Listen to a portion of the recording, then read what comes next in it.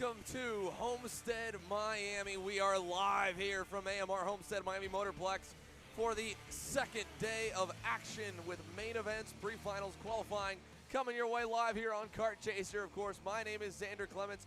Live here alongside me, the voice of Superkarts USA and eKartingNews.com, Rob Howden.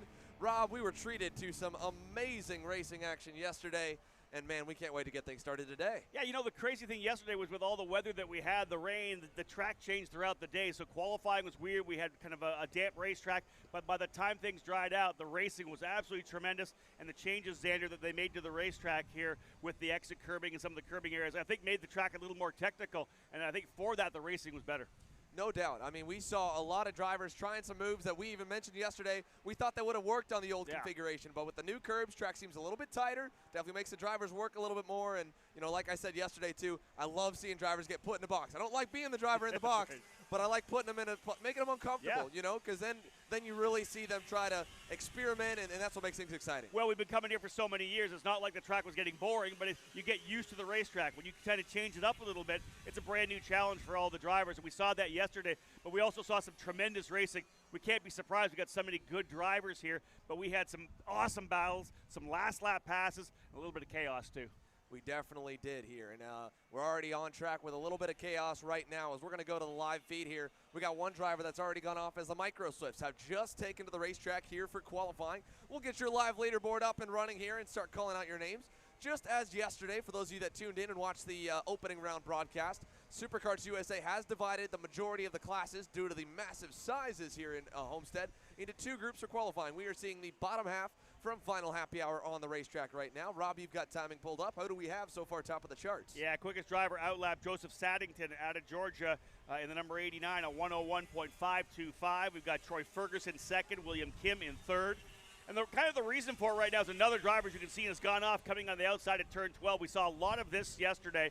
This is that new part of the racetrack where in years past you used to be able to come through this corner, out over top of those exit curbing, and it was nothing but pavement there. You could run all the way out there and continue your wide sweep out of the corner. Well, with the grass that's been put into a couple of the areas here, especially on the exit sides of this racetrack, once you get a huff it over top of that, the rumbles that are, of course, a little wet right now, too, you can see drivers get into the grass. Maybe that's one thing, Xander, to point out right now as well. Not as much as yesterday, but there was a little bit of overnight rain, and once again, we came here with what was a pretty wet racetrack to start off the day. Yeah, I mean, yesterday was, you know, honestly gave me kind of flashbacks a little bit from my time here at AMR Motorplex where we had to get the generator pumps out and we had to really go to town on, you know, pumping the water out to the drainage system. We went over the drainage of what it looks like here, and it makes it very tricky. Obviously, we're right at sea level. Today, luckily, just a little bit of overnight rain. They didn't really have to pump the track. It wasn't flooded in any way, but like you said, very damp, a lot of puddles still around. A couple guys were even looking at rain tires for those very first sessions of warm-up. We're back on slicks now for sure, but yeah, definitely still a little bit slippery, and we talked especially about those curbs holding a lot of water on the outside of the corners. Yeah, and again, the curbs are obviously painted, and once the curbs are painted and they're damp and they're wet, it becomes super slippery. So we're seeing a lot of drivers, especially over here in turn number 12, trying to roll out speed through there, touching a little bit of the exit curbing, and that sent them off the racetrack. But again, the track's still starting to dry. I think it was a pretty moist track still for the last warm-up session, which was X30 Senior. Drivers were all out there on slicks trying to find grip. It's, again, one of those situations where you'll have a drier racing line, but the minute you go off the line a little bit, it's going to be damp again. Right, so, you know, for those guys here in the microslip class, for the K100 juniors and seniors that immediately follow, you know, they're praying and hoping that everyone does a great job of pushing limits and drying this track out and playing for sun because, you know, those pre-finals are going to come right after these qualifying sessions. And like you said, it might be dry on the racing line. If it's a little bit off and you're going 2x2 through a corner, you're going to be really slippery. Yeah, obviously I think some guys are looking to stay in on the reins here. You can see a number of the drivers out here in this micro-swift class on reins. Up top right now is the checkered flag flying for our first group is Troy Ferguson in the number 43, William Kim up into the second spot, Justin De Lucia in third, Eli Steinbrook in fourth, and Gavin DeKay rounding out the top five. That top five separated by about 0.8 of a second, so you're seeing the differences in the speed and who's able to find the pace here in tough conditions. Definitely. So we'll see. And this is another one of those deals as well where that second group pays a huge benefit with a drying racetrack like this. So it paid for many drivers, not necessarily the micro slips, I believe they got their happy hour session in before the rain came on Friday, but the back 4 classes, a lot of fast guys opted, you know what, I want to save my stuff for Saturday and Sunday. I don't want to go out and practice in the rain, but they might pay for it if this track is still in a very drying condition where that second group gets a much faster racetrack. Agree, because this track is going to evolve quickly over the next hour and a half. As we said, Ferguson the quickest time. Micro Swift drivers on the racetrack. The category brought to you by Trinity Karting Group, live here again all day today on Kart Chaser. Man, this, you're right. I think this is going to be interesting because we're definitely going to see a transition where it's going to go at one point from being a little moist to a lot of grip, and we'll see that probably in maybe about 15, 20 minutes. Yeah, we're definitely going to see that here, and you know, it'll dry really quickly, this racetrack, when you get the Florida sunshine on it, but we're mostly overcast right now. You can see the sun starting to peek through the clouds a little bit. It's not necessarily super dark on your screens as we're watching a few drivers slowly make their way out for the second group now with Micro Swift, but it's definitely not that beaming hot rays of sunshine we're used to down here in Miami that'll really dry this track up super fast. It is quite breezy right now, though, that is for sure. 76 degrees here, ambient temperature trackside, but the wind is up pretty good. Yeah, you always get a breeze here. We're so close to the ocean, of course. It seems like it's constant. So I tell everyone, you know, an 80-degree day down here is a lot of like a 70-degree day anywhere else up the East Coast. You got the humidity for sure. I don't want to compare it to the West Coast where you don't have more of that dry heat, but at least with the breeze here, it's kept everybody cool. I mean, really, outside of the rain, the temperature, you know, the air temperature has been pretty nice all weekend. Indeed, it's been a really solid weekend. Again, we had the rain early yesterday, torrential downpours to be real throughout the evening and early morning. You saw all the social media photos and videos of all the floods we had in the paddock. Kudos to all the teams and everybody here from the track as well, getting this place back to where it needed to be. And again, by the middle of the day yesterday, by the end of the day, we had some beautiful weather. One driver off here, you can see that driver there in the number 81 actually making contact and coming out of the cart. Aaron Likens, our flagman, grabbing the cart and it rolling over, and they need to get that driver on the other side of the fence here. Indeed, the safety crew will come over. Driver off. A little bit sore here right now, walking away. As we had the incident there, that was the number 81 that made contact. That was Mateus Ramalho coming around to get his first lap in the books. And again, guided in the barriers. We've seen that driver's just overcooking coming through turn number 12 that first time. And again, they were out there for the warm-up, Xander, but again, qualifying, they got the pressure on, right? They want to push really hard on the opening lap and just kind of overcooking it a little bit coming through turn number 12. Definitely. Well, we've got a few of our fast drivers on your screen right now. And speaking of overcooking it, one of them nearly on the ragged edge right as we went through. That was Benja Fernandez. You can see there's still some puddles right near the line. And, oh, yeah, a few way wider, at least up to the edge. Because now, definitely with enough drivers that have gone off the racetrack where that grass is put, oh, caught us another one here in the final corner. I was just about to say that it seems like there's definitely about maybe a half-inch to inch drop off the curb with all the mud and dirt that's been kicked up. And we've got a little bit of a divot forming, so that tire will drop. And everybody really needs to realize right now, Xander, of course, we're playing in the paddock as well on PA. It's right at the apex, essentially the exit of the apex of turn number 12. When the drivers are rolling in there, there's a big puddle, as you had mentioned there, and that's caught a couple drivers out. They've rolled in with some a set speed, and then they hit that puddle, and the car starts to rotate on them. So that they've got to be a little more ginger coming through that corner. You know, that's just it. I mean, we're racing on what is a parking lot that's been converted to a racetrack. It has racing asphalt. That was put in many years ago. Obviously, now we've got proper curbing and runoff in the majority of the corners. But the drainage is awkward. It's very awkward here on this racetrack. The puddles will sit in some weird spots. They won't necessarily just go off the racing line like some properly newer aged tracks that drain a little bit better. So this one you're going to have, you know, in a few corners where the water just seems to sit, you know. As they come out of turn number 4, that's normally pretty good. Down to turn number 5 as we're watching Sandro Truscio head in here. This normally isn't too bad. It's the next section that seems to be tripping everybody up. So you can see it's mostly dry through right there. When we get into this 7 and 8 section, the double right-hander, you'll see still some standing water here and there through these corners. They got to navigate their way around. And then again, as you mentioned, Rob, turn number 12, this final turn where they're sending it for that last tenth of a second. That's it. You might really pay a big price right now. Alessandro Truscio, actually the fastest lap. We were following him around there through that 5, 6, 7, 8 combination. And Truscio, yesterday's winner, the fastest driver right now in the Paralympic USA entry, a 57.706 fast time for Truscio. Benja Fernandez, who was in the hunt all day yesterday as well, now P2. Julian Rivera runs in third. Rocco Simoni now moving up into the second spot in the Paralympic. So it's Truscio, Simoni, Fernandez, Rivera, and Lorente now the fast 5. Yeah, Alessandro Truscio, dominant day yesterday. You know, nothing more that he could have asked for. We talked about Natulio on home turf being able to have his friends and family in town. For Alessandro Truscio, same deal. born in France, moved over here to Miami a couple of years ago, and has essentially grown up at this racetrack since he was about 4 years old. So, you know, he loves this place. He loves racing here, and for him to grab that big micro national win yesterday, I'm sure that felt really good. And we talk about the fact that that kind of sets the tone now for the year for Truchot. He knows he can be a race winner. He knows he can potentially run for championships this year in the micro Swift category, so he'll be a driver that I'm sure we'll be talking about quite a bit throughout the 2022 season. Truchot goes quicker again on lap number 3, a 56.992. Oh, and he goes wide here in the final corner. That was Truchot who went wide coming through it. Well, you know what? Another driver hard off here almost in the number 34 push. That was Julian Rivera.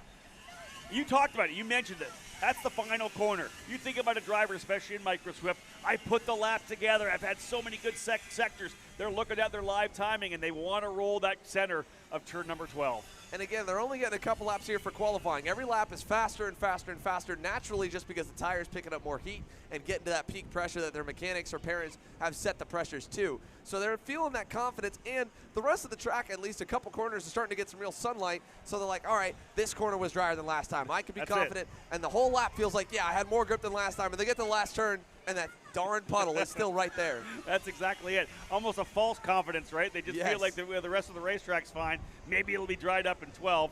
Checker flag flying right now. Truchot still P1, and everyone coming through. I think a couple more drivers still finishing their session here. Here comes Fernandez in the number 12. He's still P3. Fernandez ends up third here now. Simoni, does he have anything in the final circuit? He does not. So drivers coming in. That will be it. Everybody else heading to the paddock. So there's your momentum from yesterday. Xander Alessandro Truchot, who wins on Saturday in round number 1, lays down a 56.992 on his third lap, 0.7 of a second quicker than Rocco Simoni. As we know, very tough conditions out here. Truchot able to master them. Simoni second, Fernandez third, Rivera and Travis Pettit on the Solo Kart USA entry. His last lap, his best, a 58.323. The Solo Kart driver in the number 29 ends up P5. Right, and we go a little bit further down, and it's pretty tightly packed from about 5th to 10th, only about 0.4 of a second. It's a big gap for the top 3, especially for Truchot, putting 0.7 on the field. But Jackson Gibson 6th, an impressive run, went quickest on his final circuit. Royce Vega, Daniel Lorente, who was up there early, Sammy Martinez in 9th, and Jaime Garcia rounds out your top 10. So that's going to do it for Micro Swift qualifying. Our first session in the books. Plenty more here still to come from Homestead-Miami. Once again, ladies and gentlemen, my name is Xander Clemens here with Rob Howden. We're going to be with you all day long. So stick with us, folks. We're going to take a little commercial break. When we come back, qualifying rolls on live here from AMR Motorplex.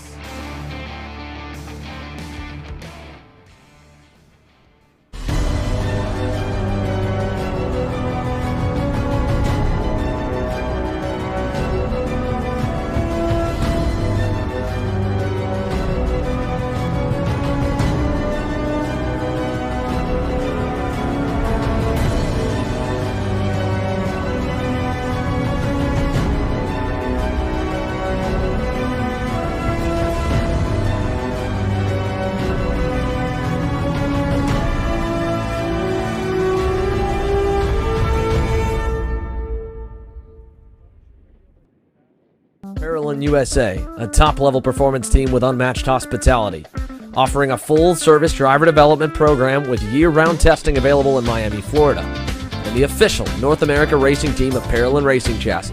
Chassis and parts available at ParolinUSA.com.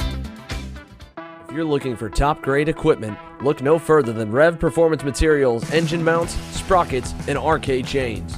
Available online now at RevPerformanceMaterials.com and through a dealer near you. The highest quality material, built to the highest quality standards. Rev Performance Materials.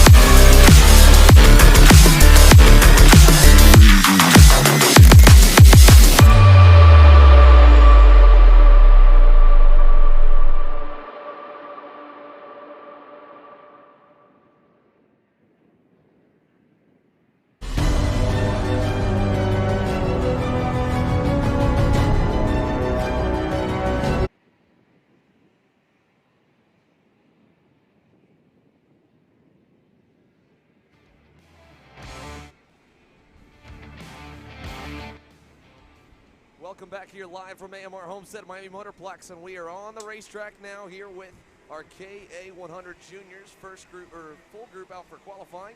Caleb Gaffera yesterday put on a show with that final lap. He was able to put more than 2 seconds on the field. Rob, it's been a long time since I can remember a national level kart race that has had that kind of a gap from P1 to P2. Yeah, it was a great run for Caleb Gaffera, and for any of the drivers who were able to win here on the opening rounds, you know, that's that good boost of confidence. Driver going off right there. Oh man, I think that might have been Caleb. I think it might have been Gaffera who went off there. Yeah. In the 820. Oh, it's biting a lot of people here first lap. We just got another one that's gone around over here. That is, I believe, the 870 That's machine. The 870, yeah, and indeed it was Gaffera who went off there, went off on the outside of the corner. Because remember, Gaffera, what he was able to do in qualifying yesterday was he was the first guy on the racetrack, bolted out from everybody and got that one extra lap. He was able to get the 5th lap, but everybody else got 4, able to build some heat in the tires. Obviously had that in the back of his mind, hey, I got to push harder than anybody else here. I want that 5th lap, and then drops a wheel, as we had said. The 870, the driver going off here as well. That is Ethan Gouliart as well going off. So, again, pushing hard here. We've talked about it. It's that false confidence around the racetrack. You mentioned, especially on the first lap, Xander. Hey, man, this track's good. It's gripping up. I'm fantastic. And then you roll over top of the curb a little bit here. A lot of the drivers are doing right through the middle of a big lake in the middle of the apex. There's only a couple tracks I've seen that have had a puddle like this. As we see Luke Welcome, the next driver here in the Orsolon Racing Tony kart, to go for a ride through the mud. He's going to wipe his visor. We got one more. Oh, and into the barrier. That's definitely probably going to knock the tire out a little bit on it. But hey, well, shout out to you guys on that camera placement, because little did you know that was going to be the hot spot of the weekend coming out of turn number 12. No, our cameraman, Aaron Hackmeister, behind it has been definitely making sure he's been staying a close eye behind the camera, and that's what's coming at him. But what a shot there. So, yeah, it's, that corner reminds me a lot. So Dallas Karting Complex, the final corner there, you know, has that one water patch that seems to always go across. Right across, yeah. Right across. Very similar. I've only seen it maybe there, and GoPro Motorplex turn number 4. Coming out of the bull right there, we'll have a patch that'll go across the racetracks when 95% of the track is dry, and you got that one pesky puddle. So you have to go slicks. But then when you go through there, you're fighting a hydroplaning situation. It's good you're bringing up the Dallas Karting Complex. I remember, and of course, shout out to Dallas Karting Complex, a full rebuild over there. They're putting in 2 brand new racetracks. They are going to really upgrade the facility at Dallas. But I was there for a Texas Pro Kart Challenge race, and it was totally dry, like you said, except for about a 12-foot wash right through one corner. And it was like having to go through that and totally control the next corner. It was actually really interesting to see, but you're right, not many racetracks will have that kind of issue. Again, and that comes back to putting drivers in a box, you know. I mean, that's like a rallycross situation. It is, yeah. So, but that's where you see the talent flourish, where they both can have the seat of the pants feel, and obviously they can be really quick and consistent on the dry corners, because you go to a wet corner, it's different every time you go through That's exactly right. Caleb Gaffera, despite going off on that opening lap, is the fastest driver on the racetrack right now by 0.4 seconds. Gaffera in the Rawlson Performance Group Cosmic, 55.751. For his second lap. Does not go quicker on lap number 3, and that opens the door for Austin Jurors, who battled him yesterday. Jurors with the number 803 of 55.738. He's 13th. Oh, another driver off here as well. Man, we just keep dumping drivers off. Oh, man. That was the 821. That was Anthony Rivera from 12th. Here's the 851 going around here as well. Yeah, Mateo Naranjo. Yeah, Naranjo going off as well. So Jurors, Gaffera, Adam Brickley, Valentino Garbarino, and Reagan Seville, the top 5 right now. Right, and we're seeing fast guys going off here. You know, this isn't just a few drivers maybe new to this scene. I mean, Gaffera himself, right, was P1 for a little bit, now P2. Austin Juries has been somewhat clean here this session. He's had kind of a silent weekend, you know. I mean, he's been there in the hunt, top 5 consistently, and yesterday, you know, was right there with Gaffera where he could be, just needed a touch more. He's been second fiddle to him through the weekend. Right now, across the line, just got nipped that time. Gaffera back to the top. Yeah, 54.507, Gaffera back to P1. And that's by 0.4 seconds, so let's not call it a nip. Let's call it a tuck. Yeah. Because he literally took another half a second out of the time. And again, you talked about it, Xander, this track, and a lot of parts of the track is getting dry, except for coming onto the front straightaway here as we have more drivers off the track here. And we're getting mud spit at us here in the booth. This is wild. Where's the danger pay for Xander and I right now? Oh, more man. mud getting shot at us here. The drivers heavy off the racetrack coming out of turn number 12. Maybe we can get some of that. Well, actually, some of that water is getting dissipated because so many drivers are coming through it. checkered flag being thrown at start finish here by our flagman Aaron Likens. Caleb Gaffera still with the fast lap, 54.507, but you can see as Gaffera's coming through, most of that water's gone, but Gaffera off again. Gaffera throws it off again, trying to roll. And you know why he had to do it? Because look at this. That track's coming in. Track came in. Max Schweid, local kid, to the top of the boards over Austin Jers. He knew it, too. He knew that was a good lap. Gaffera definitely knew that was a quick one. That was the lap right there. Yeah, Gaffera threw it at it, and so did Austin Jers. Gaffera, of course, pushing hard, went off on the outside of turn number 12. Austin Jers then went quicker with a 54.450, but then 31 thousandths of a second faster. Max Schweid, fast driver on the racetrack. Man, look at this right here. I don't think Eric Jones maybe wanted a paint job, but he's getting one. We got brown barriers over here on the outside of the final corner with all the mud that has been caked up. We were just on camera when we switched to this angle. Our cameraman Aaron here on the front stretch had to wipe his lens because there's so much mud getting thrown up here from the mound. It looks like the wall at Knoxville or like Eldora or something like that, some dirt cushion. Track. It's like the cushion. Drivers going hard off that corner, and that's only because of the outstanding water that we had just on the apex of turn number 12 with the aggressive moves of all the drivers in junior. I think most of that water's dissipated at this point here, so drivers in the next category, KA100 Senior, may have a little better time of it. There's Aaron Likens going to have a little survey of the damage because there were a lot of drivers who headed to the grass before they got to checkered to wrap up that session. Yes, sir. We got a couple SKUSA talking heads. They're going to take a look at it here. Clear the racetrack once again. We come back here. KA100 Senior Qualifying coming your way live from AMR Motorplex. It's the second round of the SuperKarts USA Winter Series. Once again here, my name's Xander Clemens with Rob Howden. And we always ask here, stick with us. More action coming your way.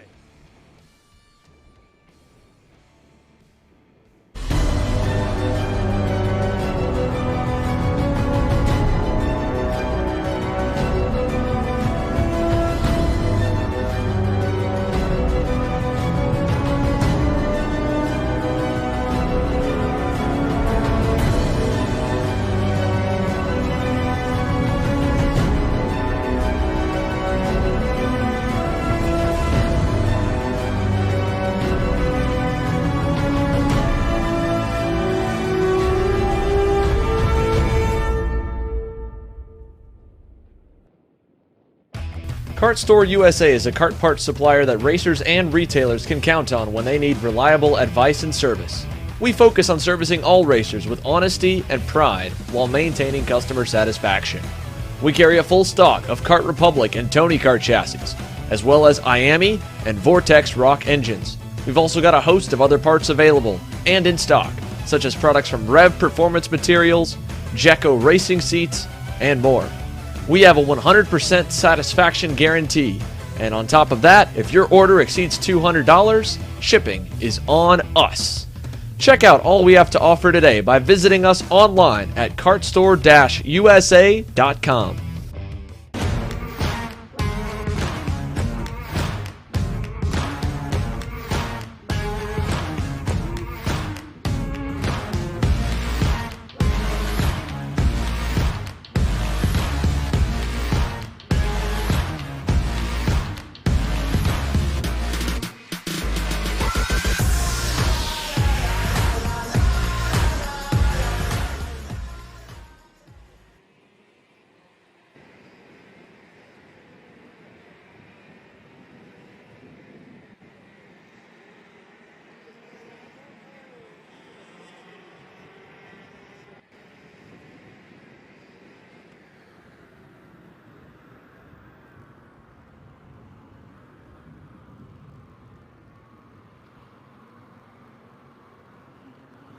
Reverse 360 spin.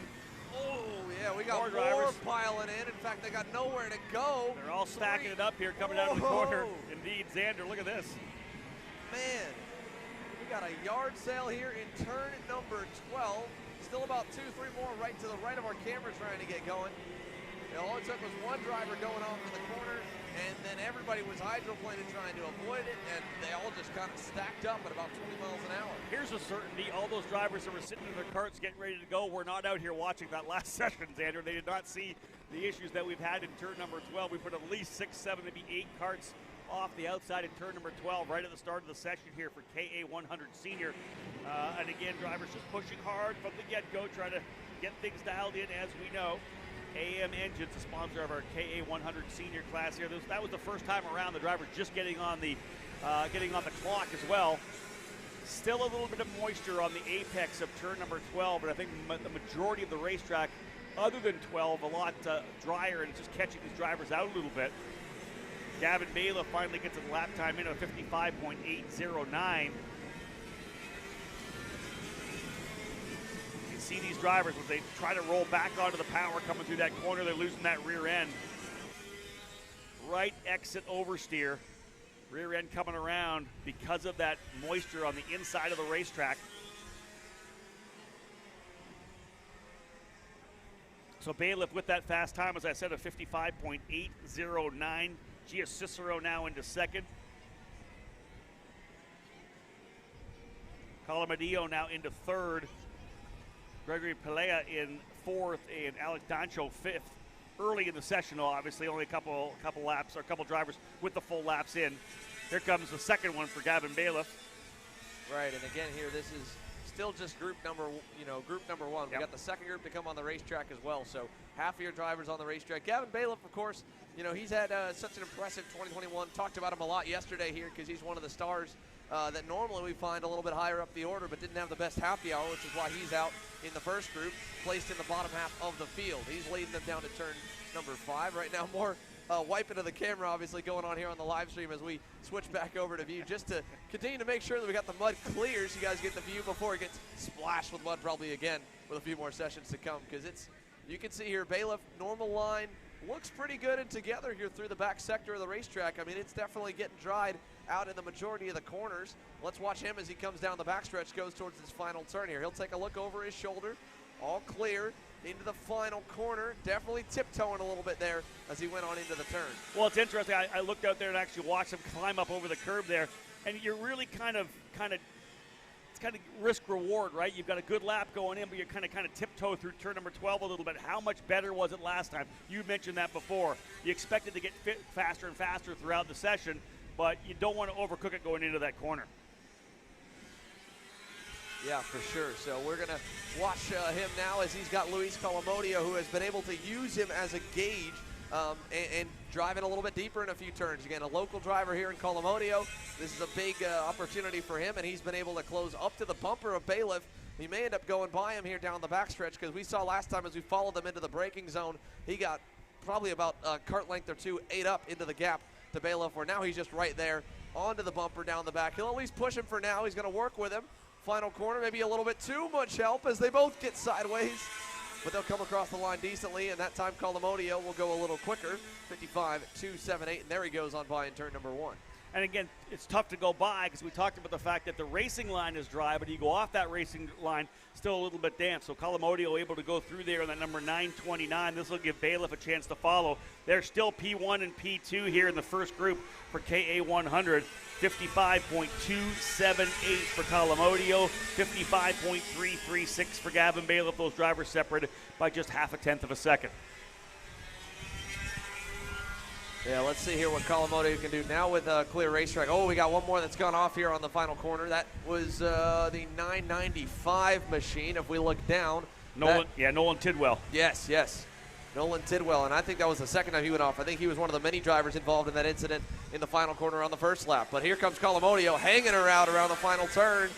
54.114, 9/10 clear on Gavin Bailiff that time. Bailiff went quicker because of the track, but then was slower because he got past in the turn number 1.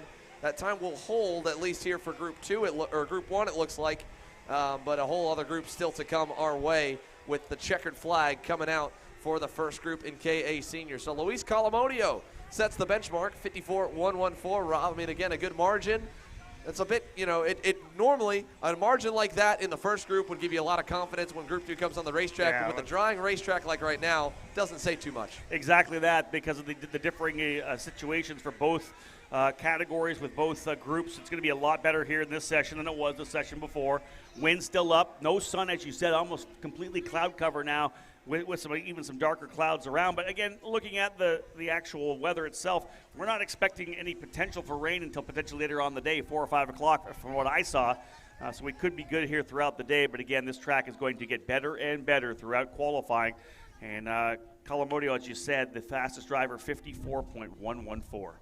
Yeah, we can see here as we pan to a couple different shots around the racetrack. Of course, there was a lot of drivers at the fence line trying to watch and get a good idea of what's coming their way. We can see the grid is there for KA Senior Group number 2, but over by the tent here where a lot of drivers come right up to the center of the racetrack. This is just to the right-hand side of the start-finish line.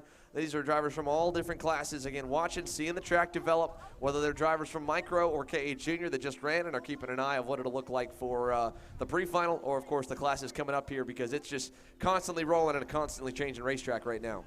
David Cole, give us a little look here what we've got. The potential front coming in from the east a little bit. We'll see what happens. Hopefully that'll stay south of us right now, but there is a potential for some rain coming in from the south. We'll, again, see how it plays out. Second group for KA 100 Senior, the category brought to you by AM Engines. That second group getting ready to roll. Yes, second group getting ready to head on out onto the racetrack right now, of course, and as we watch through the paddock here, more and more continuing to keep their eye on qualifying. Rob, let's talk about, again, some of the racing we saw from yesterday. Was all really, by the time we got to the pre-finals, it was a fully dry racetrack right now. With the fact that we're still overcast, we might see a little more dampness for those first few sessions, because we thought that it would clear out maybe a little bit quicker. I mean, through the first warm-up session, they were on wets. We saw a couple wets in Micro Swift. We're seeing them mostly slicks now, but that puddle's still there. It looks like it's going to be still a pretty slick racetrack when we go racing. I wonder whether or not it will do that, because indeed, if it does, it's going to make things a lot tougher, because if it's slick and you get outside that line, you know, the drivers are going to want to get single file a lot quicker, right, in the opening lap. And if you try to make that overtake where you go into maybe the inside of the track, which is really wet, we're going to see some guys overcooking it potentially into some of these hairpins. So let's cross our fingers as the track continues to develop. You did mention earlier, it looks like 4 and 5 in the 5, 6, 7 complex is one of the drier parts of the racetrack, and that is at least a good place to overtake. Right, and you know, this class specifically, KA100 Senior, probably had the highest amount of overtakes yesterday in their final. They had a crazy race.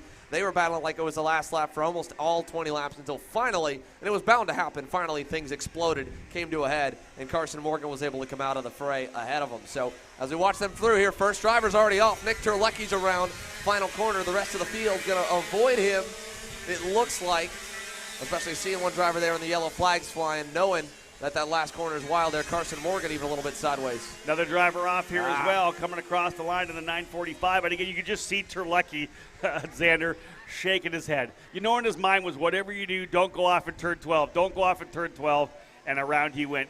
Snap oversteer coming out of the corner with the wet tires, and he was backwards into the barriers. It just, you tell yourself not to do it, but you're trying to push as hard as you can to stay up front over what is a very, very tight field. Right, and you know, it's one thing, granted obviously it's a little more damage, right, if a few more guys pile in or someone else does it, but nobody else did it besides Abreu all the way at the end of the field. So you're embarrassed for yourself, and then everybody passes you because he was the first one out, so they all saw him, and it's like, I look silly in front of the entire pack. But here comes the first leaders of the new pack now, the way it sits.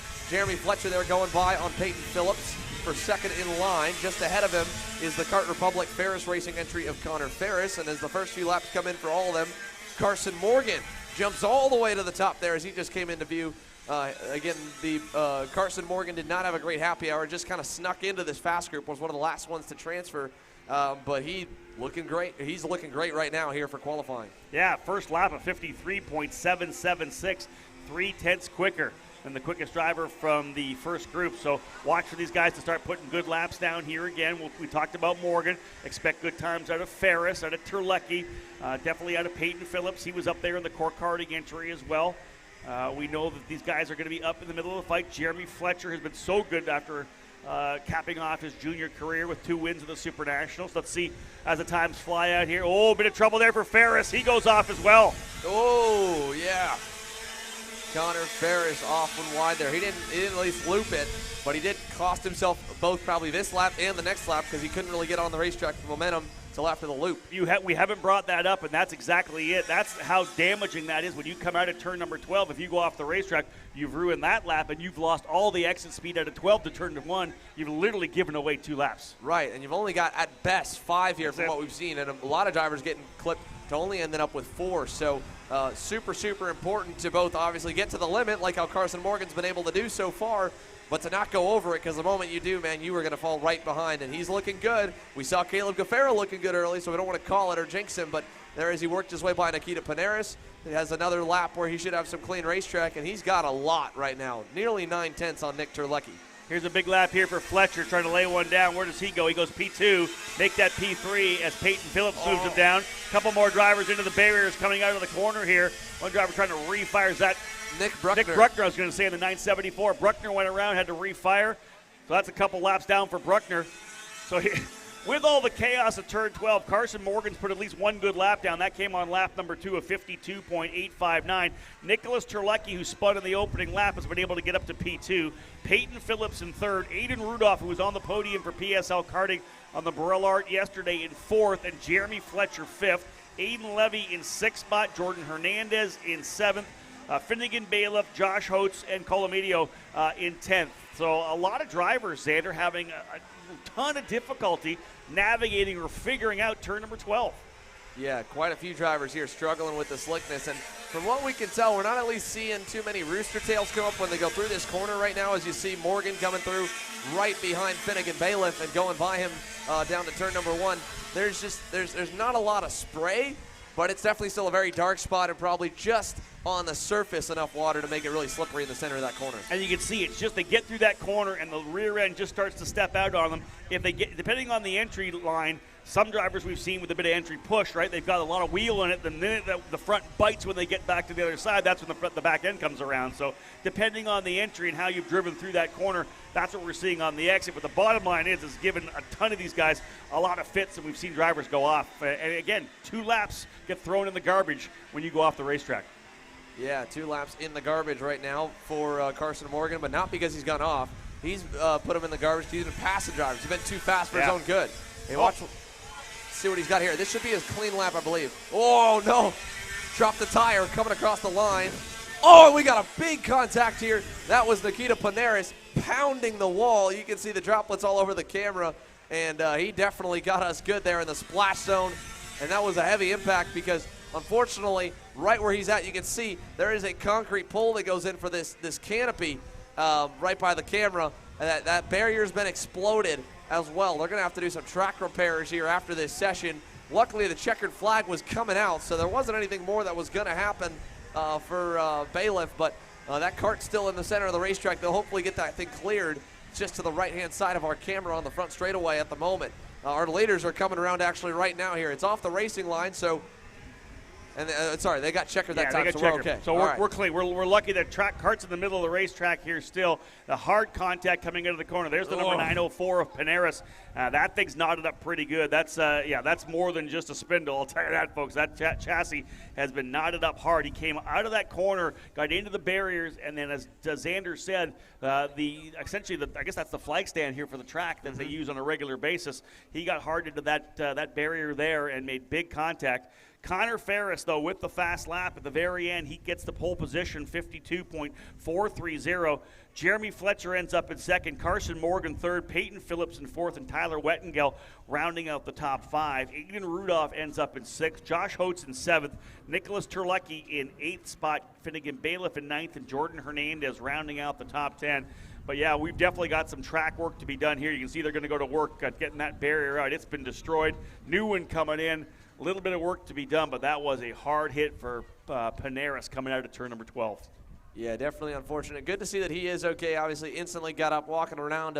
He's seen some pretty heavy impacts here in the final corner through all the damp conditions over the last day and a half, and everyone's walked away fine. We haven't had any issues whatsoever, and knock on wood, obviously, with that, but good to see Nikita is okay. And, again, you can see the track crew coming together. Now, basically, to explain those barriers and why those barriers are exploding is they are set in a line with a little bit of give built into them, Rob. As you know, they're meant to kind of dissipate the impact and take the blow and move. Unfortunately, it's just an awkward spot because they need to have a flagman up at the side of the racetrack, and here we can see the replay right there. Panaris just getting a little bit wide. Let's see if we can run that back one more time and walk you through here for Nikita, because, again, it was just a little bit too deep into the corner as we pull him up. There he is.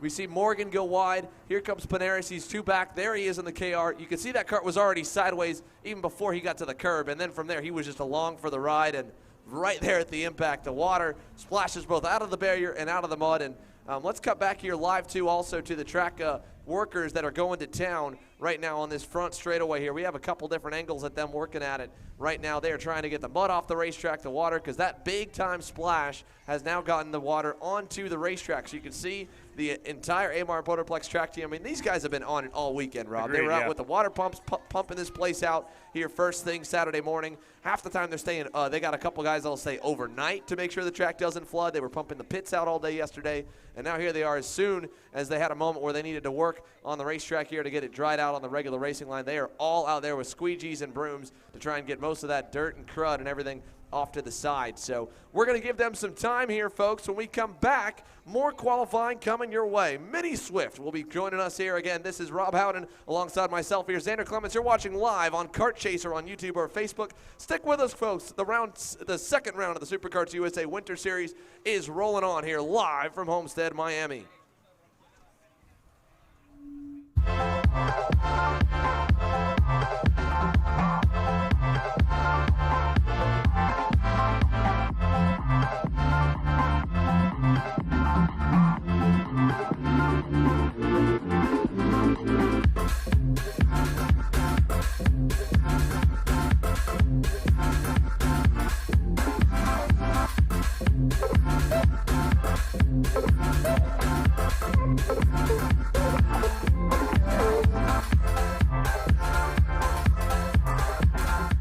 I'm David Serra, 18-time Australian karting champion, and we're launching Kart Class. Kart Class is an advanced digital training program that suits a driver who's just starting out in the sport, all the way to the driver looking to win a national championship. In this program, you're going to be learning about how to find the ideal racing line and what an apex is, braking and throttle markers, wet weather racing lines, and how to overtake other competitors. We target how to brake in the wet weather, and we look on the mental side of kart racing as well with our mental skills coach. At the completion of this program, you'll be lighting up purple sectors in qualifying, know when to defend on the opening laps, and how to pressure your opposition into mistakes. We teach you the tools to be resilient and how to get in the right frame of mind before a race. We look to complete the whole package by getting a strong mindset, a driving style to suit all conditions, strategizing your race, and getting the last 1% from your team. We'll teach you how to win the final lap of a race, driving the wet like Max Verstappen, and creating the perfect bubble for yourself to mentally be in the zone. To find out more, click the link below.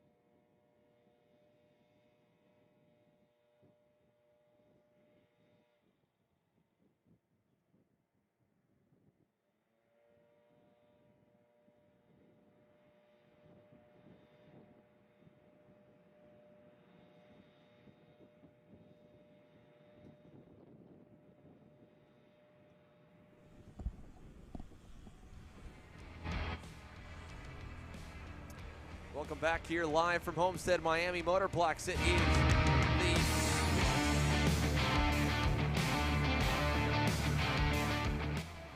the SuperKarts USA Winter Series second round here rolls on right now. We are still under some track repairs and really just trying to clean this racetrack up here in turn at number 12.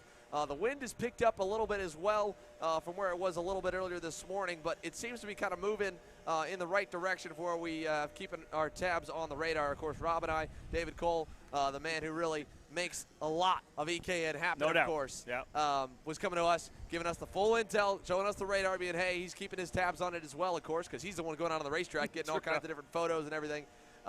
There is a small cell that's kind of been working its way south of us, And at the moment, it's just been moving horizontally, so it's not coming up to get us. And we can see it in the sky. I was pointing out to Rob here during the commercial break that it definitely is still overcast here, but the dark skies still to the south of us. The wind right now in our favor and definitely pushing it. So hopefully it stays that way, as at the moment right now we are, again, just under a small hold. You can see we're in the back of that shot, the AMR track team working with blowers, with squeegees, with everything to kind of clear this racetrack up, clear the mud up, because especially from that incident, but even over the last few laps, you know, as soon as the driver would drop a wheel early on and then they would pull it back, you know, that tire's just spitting mud for the next 15 feet. And we've got Mini Swift coming up next as well, so they'll have to take their time. I'm sure the coaches and the parents are sitting there with the drivers saying, hey, be careful on the first couple laps, get a feel for this racetrack. We've seen a lot of drivers have trouble.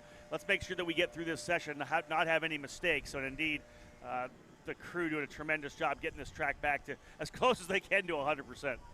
Yeah, again here it was crazy. That whole incident here, just the whole qualifying session has been wild, and these guys have been on it, trying to clean it up. Since Micros have been dumping mud on this thing, even through the warm-up sessions, but that last wreck definitely put it a little bit over the top. And this track crew, like you said, Rob, they've been on it this weekend for sure. Yeah, again, yesterday morning with the torrential rain, they had them here super early, getting the track cleared off and pumped out. It was that much standing water, the flood that we had. But again, drivers just having a bit of trouble here early on this morning with a bit of leftover water, some standing water in the turn number 12. The rest of the racetrack seems to be fine. They just kind of overcook it a bit through turn 12, and we saw a number of drivers, some great drivers too, so it's not like you mentioned before, not just some potentially new to the Winter Series or new to this racetrack. We had like a potential race winners dropping wheels coming out of turn number 12 and getting into the barrier. So a lot of trouble for these drivers. We'll hope that the Mini Swift guys can see what's happening and take it easy in the first couple of laps. Yeah, I mean, we've seen, you know, guys going for pole, yeah, go off right there multiple times over. I mean, Nick Terlecki, fastest in happy hour in the wet, off their first time by, you know. Yesterday's winner in KA 100, Caleb Gaffert, went off twice. Off as well, yeah, two times. And the second time probably would have been a pole qualifying lap, or at least a pole contender, and he knew that because he shook his head as soon as he went off. Probably not just because of here, but I think he was definitely on a burner. So the drivers heading out here in Mini Swift will be next up as we work our way through the order. Those of you tuning in, of course, Pro Master Shifter will be up next. We'll follow that category up, then moving into the X30 Junior, X30 Master, and X30 Senior categories. That's the rotation. Wanted to show us a little bit here, the cloud. So these are the skies we're talking about. These are the dark skies here. But again, you see the way those palm trees are blowing, Rob. Luckily, right now, we are okay. They're pushing them, continuing and keeping them on the south side, just moving them side to side across from us. Because if that camera right there that's focused over on the sides pans around a little bit more, it would see that we've got overcast skies over the racetrack, and we're good on most other sides of us. This is the dark stuff that we're seeing. And, you know, again, Florida's so flat right here on sea level. We can see this. It might be a couple miles away. It might be a little bit more over the Keys. But, again, still looming, kind of having that ominous dark cloud. We don't want it. Keep it south. No. Keep it south. We don't need that here right now at all. Interesting that being here trackside as well. Of course, we're not running here right now, but we can still hear the cars inside the racetrack. And SCCA Palm Tree Majors is happening this weekend. There's over 600 drivers here this weekend. I think over 300, I believe, in the racetrack itself. We know 225, 230 entries here. So it was tough to get a restaurant seat last night. Oh, I know really? that there was like an hour and a half wait to some of the restaurants because there's so many racers down here in South Florida here right now. Yeah, I mean, there's a lot of people in this town, you know, and this town is already hard enough just to get a hotel room. That's true. Because it's the last town before the Keys, so everyone's traveling on their way down or coming out of it. So naturally, without any events, there's a lot of tough to find hotel space, and man, it was tough for us to find a place for all of us to crash. Yeah, it's good to be down here again. You know, with motorsports being able to come to Florida in January and February, so many people up in Canada, any of the northern states just want to get out of the cold weather. They want to get back in the seat to get ready for the new season. Florida's always a destination place to come to, and Homestead has been really home to karting for over 20 years in terms of Winter Series races. Right. I mean, this place has been around. It's hosted, especially in terms of national level Winter Series races as well, like you mentioned, for many, many years. And SKUSA had a winter tour for a long time, right? Yeah. You know, and then kind of shifted around, went away for a little bit, and now for the past 4 years it's been back, and it's been strong really since the drop of the gun, nearly 200 plus from event 1 on. I want to say the first series was 1998, I think, was the very first series. Jim Early at Supercarts USA came down here. There was a bunch of races down here. Then Bill Wright took that over for the Florida Winter Tour for a while. But yeah, SKUSA coming back 4 years ago to start this winter series, and it's great to be here. Homestead was part of the series then. It's part of the series now as well. Right, it carries on with the SKUSA tradition. Obviously, Supercarts USA, a lengthy legacy that goes back many, many years. Of course, you've been a big part of that. It's been fun, yeah. You know, not to put a joke on age or anything about how long you've been around. Listen, but, that's okay. You've been a big part of it. That's it's been a lot of fun. Of course, I've had a chance to announce all of the Super Nationals as well. The 25th anniversary Super Nationals coming up this year. So we'll see if Bonner Moulton does one more because he's been in every one of the Super Nationals. He has to, for sure, to run the silver anniversary one as well. Looking forward to that. But, you know, this is really, although it's not the spring, it's kind of spring training for the national season, right? You know that. This is where all the drivers come. And I think one of the things you and I have been talking about is so many of the rookie drivers who are moving up. That's one of the great things about the winter series is you get a chance for drivers from micro to go to mini to junior, junior to senior. This really is the spring training. Well, we've got looks like a 1 minute warning here coming for us before we go back racing. That was from Neil Strickland here with Supercarts USA, so he's getting them all out. He has got the track conditions flag going out, letting everybody know that, again, they're happy with where the track's at now. They've got most of the mud off. They've done everything they can. It's back in the driver's hands again, and just like we've been talking, that puddle, everything part of it, it's the same for everybody. Yeah. So everyone's got to find a way through it. It's just unfortunate for the first driver out on the racetrack. He's the first one that's got to go through the wall. That's exactly it, right? But as I said, you know that the mechanics and the coaches have had talks with their mini Swift drivers right now. Guys, watch out for turn number 12. It seems to be like we're hearing a lot of grip around the rest of the racetrack, but it's turn 12 that's still super slippery. Lots of issues with that water in the mid part of the corner, right through the apex into the exit. Ideally, our mini Swift drivers will take their time, build some heat into the tires, right, into these MGs while they work their way around here. Get those tires up to temp so that you're ready to attack turn number 12 when the time comes. Because let's be real. Lap 1, lap 2, lap 3, it doesn't need to be your best lap. Everybody knows lap 4 is when you're going to get your best circuit here, your best lap time. Definitely here. And even though we've got those ominous skies in the background, we are back underway here with the mini Swift drivers.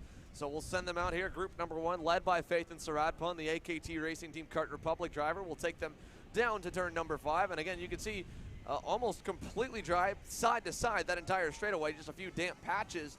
But, you know, no standing water here really anywhere else. And even that final turn, again, is mostly cleared out on the apex.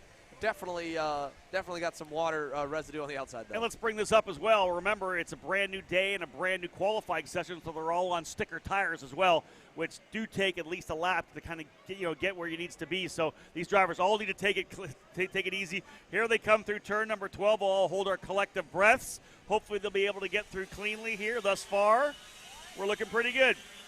Yeah, you definitely saw a lot of those first few leaders set the tone. Saradpun right off the bat was going to tiptoe when he went on through there here. Keelan Harvick went on by him by the end of turn number 1, but Harvick even as well was not going all the way to the curbing. I bet they both got not only lessons to make sure they got all the laps, but I can't imagine that their parents or mechanics or team members wanted to wash those carts off if they went off again. I was going to bring that up after the last session. There's a lot of water. There's getting a lot of hoses coming out to spray off some of these carts because they are going to get super dirty going off the racetrack. Guys getting at it early here now, that first session. You know what? How about a little round of applause for all the drivers being able to come through turn number 12 cleanly. Let's hope they continue that through the entire session. Right. I think that's probably the first session we've seen so far for qualifying with no casualties in turn number 12. That's it. Definitely cool here. We're going to see lap number 1 completed. Harvick, the first driver in the train, so he'll set the initial pace.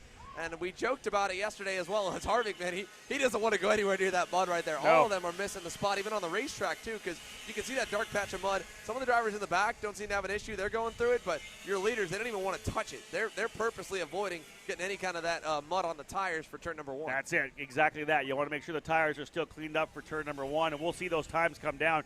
And not surprising, Keelan Harvick with a 157.347. I thought he acquitted himself very well. Here's a guy that won a ton of races in Micro Swift last year, making the jump up into the mini category here in 2022. In my mind, a really impressive run for him, and I see him getting better and better the more comfortable he gets in this category. Yeah, I mean, you know, he's been so impressive, obviously, in micro, especially coming into his own. And you can see the confidence just build last year. Agreed. You know, we go even the U.S. Pro Kart Series in Ocala or the SKUSA Winter Nationals in NOLA. And, I mean, he was solid. He was up front, and I think he might have won one of those main events because he had a good start to the year. Well, by the end of the year, I mean, that kid had a major transformation to the confidence just through the roof, and you could see it on the racetrack. It seemed like he could almost, I don't want to say win at will, but, he just knew where he wanted to be all the time. He likes to be able to lead. He had the speed that he needed to have. But even when he got into races, you could just see that that the chess match, that the game in his head, he knew where he wanted to be. You could see the strategy was there. And that's the biggest difference really going from micro to mini. I talked with I remember a quote from Brent Cruz's stepdad, and I like bringing up Brent because they spent so much time racing on a similar program, and now he's doing the mentoring for Keelan Harvick a lot of the time back home in North Carolina. So his coach and his coach's father said, micro is 90% speed, 10% racecraft. Mini is 10% speed and 90% racecraft. The biggest difference, of course, is that when you look at the micro field, you've got maybe 3 or 5 kids any given weekend that really can figure it out and get the speed together. And in a mini field, you've got probably 15 or 20. Yeah, the spectrum of talent level and experience level in micro is so much wider than what you would have in mini, right? Right. Being fast enough to go pole in qualifying, that doesn't necessarily make you, prom queen. That just gives you a ticket to the dance. I like that too, indeed, because there's a lot of racecraft that comes in to running in the top levels of cadet racing. And, man, over my 25 years, I look back at guys, like a Sage Karam, like a Santino Ferrucci. Karam was absolutely amazing in his years in cadet. You knew that he could win at will. He literally would work his way, get through the field, work his way to the leader, push the leader away, and pass him on the last lap. It was almost a textbook kind of deal that he did every time. That was the way he approached every race, and that was because he has the confidence, he had the understanding of what he wanted to do, and I think we saw a lot of that in Keelan Harvick last year, and I'm sure we'll see that eventually by maybe the end of this year or into next year when he's in his second year of mini. Well, another driver we need to talk about here is Carson Weinberg. Of course, he was second yesterday, was right up at the front of the field for the majority of the main event. Just faded a little bit. I talked with him and his father yesterday. They said, you know what, I think we missed it on tire pressure a little bit. They're under the Speed Concepts Racing Speed Lab Engines banner and a CRG program. Yeah. I asked him about that. I said, man, where the heck did that come from? Because we hadn't seen CRG have a major push since the CRG Nordam team had kind of closed its doors and dialed things back a little bit a couple of seasons ago. He's like, yeah, Mike, he's trying a few things. He's got a lot of his drivers on a few different chassis. They're helping out Eduardo Villa on the engine side. He's on a TV cart. Yep. They're just seeing where they want to be. And he's like, you know what? I like that you believe in my kid. I like that you're bringing me to my this program. You know what? Let's do it, Mike. Let's go for it. And, hey, podium first race out. I like it, man. Good to see the black and yellow for CRG right back in the fight. And I know that the CRG Nordam actually, I think, shared a bit of that success yesterday on their social media channels. CRG, of course, one of the legendary brands in international karting, one of the big three in Europe, and they've been strong over here many, many years as well. Still have a fantastic shifter program with a couple of shops here in the U.S., but I expect to see this turn some heads. The CRG, if Weinberg can continue to do what he's done, he just went P1 with a 54.801 as we had another driver making contact here in the front straightaway. Oh, that was one of the Paralympic entries, I believe, in that. I can't tell if that's one of the PK Sport entries or not. But definitely a Paralympic has just tagged the wall here and unfortunately come to a stop. The outside at the checkered flag. Obviously got a couple more mud spots onto the camera, unfortunately, so we're going to keep cleaning that one up. And that wall just getting darker and darker coming out of turn at number 12. But we'll clean that up here. And Weinberg, you mentioned final lap, was able to pull it off. I was worried for a moment there for the 181 because we had him on screen and he was in the middle of a hornet's nest, just a big swarm of go-karts. But that is the 166. That was the driver that went off. That was Alexander Vanchev in the Paralympic USA team entry, and unfortunately for him, off. But Carson Weinberg, final lap, finally got some separations to clear racetrack, able to go quickest in the group by 300ths over Keelan Harvick, and then on down, Ethan Tovo, Faithan Saradpun, Jackson Tovo. Good run for both the Tovo brothers. A little higher up than where they were yesterday, at least in this group. Yeah, both into the top 5, and as I said, Weinberg's pace in that CRG will certainly turn some heads for that European brand. 54.801 for Weinberg, 31 thousandths of a second quicker than Harvick, and if you look at it, less than 800ths of a second separating Weinberg, Harvick, and Tovo up top. Faithan Sarapon in the number 158 in 4th, and Jackson Tovo, you mentioned, rounding out the top 5. Aiden Nikotra, Jace Petty, Ty Fisher, Tristan Murphy, and Alexander Vanchev rounding out the top 10. Mini Swift qualifying, that's the first group. Second group already out and rolling here, so Weinberg provisional pole, 54.801. How much will that hold, you think? Weinberg, Harvick, Tovo, 3 really good drivers. Where do you think they're going to slot in? Top of your head, just outside the top 10? I'd say so. You know, I mean, I'd give him more, honestly, if it weren't the fact that the track was just continually getting better and better and better. But I think, you know, all three drivers could easily get into the lead pack today. I mean, obviously we saw Weinberg in it yesterday and up front battling with one of these two drivers here. Oliver Weldon across the line, right behind Salvador De La Vecchia. Let's see if this the fast group makes it through. It looks like they all will, and so we're getting – I think definitely it helps now that Apex is looking a little bit lighter for sure. And even coming onto the front straightaway, we saw a lot of those drivers potentially moving away from the mud. That's been pulled away a little bit. I think we're going to find out in the first lap or two. If we see some guys jumping into the top 10 in the opening lap, you know this track has moved significantly in the good direction. That's a good point, Rob. If we see a lot of these drivers instantly go better than the fifth lap of that first group, which you may not see too much right now because Salvador De La Vecchia and Oliver Weldon, they keep on going back and forth. They were just off screen for a minute, but they can't decide who wants to lead. And it's funny because now if that track is really as dry as it could be, it'd be better to be the guy in second. But for whatever reason, neither one wants to follow the other. Maybe a little bit yesterday, of course. I know De La Vecchia probably didn't like too much the way the pre-final ended. So, you know, nonetheless, they're lined up here for quality. And De La Vecchia looks like he's in a spot to at least take advantage of Weldon. We're a little bit further back here watching a few more drivers coming on through as everybody will go through the final corner. That was Marco Romero, I believe, in the 171 trying to go by. And Xander quickest was Asher Oakstein. Oakstein in the number 194 fastest P8 with a 55.733. He's about a second off right now. So, indeed, maybe feeling a little better if you're a Weinberg and a Harvick, a chance to maybe be in the top 10 still. But drivers working their way around that. It looked to me, and I'm sure you'd say the same thing, they were a lot more aggressive coming through turn number 12. That corner has picked up a lot of grip. Yeah, it definitely looks like it's got a lot. So we'll see how much they really get the confidence to go faster through there as the session goes on.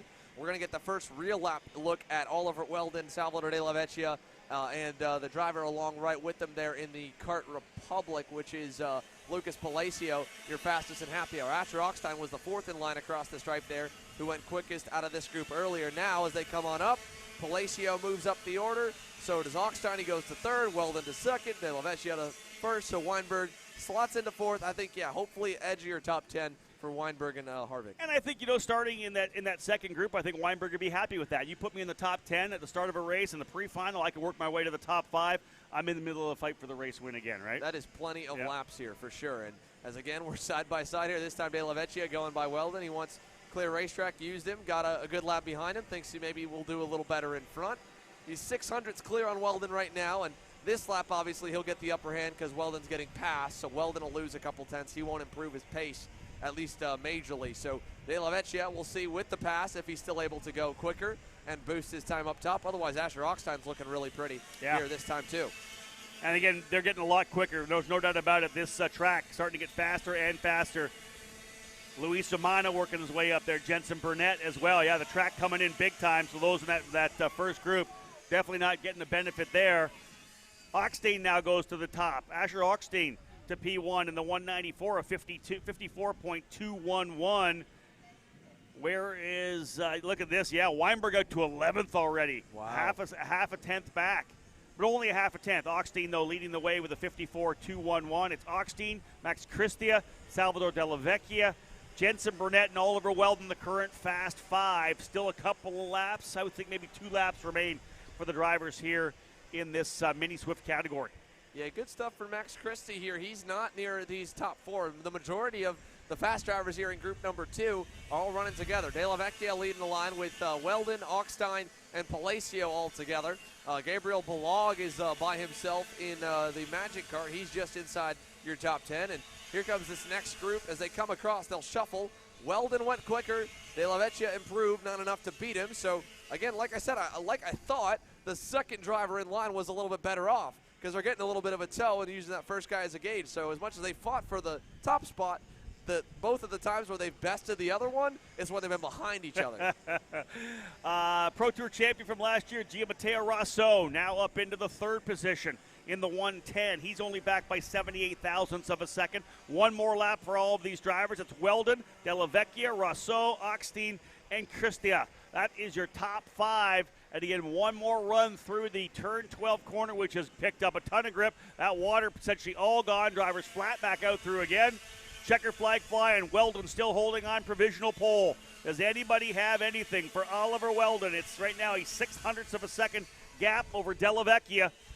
Final handful of drivers coming across the line. I don't see anybody making any moves inside the top 10. And yesterday we had double wins for the Weldon family. Oliver Weldon coming off the victory from yesterday. He'll use that momentum to go P1, Xander. Weldon, fastest driver in qualifying for Mini Swift. Can't start the day any better than that, Rob. P1 for Oliver Weldon, De La Vecchia, Russo. I really thought Russo and his group might go a little bit quicker because they were all bunched up across the line. But with the big gap they got, I mean, he went from a 54.0 to a 54.8. I think they were passing there on that final lap around. So everybody slowed down. In fact, nobody inside the top 10, all the way down to 12th, really was able to go any bit quicker on lap number 5. So they all hit their best on lap number 4. We go down to Carson Weinberg, Keelan Harvick from Group 1. They end up 15th. So that's really not a ton better than the majority of Group 2. They beat a handful, and they'll still start decent, but that speaks to the racetrack, I think, the changing of the racetrack, right? I think all three of those drivers, Weinberg, Harvick, and Tovo, will have really good pace. I would expect them to be in the top 10 in the pre-final pretty quickly. I just think that track, you could see turn 12 was so drastically different midway through both of those sessions that I think the guys here in that second group definitely benefiting from that faster time during happy hour. And in fact, maybe a little bit of sun here, Xander. I don't know what's going on here. Well, that's the thing. Here, you look on this one camera angle we've got, and it looks like we are just about to get poured on, and we go over just a little bit to our left of the speedway, and we've got clear skies slowly working their way out, sun over the racetrack. I mean, it's just a classic South Florida landscape right now. That's what it looks like, a classic South Florida just view. But nonetheless, though, we'll see what happens here. We'll stick on the action, keep you guys posted on everything as it comes your way here, folks. Stick with us. The Superkarts USA second round of the Winter Series rolls on live from Homestead-Miami Qualifying, coming up with Pro and Master Shifter after this.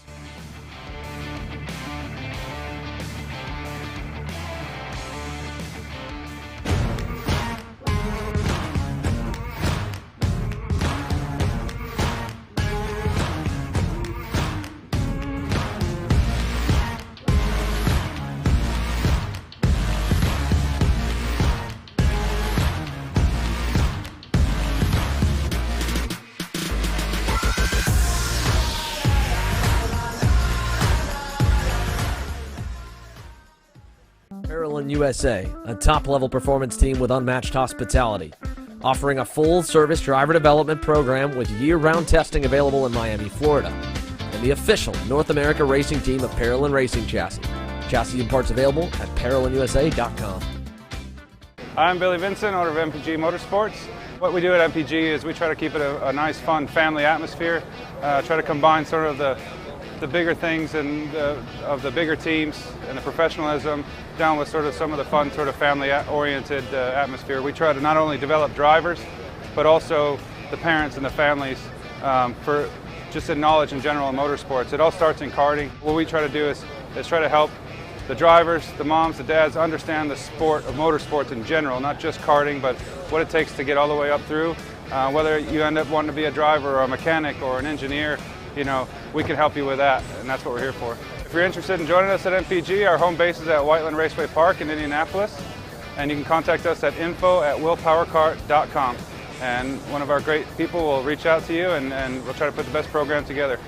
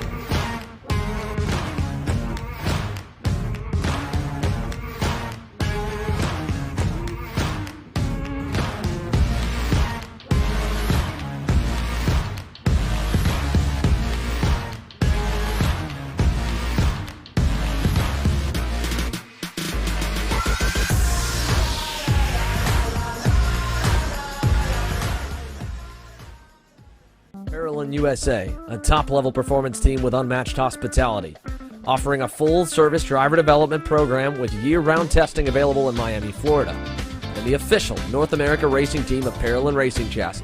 Chassis and parts available at ParolinUSA.com. I'm Billy Vincent, owner of MPG Motorsports. What we do at MPG is we try to keep it a nice, fun family atmosphere, try to combine sort of the bigger things and of the bigger teams and the professionalism down with sort of some of the fun sort of family-oriented atmosphere. We try to not only develop drivers, but also the parents and the families for just knowledge in general in motorsports. It all starts in karting. What we try to do is try to help the drivers, the moms, the dads understand the sport of motorsports in general, not just karting, but what it takes to get all the way up through. Whether you end up wanting to be a driver or a mechanic or an engineer, you know, we can help you with that, and that's what we're here for. If you're interested in joining us at MPG, our home base is at Whiteland Raceway Park in Indianapolis, and you can contact us at info@willpowerkart.com, and one of our great people will reach out to you, and we'll try to put the best program together.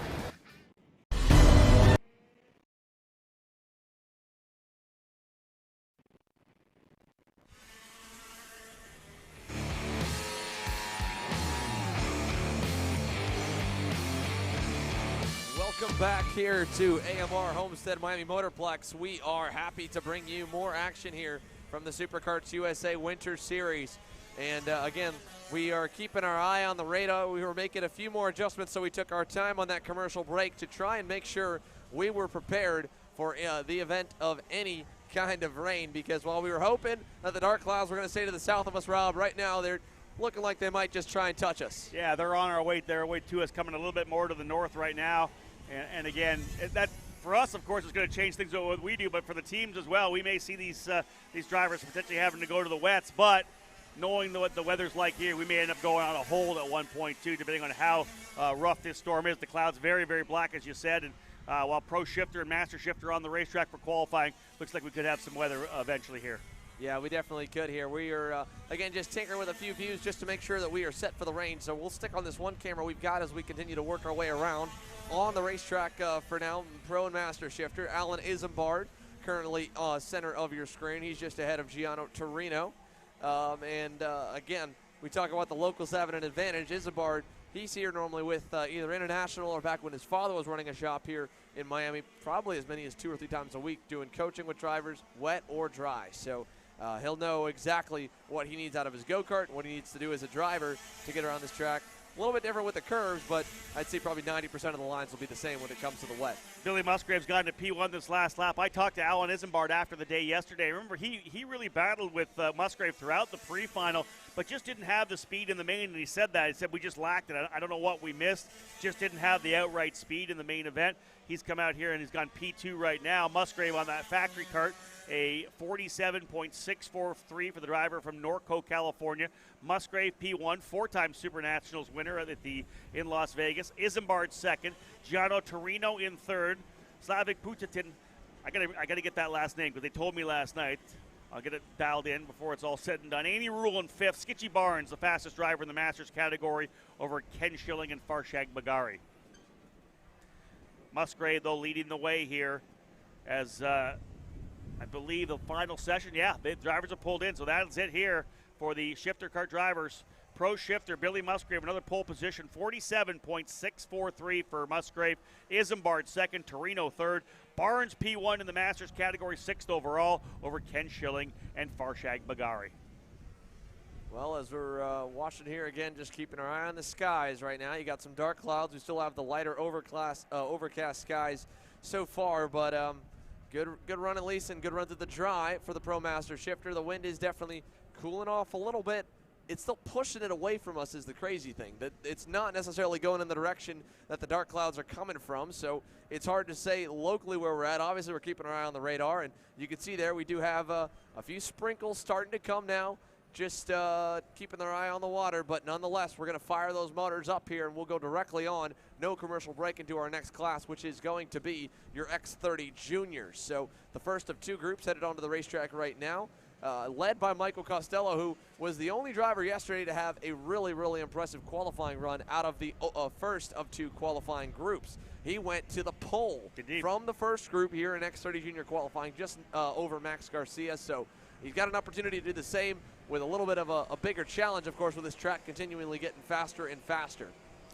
Yeah, continue watching here, too, to see whether or not we do get light sprinkles on this racetrack. It could change the way both of these sessions kind of play out here right now. But, again, getting things underway with X30 Junior. Good field here in the X30 Junior category this weekend to start off the SuperKarts USA Winter Series. Again, leading into the Pro Tour, which will kick off at NOLA Motorsports Park in New Orleans for the Winter Nationals.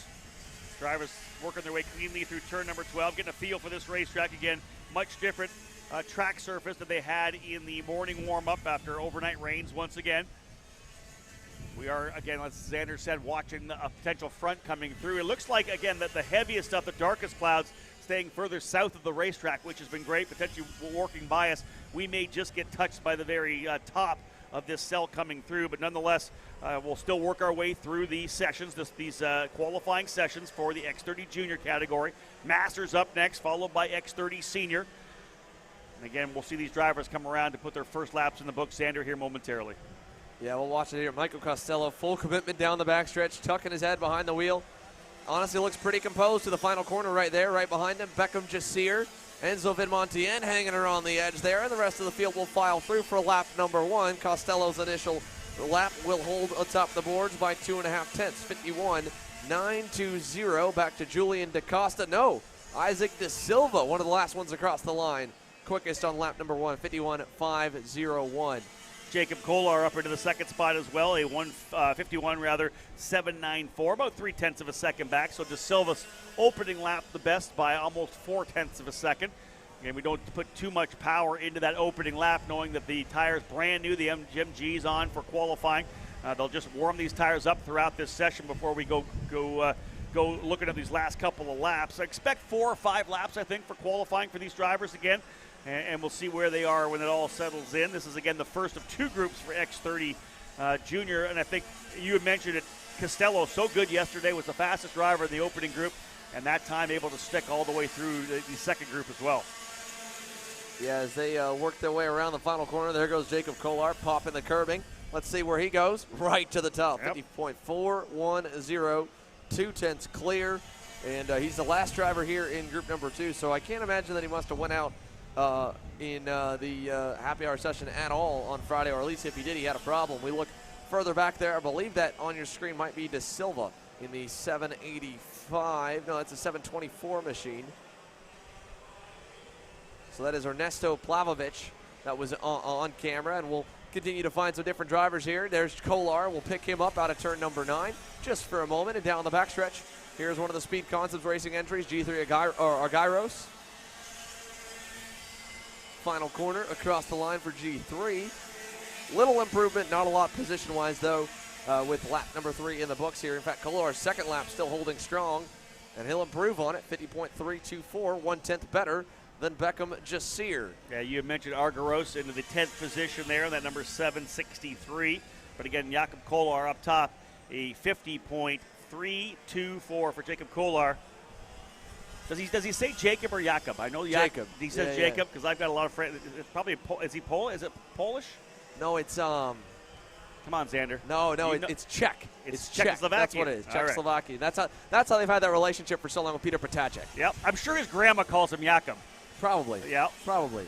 We'll call him Jacob. I know it's Jerry's the dad and Jacob's the name, and I've been calling them that for all the years that I was down here and all the time I've known them. So. And they didn't say you were wrong. Until they correct me, they keep just off. Well, I've been saying Jakob, but nobody haven't corrected me either. So we'll go Jacob. You're the local guy here. We'll go Jacob. They're a super nice family. They really are. It's awesome to see them getting a little more support here. Obviously, with the Kart Republic North America operation continuing to expand and helping them get going. We do have some raindrops starting to fall now, so we're going to take a moment here as we continue to cover up our section and make sure that we're set to go in the event that rain picks up a little bit more. So, again, we're taking all the procedures we can. We've got our cameras still in good spots. They are all covered and should still be able to work. We do ask that you do bear with us in the event that the rain picks up and we lose a little bit of coverage. We'll continue to tune on it. Trust me, we've got a great team, some really, really good people here that are working on this Kart Chaser live stream. And again, as we watch through qualifying, now with the rain coming, a couple drivers getting bit.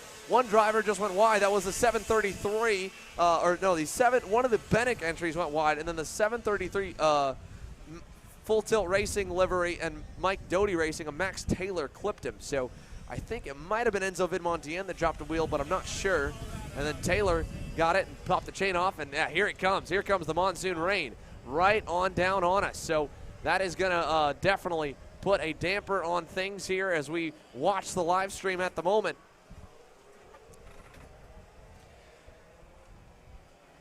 So this will change things, obviously. We said that Jacob Kolar, P1, Beckham Yassir in third, Michael Costello fourth, Max Taylor fifth, Enzo Vidmontien in the fifth spot, rather. Rain is falling now on the racetrack. Everyone kind of dialing things in right now. Obviously, rain tires are going to have to go on. We'll get a cap here as soon as we can from Superkarts USA to tell us exactly what they decide to do. We're going to see the rains come out. This will be interesting in terms of this particular category as well, just potentially throwing out what could be a situation. Would not surprise me if this group here now would be maybe one side of the grid, the next group being the second side of the grid, because it's going to be significantly different conditions for both different groups here in the X30 Junior class. Right, and you can't see it because it's just off camera at the moment, but the drivers are picking their carts up off the grid here. They're going to definitely go to rain tires. I think everybody's expecting this storm to wet the racetrack enough that it's going to get pretty hairy. So, again, as we keep our eye on everything going here, we are going to send it to commercial break. When we come back, the track conditions are definitely going to be looking a little bit different than what we've got or what we just saw. So, again, stick with us, folks, here live. You are watching the second round of the Superkarts USA Winter Series. Things are getting a little bit wet.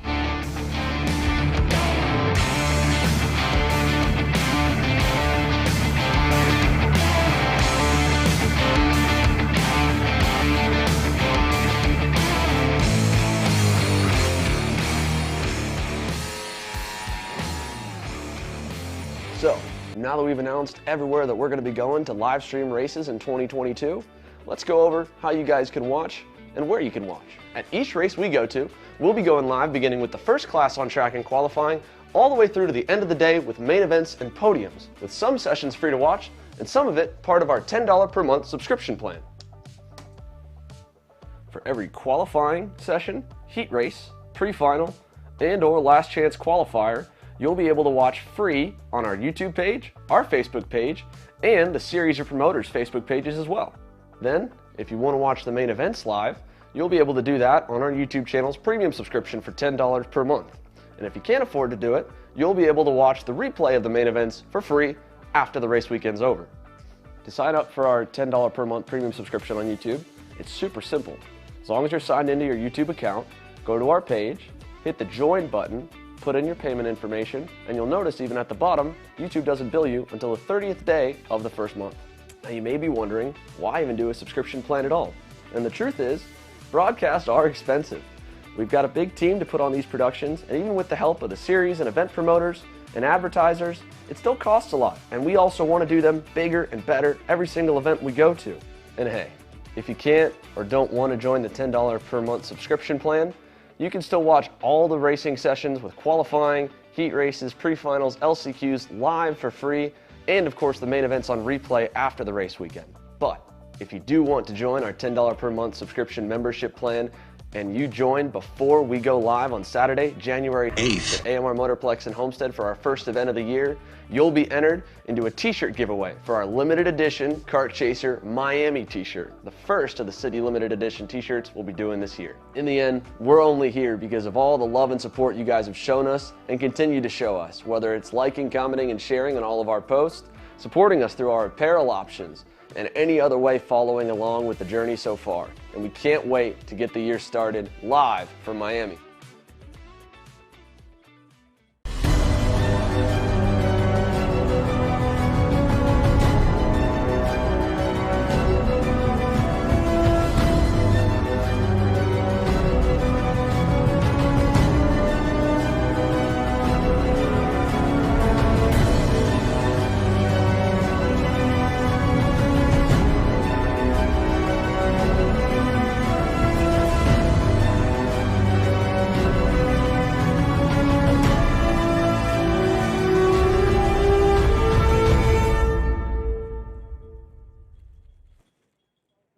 USA, a top-level performance team with unmatched hospitality, offering a full-service driver development program with year-round testing available in Miami, Florida. and the official North America racing team of Parolin Racing Chassis. Chassis and parts available at ParolinUSA.com. If you're looking for top-grade equipment, look no further than Rev Performance Materials engine mounts, sprockets, and arcade chains. Available online now at RevPerformanceMaterials.com and through a dealer near you. The highest quality material, built to the highest quality standards. Rev Performance Materials.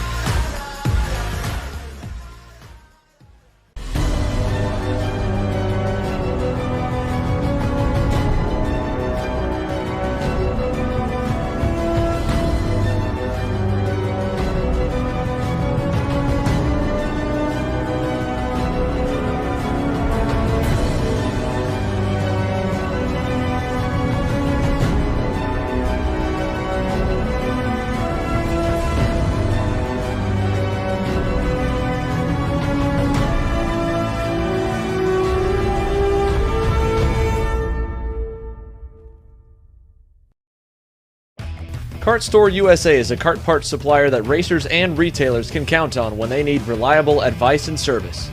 We focus on servicing all racers with honesty and pride while maintaining customer satisfaction. We carry a full stock of Kart Republic and Tony Kart chassis, as well as IAMI and Vortex Rock engines. We've also got a host of other parts available and in stock, such as products from Rev Performance Materials, Jekko Racing Seats, and more.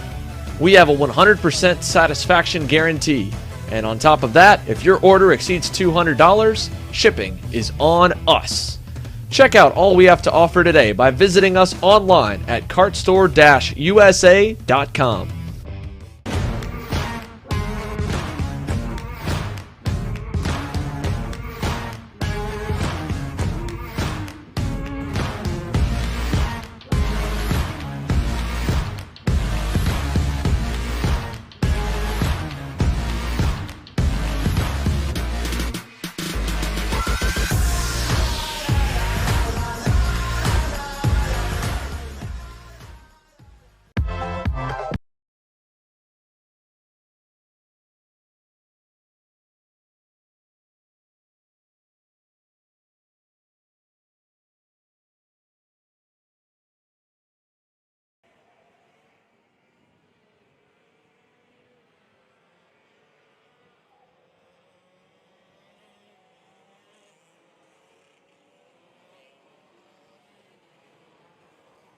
The Superkarts USA Winter Series qualifying for X30 Junior just got interrupted here, and so we just got word, Rob, you were talking with Neil from Superkarts USA. They're going to have to call a little bit of an audible here to qualifying. It's essentially the 101 rule, 101% rule. So when you have qualifying into two groups like we have right now, if the track does rain and there's significant difference in terms of the grip levels and the conditions, if one group is over 101% of the speed of the other group, instead of actually mixing those two together to find out what the grid would be for the pre-final, one group would be on one side of the grid, one group will be on the other side of the grid. So the track, as we know, got a lot of water here. We expect the times to be significantly lower than we saw before. So I believe, in fact, they may have already started another group, so they're likely going to go 101. If we look at live timing here now, they can start a completely new group. So I would very much expect that group number one would be on the inside or on the outside. Actually, they would be on the inside because the faster group ends up being on the inside. The group on the racetrack right now, running in very slick conditions, would be on the outside for the grid for the pre-final. Which is great news for the likes of Michael Costello and company there. Indeed. In group number one. Jacob Kohler. Yeah. Ends up P1. He'll start on the pole likely for the pre-final. Yeah, so Jacob Kohler here. I want to say hometown, but really he's all the way from the Key West. Drives up here more than 4 hours, on a regular monthly basis to run the Club Series here. It's a long way. Him and his dad, Jerry, they drive up here in their little full Sprinter van. They'll sleep in the van overnight, and then they'll drive all the way back home Saturday night or Sunday night. Awesome. I mean, they are a really, really cool operation to see succeed. And right now on the track here, we've got a number of different talented X30 juniors we've got our eyes on here. We're watching them through the final corner, checking our links here on a couple other cameras to get them back up and rolling, because while the rain kind of came in for a second. It put us into a bit of a scramble as well to make sure that we were set in the event that it could come back here and haunt us. So on the screen right now is Brandon Carr. We've seen him a lot in SuperKarts USA action. I haven't seen him in a minute. Good to see him back here stateside. Yeah, not surprising in tough conditions like this. It's a little slippery that Brandon would excel. Here's a driver, of course, from Great Britain. They do get a chance to run in wet weather conditions, likely more than majority of the drivers do here in the United States. But regardless if it's wet or not, Brandon, a very, very talented driver. Good to see him back, as you said, running with Team Bennick. And Carr, the quickest driver on the racetrack, of 59.043. Checker flag being thrown here, 4 laps in. Carr P1, Eden Ingrata in second, João Vergara in third spot, Cooper Beasley in fourth, and Stephen Miller rounding out the top 5. Xander, you can see the tough conditions here. The track very damp. No more standing water with just that little bit of a sprinkle that we had, but damp all the way around. Yeah, definitely damp here. You can see Brandon definitely running the outside lane. He's on slick tires, but he's avoiding the rubber here, popping the curbs here and there where he can to try and make sure he can maximize it. And with the checkered flag out now here this time, 59.043 will hold, so that'll put him, as you mentioned, outside front row. Vergara will be 4th. Ingrata will be 6th. And it's just unfortunate the way that it falls, because obviously for these drivers here, this is, by definition, a more stacked group in qualifying than group number 1. You have the likes of Jacob Kolar, Michael Costello, who are impressive, may have had a bad happy hour, but this is all a fast group here. Yeah, looks. Sebastian Weldon down in 11th position. He's going to start on the outside. Yeah, yesterday's winner on the outside of row number 11. So he'll be deep in the field for the pre-final. Brandon Carr with a good lap, as we said, 59.043 to give him P1. Eden Ingrata second. João Vergara in third from Portugal. Rodrigo Seabra in 4th spot. And Lorenzo Castillo will round out the Fast 5. Yep, so that'll do it for your X30 Junior Qualifying session. We'll continue tuning on everything that we've got here at trackside, because luckily we didn't lose too much time in the change. We should be able to stay on time and stay right on schedule for those of you following along to find your favorite class or your favorite driver. The next one up your way here, X30 Master, coming up live on Kart Chaser here on YouTube and Facebook, as we bring you full coverage of the qualifying and pre-final sessions for round number 2 of the SuperKarts USA Winter Series.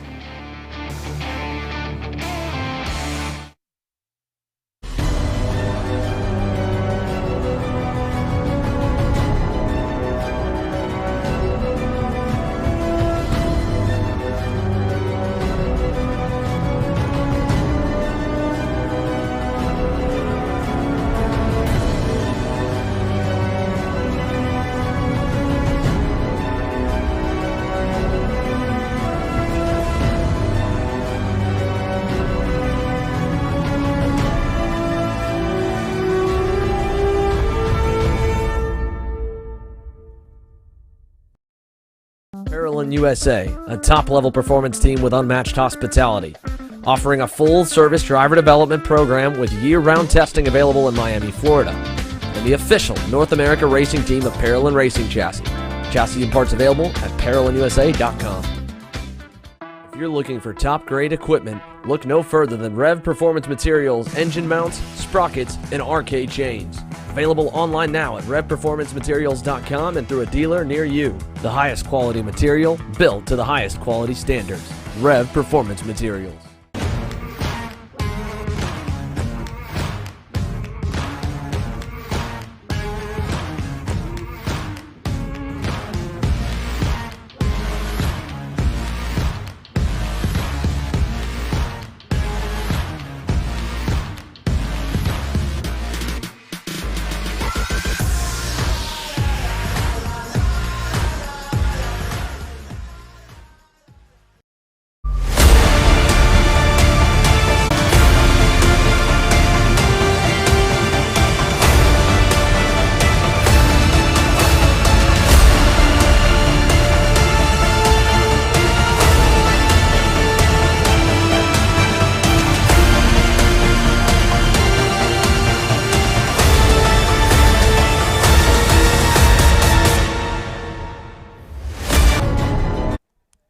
Welcome back to live coverage here from Homestead-Miami, Florida, as we roll in through the second day of action of the 2022 SuperKarts USA Winter Series opener. Rob Howden alongside Xander Clemens live here, of course, on Kart Chaser.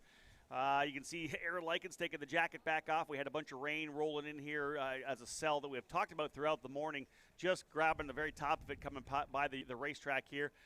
Everybody kind of batting down the hatches. But what it did to the X30 Junior category is enforce the 101 rule, which is a 101% rule. Anytime you split a category up into two different groups for qualifying, if the racing surface is different between those two sessions to the point where there is over 101% difference in the actual lap times, instead of mixing those times together for the grid, essentially each group will then race for one side of the grid itself. Of course, the drier racetrack for group number 1, they're going to get the inside of the racetrack. The wet track for the group number 2, they'll have the outside. So if you qualified 11th in your group, you're on the 11th row. So no mixing together of the groups.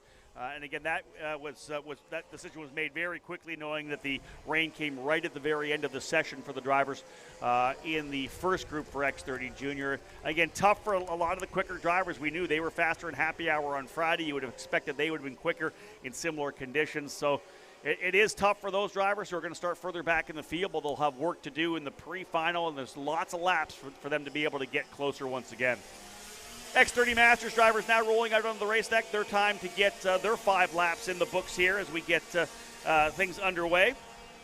Let's have a quick look here at live timing. We'll see as the drivers set things down. Pretty good group of competitors here in the Masters category this weekend. 12 in total in the X30 Masters class, the category presented by Rollison Performance Group. We have the SuperKarts USA Pro Tour champion from last year, Mario Barrios, in the fight here as well. We've got a number of very quick drivers. Michel Garrido getting the win yesterday as well. Danilo Ramalho was on the podium as well. Lucas Iglesias has shown good speed. Luis Schiavo, we know he was very strong, qualified on pole yesterday, but had an issue in the race and fell back in the order. We expect Schiavo to be a driver to watch here. But again, qualifying underway for the drivers here in Masters. We'll wrap up the qualifying sessions after this with X30 Senior. Then for the first time here in round number 2, we'll go wheel-to-wheel racing. Pre-finals for the Micro Swift category. We'll start that run through the rotation. Of course, all of it live here on Kart Chaser. Tuning into the Kart Chaser Facebook page or YouTube channel, or as well the SuperKarts USA feeds. If you're not able to watch the video, maybe you're rolling around in the car on a road trip, we are streaming the audio as well on the EKN Radio Network app and on ekartingnews.com/radio. Danilo Ramalho goes P1 on the outlap here, a 58.093. And again, just the opportunity for these drivers to get a feel for this racetrack. Probably a little more similar to what they had in the morning warm-up, the track drying throughout the opening qualifying sessions, and then dampened once again from that brief shower that we had come through the racetrack here. Sticker tires, of course, brand new MGs on to start the day, so these drivers being very cautious in the opening laps to try to build some heat into the tires, especially with the damp conditions. Not the easiest at all. I think a couple of drivers potentially maybe out on rains as well. Yeah, I think a lot of drivers out on the rains. Let me have a look here. I think everybody probably out on rains right now. Good call. Why not? So rain tires, the order of the session for the drivers at X30 Master. Of course, they had the opportunity to see that happen. They would have been able to push up with the rains on the kart stand. And then, of course, we saw the rain come down for the second half at juniors. Those drivers elected to go into the rains. And Danilo Ramalho, quickest driver with a 55.273. Ruben Ravello now up into second. Mario Barrios in third. Lucas Iglesias in fourth. And Diego Rodriguez rounding out your current top 5. Move Michel Garrido, yesterday's winner, now into P1, 54.097. I'm expecting probably with the slower lap times, maybe 4. They may get 5 laps if they're lucky. But again, drivers here out on the rains. What do you do if you're an X30 Senior? Do you elect to go with rains, or do you stick with the slicks? Is the track going to dry up enough that slicks could be quicker? This will be an interesting development for the drivers in X30 Senior.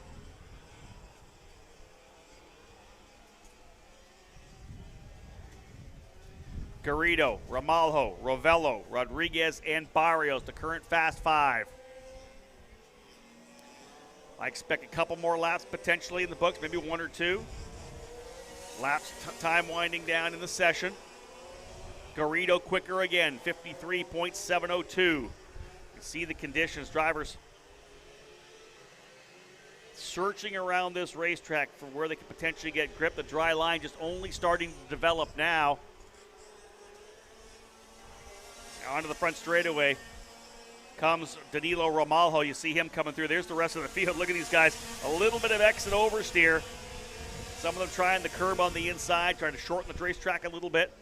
Romalho with the quickest lap time thus far, 52.694.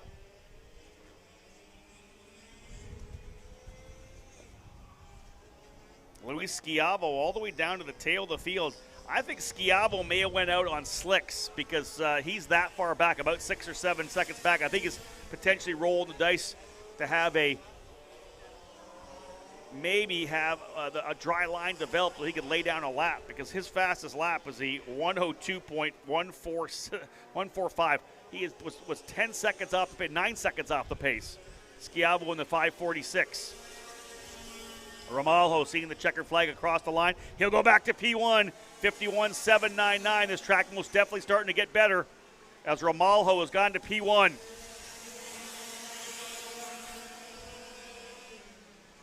I think Schiavo may have parked it. He only got 2 laps in. Probably realized that maybe the call to go to slicks was not the issue. Either that or had some kind of a mechanical, because Schiavo 11th.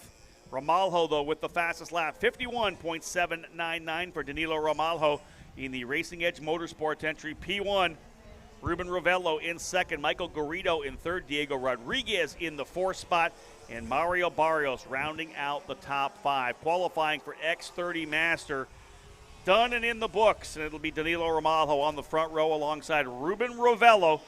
Xander, one more qualifying session still to come. X30 senior drivers on the grid.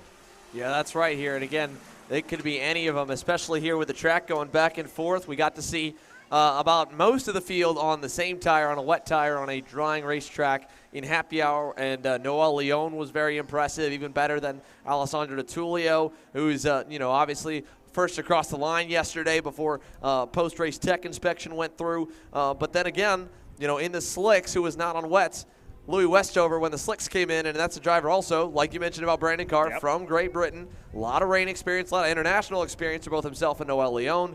So the international guys might have a little leg up, because I was talking to a few drivers about it. When we go in the wet racing here in the U.S., it happens so, it's so rare that we do that our drivers from the U.S. that stay here don't get nearly as much time in the wet as many drivers internationally, especially obviously in Great Britain. It rains a whole lot more over there. Yeah, and that's very, very much the case. And again, we may see the 101 rule come out here as well, because if this track does change over the 2 groups significantly enough, the 101 rule could come back into play again. The track is not fully wet right now. The rain has stopped, as we know. So there's an opportunity potentially to have that slower group significantly slower than that second group. We'll see what happens in terms of X30 Senior. That's to come still. And again, ready to cap off the qualifying sessions. Yep, we'll be coming right back here with your X30 Senior Qualifying Group 1 and 2 your way here from a damp but drying out Homestead-Miami. Stick with us, folks. The Kart Chaser live stream here and live coverage of the SuperKarts USA Winter Series second round continues on.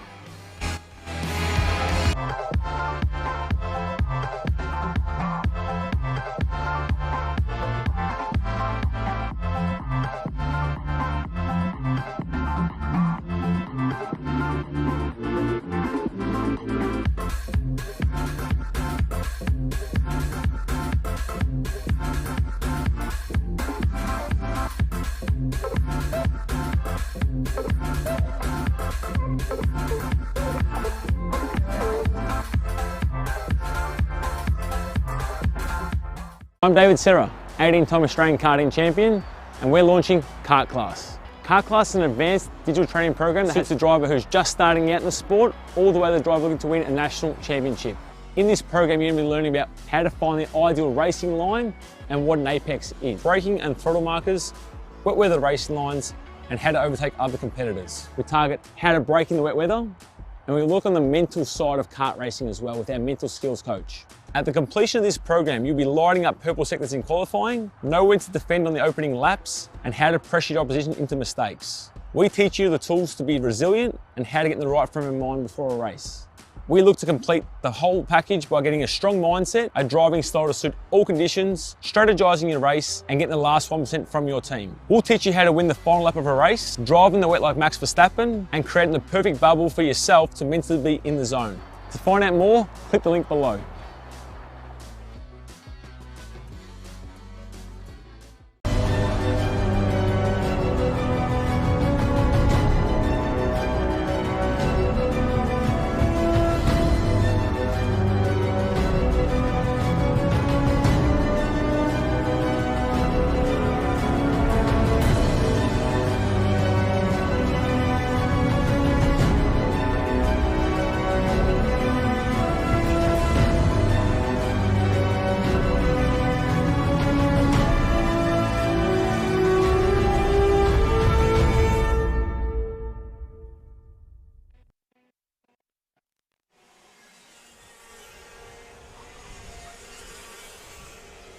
So live from Homestead-Miami here, we are back with the racing action. And Rob, you were just down on the grid there. You were checking it out. Everyone still on slick tires at the moment. So for this first group here in qualifying, as though the rain did come through for a second, not enough for them to want to go to the rain tires. Yeah, I think they're going to have to roll the dice here. I think it's still pretty damp out there right now, but I do think that they, at the end of this run here, with everybody out there, a bunch of karts out there, that they're going to be able to find a racing line. You went out in the wets, and you're simply going to chew a set of wets up, and it's just not going to give you the lap time you need. There's enough of a dry line that's developed that everybody is going to be on those wet or those dry tires rather.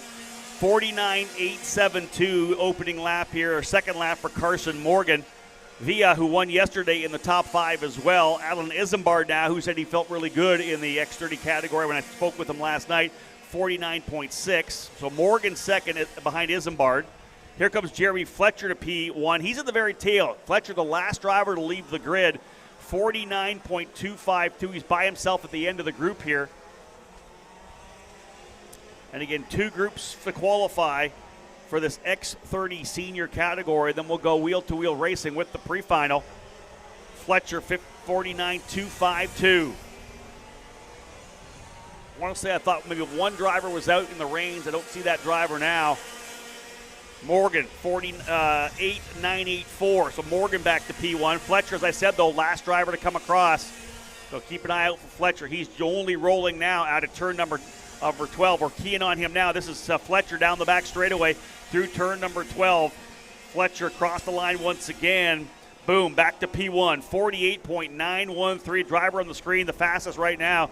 Tony Kart pilot Jeremy Fletcher, his first year in senior, Xander, after capping off the junior career with a couple of big wins at the Super Nationals. Only the second driver ever to win 2 races at one Super Nationals, and he is, I think, going to be a force from the get-go here in the senior category.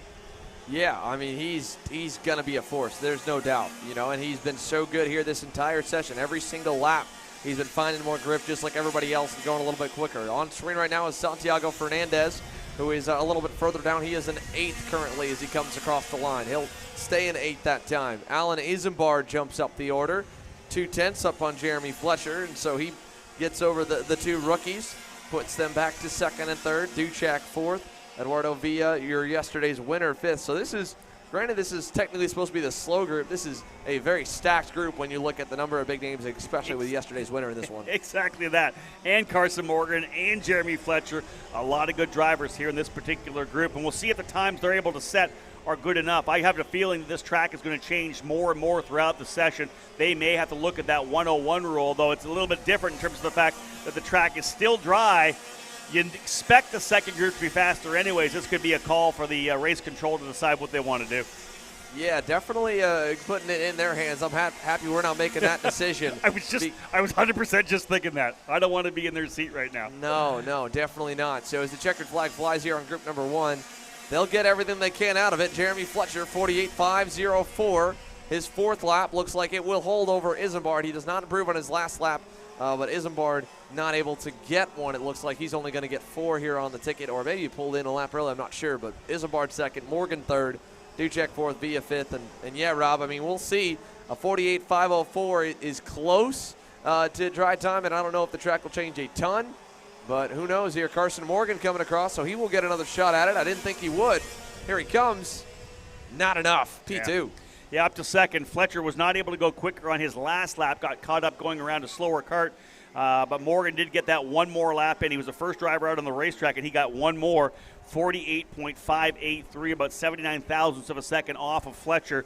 So the provisional time that will go ahead against this next group, 48.504. Wind continuing to blow here. That's about the only thing that's going to dry this racetrack up right now. The little glimmer of sunlight that we had about a half hour ago, long gone.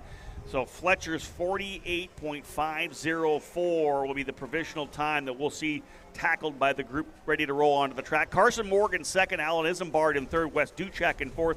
And yesterday's winner on the TB kart, Eduardo Villa, is P5. We'll see where he ends up slotting in when we have another full group of X30 seniors ready to roll out here and cap off qualifying for the opening weekend of this year's SuperKarts USA Winter Series, as we'll go pre-final racing after this. Yeah, we will. And again, Rob, we were talking just off air as well here. This coverage is free to watch for the pre-finals and for qualifying. However, if you would like to watch the main events live, you need to go to the Kart Chaser YouTube page. We did have a couple comments that came in over last night. They were having a little bit of difficulties on mobile devices signing up for the premium membership, because it's not just the subscribe button. There is a separate join button right next to the subscribe button. Go to youtube.com/kartchaser. We do have our instructional video we'll play at the end of the stream to show you how to watch it. And that's only if you want to watch the main events live. And it's got multiple races. We're going to have 20-plus events on the year, $9.99 per month. Again, we've got a race even next week with the Rock Cup USA Florida Winter Tour. You'll get to watch the main events live there as well. You'll see the replays of the mains following this weekend. But if you want to watch the racing live all the way through the day, youtube.com/kartchaser on a laptop or at least an iPad or tablet, and you should be able to hit the join button, get yourself registered, get yourself a $9.99 monthly subscription. You can watch the finals live as they happen here from Homestead. We've got our cameras just about all back up and running, and we've got the final group of the headline class on the racetrack, group number 2 for X30 Senior. Right now, Rob, it looks like they're running them as a combined group. We'll see if they make any adjustments. I think that the officials probably waiting to see what kind of times these guys throw up. So, you know, if I'm in group number 1, I'm kind of hoping that whole group goes by me. Yeah, right. And this second group just blows my doors off, and then maybe I'll get up on the front row. Yeah, I don't know if that's going to happen. Fletcher's 48.504. Of course, that we'll see how that shakes out. 101. I'll pull the calculator out for that in a couple of seconds here. But again, because the first group was going to be slower anyways, that's going to be, you would expect them to be slower because they were slower in happy hour. That's why they are the first group. Then they can probably play that game. The track conditions aren't drastically different. Yeah, it's starting to dry up more and more, but it's not like it was wet to full wet to dry. We'll see how it plays out. Again, Fletcher's 48.504 the provisional time. Quickest outlap here right now, a 49.153, 0.6 off for Thomas Nepvu. Yeah, Nevo was your quickest driver in morning warm-up as well. So the Trinity Karting Group driver, we talked to him before the main event yesterday. He had a great run to the pre-final, led a couple laps in the pre-final. Not a great start to his main event. Rolled off 7th, didn't really get going, and didn't really end up where he needed to be by the end. He was just kind of in and out of the top 10. So much better start here today for Nevo. A little bit of changes to that TKG Kart Republic, the flagship KR team here in the U.S. He'll bring it across the line for lap number 2. Let's see where he goes. Right to the top, 48.405. Yeah, Thomas Nepvu dropped it down quickly there, almost a full 1/10 of a second faster than Fletcher on lap number 2. Paulie Massimino was up into the 11th spot on the opening circuit. Here comes Mateus Morgado.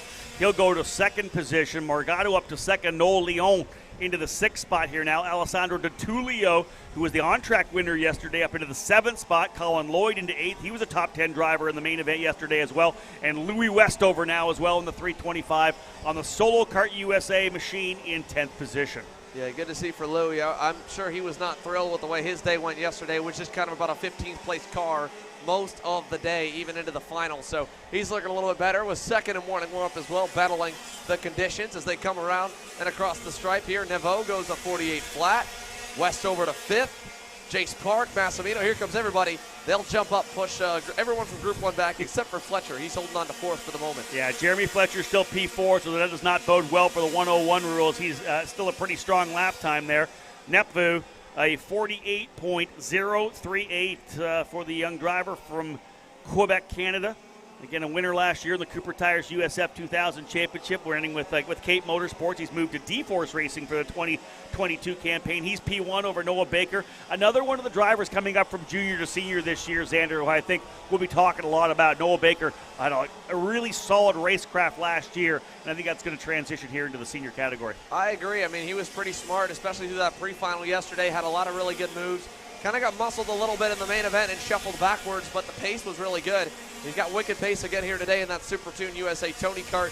Massimino looking a lot better and back to the form we saw at the end of the SKUSA Pro Tour in 2021, where he was battling for the win with Jake Drew, Braden Eves, and Nate Cicero over at Newcastle. He's now going to get bumped to fifth as Mateus Morgado and Alessandro DiTullio are picking up the pace a little bit, but everybody's still chasing Thomas Neveau. He's got at least half a tenth over DiTullio here, coming to what should be the checkered flag, or maybe one more for him. We'll see. Aaron Likens has that flag folded. Here comes Neveau around the backside.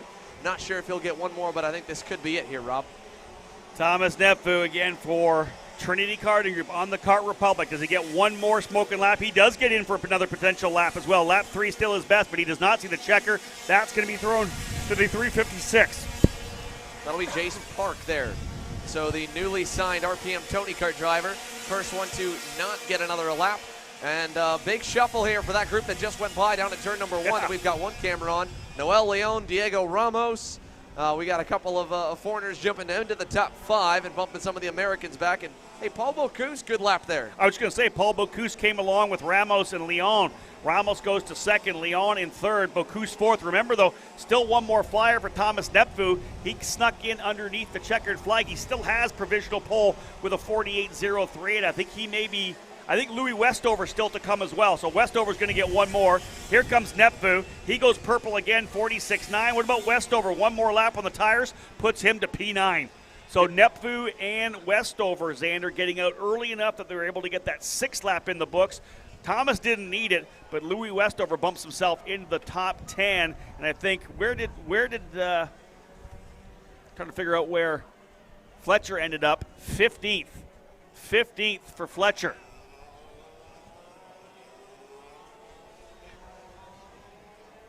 So again, qualifying wrapping up for the day. Thomas Neveau for Trinity Karting Group in the Kart Republic, a 10th faster than Diego Ramos, 47.941. Ramos ends up in second.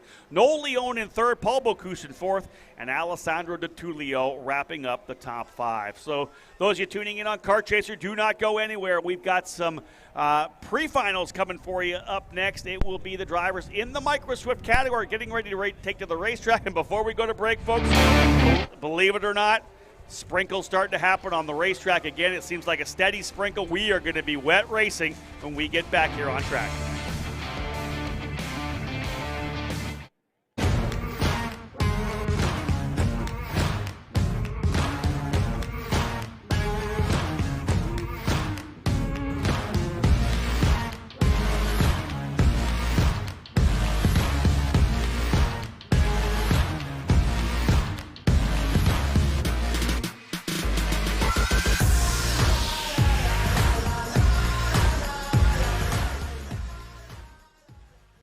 USA, a top-level performance team with unmatched hospitality, offering a full-service driver development program with year-round testing available in Miami, Florida, and the official North America racing team of Parolin Racing Chassis. Chassis and parts available at ParolinUSA.com. I'm Billy Vincent, owner of MPG Motorsports. What we do at MPG is we try to keep it a nice, fun family atmosphere, try to combine sort of the bigger things and of the bigger teams and the professionalism down with sort of some of the fun sort of family-oriented atmosphere. We try to not only develop drivers, but also the parents and the families for just the knowledge in general in motorsports. It all starts in karting. What we try to do is try to help the drivers, the moms, the dads understand the sport of motorsports in general, not just karting, but what it takes to get all the way up through. Whether you end up wanting to be a driver or a mechanic or an engineer, you know, we can help you with that, and that's what we're here for. If you're interested in joining us at MPG, our home base is at Whiteland Raceway Park in Indianapolis, and you can contact us at info@willpowerkart.com, and one of our great people will reach out to you, and we'll try to put the best program together.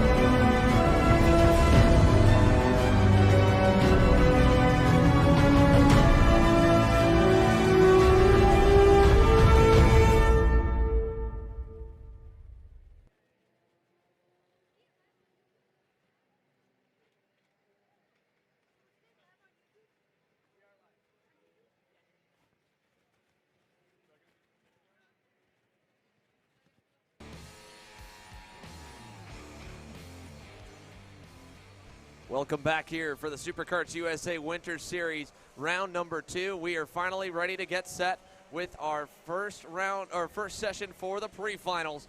Live from AMR Motorplex, my name is Xander Clemens here with Kart Chaser. Alongside me, the voice of Superkarts USA and e-karting news' own Rob Howden. Rob, you just said it right before, the track's going to be a little bit damp. We just got a quick shower, almost just like a 2-minute shower right before the commercial break. The skies around us can't decide what they want us to tell us. I mean, it looks like it's raining over the speedway, not over us now. The sun is back out. This is wild. This is Florida for you, I guess, right? It literally, we were kind of battening down the hatches again for another a run of rain, but just some mist. As I said, it was kind of that little bit of a sprinkle. It's gone. We're back to ready racing, and Alessandro Truchot and Rocco Simoni will be on the front row as we get ready to go pre-final racing for Micro Swift. Row 2, Benja Fernandez and Julian Rivera. Row 3 will be Travis Pettit and Jackson Gibson. Field set, and for the first time today, we are green, running into turn number 1. Couple drivers going to the inside of that curbing. It does not work there as they're bumping and banging over top of that, but the opening couple of drivers cleaning through there. Out over to turn number 4 for the first time, and we're settling in. Truchot, I believe, has gone to the lead.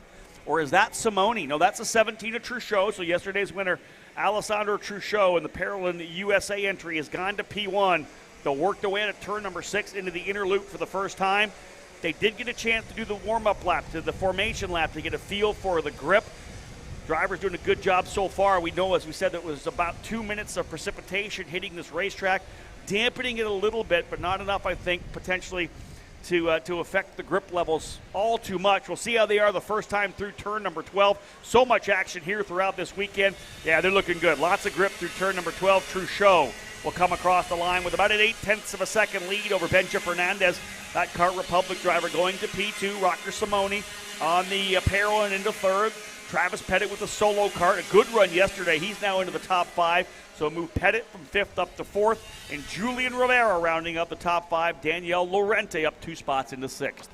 Yeah, great start, as you mentioned here, for Alessandro Tullio up already just about outside the drafting window back to Benja Fernandez as he works his way towards turn number 7 and 8 and through the infield carousel as they come out of turn number 9. We've watched him. We've had the camera on the number 17 almost all weekend. I mean, it's been perfect for him. Qualified pole yesterday, pulled away in the pre-final, pulled away in the final, led every lap. He is on his way to a perfect weekend. As you could say, you know, there's a perfect game in baseball. It's just about that in the works right now for Alessandro Truchot. There comes 2nd and 3rd across the line. Benja Fernandez and Rocco Simoni. Julian Rivera 4th. Daniel Lorente 5th. Travis Pettit, who was 4th, has fallen back to 6th spot. Jackson Gibson in 7th. Jaime Garcia 8th. Royce Vega 9th. And Hudson Erlin. There is your top 10 out of the gate here. Second lap of this 10-lapper for the pre-final for the Micro Swift category. We'll have our KA categories up next as we are now racing here at AMR Homestead-Miami Motorplex presented by MG Tires. Into the pre-finals after what was, Xander, a very interesting qualifying run again. We had a bunch of standing water after rains that came overnight. A number of drivers struggling in turn number 12, but the track now pretty much clean and green, and we're, I think, lined up for some pretty good racing in the pre-final. Definitely here. We've got 2 battles on your screen right now. Top right-hand corner, that is the battle for 2nd.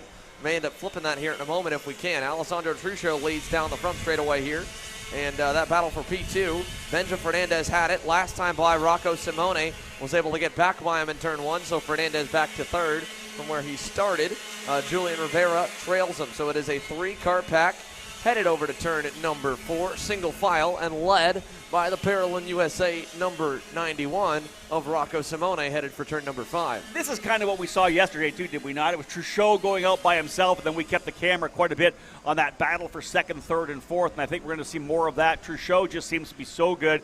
He takes full advantage of the pole by getting through 1, 2, and 3 so cleanly. By the time he gets down to 4 and 5 and gets into the inner loop, he's got himself a half a second and starts to pull away. It's 1.9 seconds now out front for Truchot. Yeah, big lead here and growing. And again, 1.9 seconds in just 4 laps.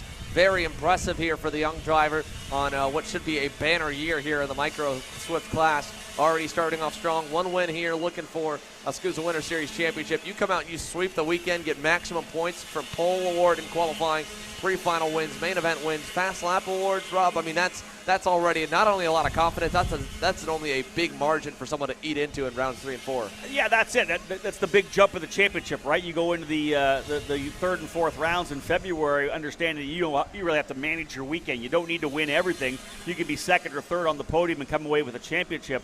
For a young driver in the Micro Swift class, when you think about kind of setting the tone for the new season, you're able to get a really strong opening weekend at the Winter Series. Really, in your mindset, you're like, man, this is a year I can do really well. I've got confidence. I got momentum. I think it's really big for the young drivers when they come out of the gate so strongly. Definitely here. We're still focusing a little bit on that battle for second, and we'll pan and let the whole field come on through as we go back down to one of the Tony Kart drivers. I believe that's Jaime Garcia in the 13, and more coming down to turn number 1. The field pretty evenly strung out here just on your screen at the end. That is Travis Pettit there in the 29. Yeah. I believe that might be Daniel Lorente a little up the road from him. Pettit closing up on Lorente here. We'll pick up that battle. That is for P5. Lorente in the Tony Kart and Pettit in the Solo Kart USA entry, driver from the Northeast. Ooh, little tap there coming into the braking zone at turn number 5. Little bump and run potentially. They'll see the cross halfway flags as they come around here. But yeah, good battle here for 5th position. Pettit, who started in 5th, was up to 4th for a time, slotted back a couple of spots to 6th. He's trying to get himself back up into the top 5. Yep, little bobble there for Travis Pettit through turns 10 and 11. That's going to give a little bit of a gap here. We'll go back up to your race leader. Check on in with Mr. Alessandro Truscio. He has got 3 laps to go right now, or 3.5 laps to go as he works his way through turns 2 and 3 for this 10-lap pre-final. We were back to full distance yesterday. These drivers were shorted 2 laps on their pre-finals, 2 laps on their finals. We got the whole day in. Honestly, even by the X30 Senior Final, I thought we would be pushing daylight a lot harder than we were. We still probably had about 20 minutes to spare. And, oh, we got a problem on the front straightaway. Mikey Collins, the number 35 Kart Republic's got around just in front of our camera here. Well, Xander, you and I mentioned it yesterday afternoon when we were all said and done, because we never want to jinx it during the middle of the race weekend. But during that day, you know, when we were really tight on time, they cut a couple of laps, they got rid of the lunch break just to make sure we could get everything in before the sun set here at the racetrack. Really, you had to give a bit of kudos to the drivers as well. We didn't have any red flag stoppages whatsoever, even with the lack of the pushback bumper, which was essentially just brought in to stop some of the over-aggressive racing. We had great starts in all the categories in the pre-finals and the finals. The racing, I think, was pretty solid. Yeah, there was a bit of argy-bargy. We let the drivers go back to race again. But all in all, I was really impressed with how each one of the drivers performed on track, and that's what allowed us to get everything done. Yeah, and you know, along with that, I mean, there was obviously a lot of penalties that were handed out. Kudos to SKUSA. They were using that video marshalling system. They were doing what they said they were going to do, and there's an adjustment period. There was an adjustment period when the pushback bumpers got brought in where we had to figure out how to race with them, how much pushing we could actually do, and there's going to be an adjustment period now taking them back away for the drivers to kind of realize, and really, again, it's redeveloping kind of that unspoken code that drivers have. That really hasn't had to, it's changed. I wouldn't say it's fully gone away because there's still things that people liked and didn't like that you would do that you would very much find out either on the racetrack or in the scales. But now you've got the opportunity to kind of use a little more elbow grease. And so the officials will let, in some of the older classes, let some of that go. You know, if a guy's blocking white line and line to line, you'd be afraid on lap number 2 to move him out of the way. But in that senior class now, that driver will get moved. Well, and again, that's just it. If you block aggressively, you're going to get hit from behind. You know that. Even every driver knows that. When you and I are driving, if we're being aggressively blocking because the guy behind us is faster than us, we got to expect a bump and run. It's going to come, right? You couldn't do that with the pushback bumper, and I think it's, for, especially in the senior categories, it's put the racing back in their hands again. I'm glad you brought up like the unspoken rule. You know, between drivers, there's an etiquette, the way you race, you know, the respective racecraft, and it's nice to be able to see that happen now. That goes back into the hands of the racers as opposed to them tiptoeing around, not wanting to make a mistake. Well, we'll keep an eye here on both battles as the white flag is coming this time by. Sandro Truscio leading your field down to turn number 1. That gap has kind of stabilized at about 2.5 seconds.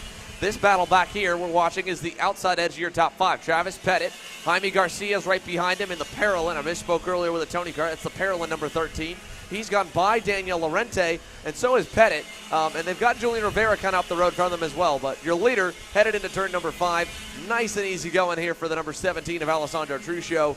And again, a picture-perfect way to start his Sunday. He's only one more session and a quarter of a lap away from a clean sweep. Yeah, the success from yesterday, I think, is buoyed with a young driver like this, and again with the team as well. They've got a baseline package that was able to win yesterday. You're not making a lot of changes. You feel really comfortable about the race car that you've developed. And here he comes down the back straightaway, so it'll be another win in the pre-final. Full points for the day so far for Alessandro Truccio, as he will win the margin 2.2 seconds over Rocco Simoni. And then it's Benja Fernandez in the third spot. The battle here for fourth. Travis Pettit tried to get it, but no. Julian Rivera ends up with a spot still by 44 thousandths of a second. Pettit almost got back to his high point of the race, P4. He does finish where he starts. Pettit ends up fifth. Daniel Lorente in sixth. Jaime Garcia in seventh. Jackson Gibson, Royce Vega, and Samuel Martinez rounding out the top 10. The first pre-final in the book, Sander. We've got 7 more to go.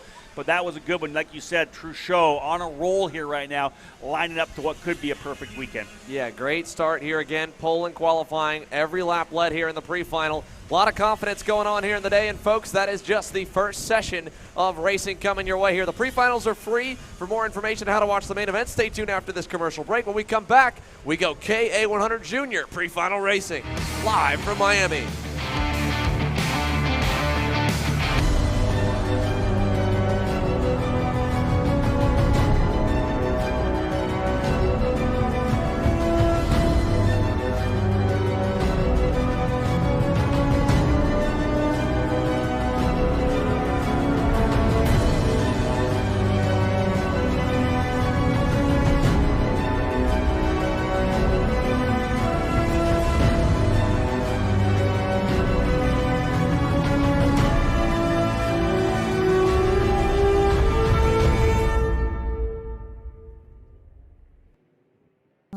USA, a top-level performance team with unmatched hospitality, offering a full-service driver development program with year-round testing available in Miami, Florida, and the official North America racing team of Parolin Racing Chassis. Chassis and parts available at ParolinUSA.com. If you're looking for top-grade equipment, look no further than Rev Performance Materials engine mounts, sprockets, and arcade chains. Available online now at RevPerformanceMaterials.com and through a dealer near you. The highest quality material, built to the highest quality standards. Rev Performance Materials.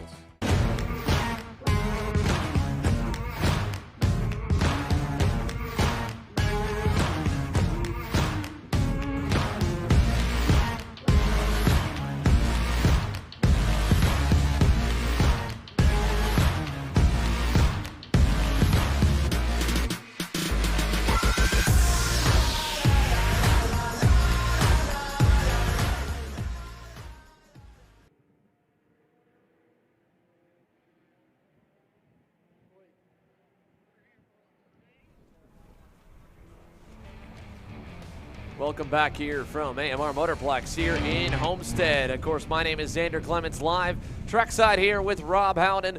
Rob, we just finished our first race of the day. We've been back and forth with a little bit of sun shower, just to kind of keep this track slippery. It's not been enough for slick tires, and it was for wet tires. It's been slick tires through that first Microsoft race, but you can see overcast skies, still kind of gloomy looking overall, and who knows? Maybe in another 30 minutes we get another quick sun shower. Well, I think first and foremost, with us looking at the forecast, that front that was coming through, I think that we probably got a little bit lucky. It did stay south of us. We did get a little bit of rain for sure, but I expect we saw how dark the clouds were on the other side of the speedway. It probably hit a lot harder further south of us. So I think we're pretty lucky with what we got, and ideally we'll be able to have a dry racetrack through the remainder of the day. You did say that we had some dampness earlier on in the day for qualifying. These pre-finals look good. Excellent run for Alessandro Truccio, Rocco Simoni, Benja Fernandez running there as well in second and third together. Kind of a carbon copy of what we saw yesterday in the main, where Truccio was able to pull away, and the better battle was behind for the final positions on the podium. Now we get to do the same thing here with X30 Junior. We'll see what happens. Caleb Gaffaro, of course, a big win yesterday. He'll look forward to seeing if he can't double it up here as well. It will be, though, Max Schweid. That was a wild qualifying session for those of you who may have tuned in. You remember everybody was kind of pushing super hard. Gaffaro was trying to get that last lap. He went off. Jers didn't go off. Max Schweid in the number 889 able to steal the pole, so he'll start on the inside of the front row. Yeah, Max Schweid going to get to start with Austin Jers alongside, thanks to Gaffera's little bobble on that final lap. And both drivers were close yesterday. Max Schweid had that wild, weird ending to his main event. Remember, he was running up front, was inside the top 3, and then for whatever reason had a problem back in turn number 4 and went wide. That's right. It looked like he had a mechanical failure and pulled off.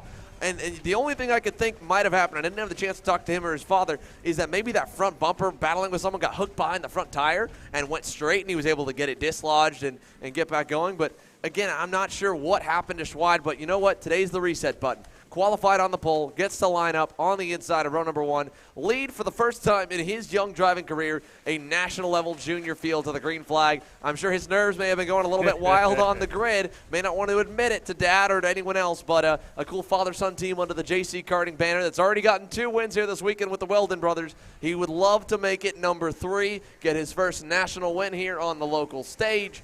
And as they come down the start-finish line straight, pre-final number 2, KA100 Junior. Let's see it. Tram lines looking good. Green flag coming. Green flag is there. We're racing to the first corner. And down the inside, Schweid will get to the lead. Gaffera quickly into second. Mateo Naranjo, I believe, might have been able to move into third. No, that was Adam Brickley. Sorry, mixed up one of the Trinity Karting Group Kart Republics. Brickley up the order. And Caleb Gaffera quickly, decisively goes through to the lead, and Austin Jers gets shuffled wide. They're all coming to you here at turn number 5, Rob. Yeah, remember Caleb Gaffera had a really good run yesterday, was able to pull away at the end of that race to score the victory to start off his KA100 Winter Series campaign with a triumph. He goes to the lead very quickly here, made a good move to the inside of turn number 4 and out of the infield section of this racetrack and into the box of turn number 10 and 11. The double apex, the 2 left-hand 90-degree corners. He'll lead down the back straightaway with Max Schweid right there. They've actually got about an 8-kart length lead, as you can see there now, over Austin Jers, who runs P3. So the front 2 drivers with a good cushion, over 0.6 of a second. Adam Brickley up into 4th. Luke Welcome, a winner last year here in the Winter Series, into the 5th spot. Garbarino in 6th. Plavovich in 7th. Seville 8th. Stephen Miller 9th. And rounding out the top 10, first time by, Jake Giordano. But Caleb Gaffera, good lead here, but look at already Austin Jers eating up what was was over half a second.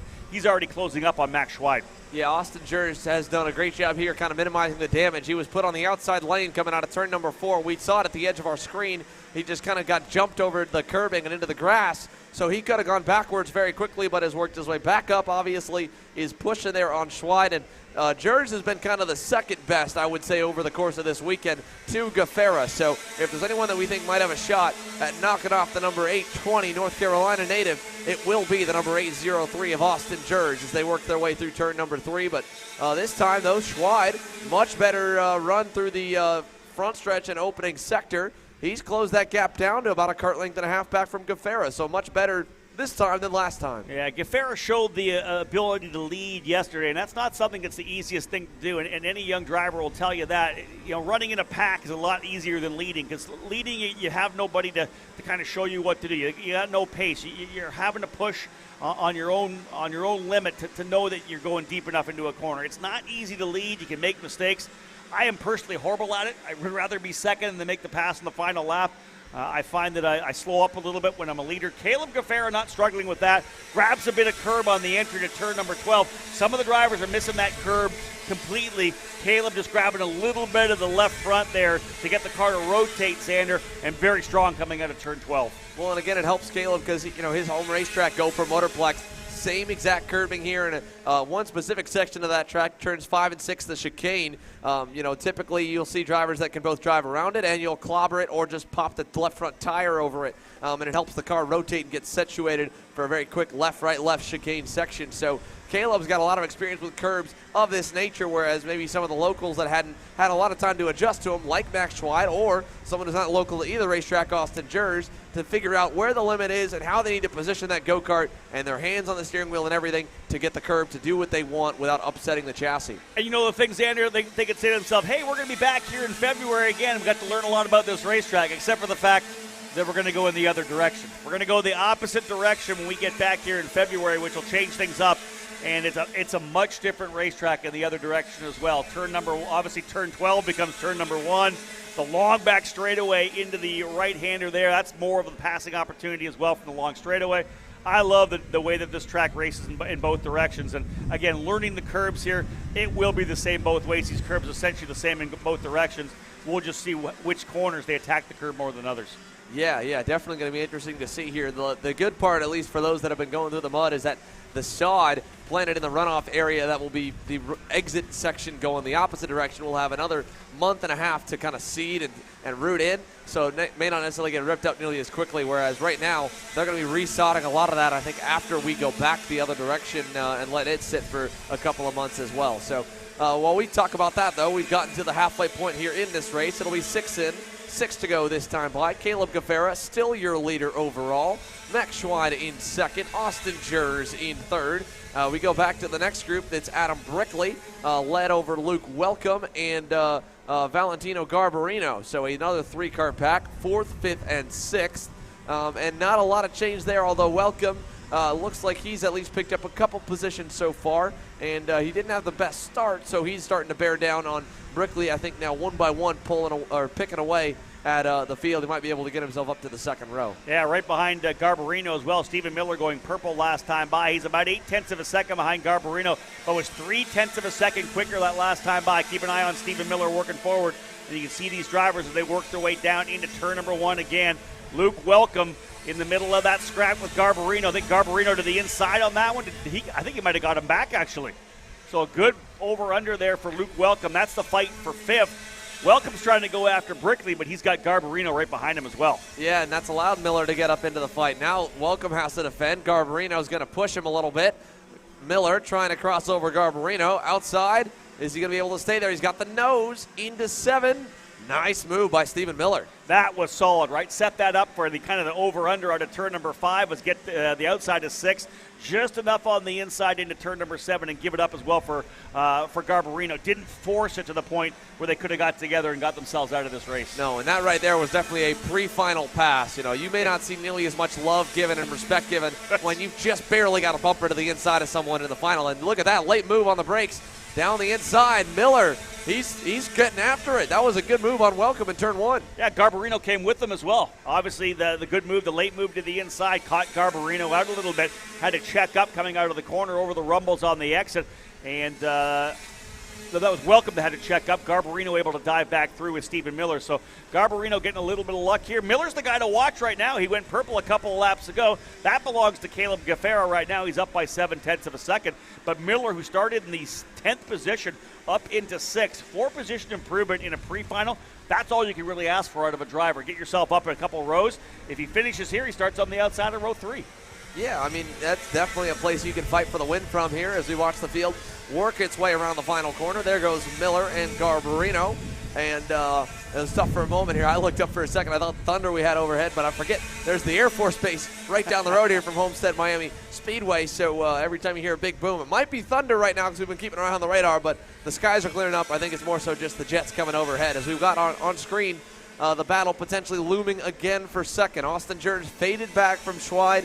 Now he's closed in once again, only about a cart length away, headed through the carousel with Caleb Gaffera, still about a second up the road. Yeah, Austin Jers was about 1/10 of a second quicker than Max Schweid last time by. You can see he's got right back to the rear bumper now. Jers, who finished second yesterday, trying to get a big run down the straightaway here, thinking about to the inside at turn 12. No. What kind of a run does he get out of the corner? Pretty solid, but still about a length back. Not close enough to look to the inside coming into turn number 1 either. So Austin Jers putting a lot of pressure on the local driver, Max Schweid, right now, who is having a good run for JC Karting on the Cosmic. Lead now 0.8 of a second. You can see Caleb Gaffera just up the road by about 8-9 cart lengths. And the time winding down here, about 3 laps remaining. It'll be 2 to go next time by. Austin Jers, Xander, again, right with them. What do you think? Do we have the inside line coming through here? There it is, the tighter line through 7 and 8. Set it up. Book it. There goes Austin Jers to P2. Now, very nicely done there by Austin Jers. So as he moves up the order, Max Schweid drops back to 3rd. Still a great spot to be in to look towards the main event. And now he gets to watch Jers a little bit for the next 2 laps or so of how he gets around this racetrack, because we're coming to the double sticks. 2 laps left here in this pre-final for KA100 Junior, presented by Team Bennick. And Caleb Gaffera's lead now with that pass moves to a second, so he should be well into the safe zone ahead of second and third. We'll keep our eye on Schweid, see if he decides to follow Jers around for the final 2 laps or if he wants to make a move back for P2. And the battles behind them have kind of subsided, but we'll keep a close tab on them if and when they even open back up once again. Adam Breckley 4th, Garbarino 5th, Stephen Miller up 4 positions, Ernesto Plavovich up 4 positions as well. Luke Welcome was up as high as P5. He is down to 9th, was shuffled back and just kind of dropped really more after that with Reagan Seville at the end of your top 10 here. Coming to the white flag, though, this time by Rob, Caleb Gaffera seems to have been able to put that little bobble in qualifying behind him here because this has been a very well put together pre-final. Yeah, big win yesterday for Gaffera, trying to get that pole position locked in for the main event this afternoon. Max Schweid had just a little bit of trouble coming out of turn number 4 on that penultimate lap, and that gave Jers the opportunity to get out by about 0.4 of a second. So no real challenge right now within the top 3. You can see Schweid still a couple of kart lengths back, but this is the lead for Gaffera as he wants to get max points. Remember, that's one of the things about the SuperKarts USA point system as well. You may want to hold a spot. Yeah, I don't want to finish second. I'd rather finish third to start on the inside of row number 2 for a main. But there's so many points up for grabs in the pre-finals. You don't want to let any of them be on the table when you're thinking about a championship when we get back here in February. Absolutely right here, Rob. So at least maximum points on the ticket here for Caleb Gaffera. Checkered flag in the air. KA100 Junior Pre-Final winner here for Sunday. Austin Jers second. Max Schweid finishes third, about 0.4 of a second back. And Valentino Garbarino and Stephen Miller, their battle comes down with Garbarino in favor in 4th across the stripe. Miller 5 spots up from P10. Makes up a number of positions to lock himself to the inside of row number 3. That's a great run here in the pre-final. Nice, solid, everything you could ask for out of a driver to put himself in a spot to fight for the main. And then we go down, Adam Breckley, Luke Welcome, Ernesto Plavovich, Max Taylor, Reagan Seville. Definitely a tame K100 Junior Pre-Final. I don't know if we could say the same about the seniors coming out. Right? I think gloves might be off in that one. But, yeah, you know what? I'll point out two great runs. Caleb Gaffera, a 1.1 second victory, keeping on that momentum from yesterday. And Stephen Miller. When you qualify to start 10th, you're sitting down with your team. You're like, God, just move us forward a little bit. Let's see what we can do. Miller's going to start on the inside of row number 2, great place, or row number 3. Great place to start for him, but a 5-position improvement. Miller back in the conversation for, if not a win, a podium finish for sure.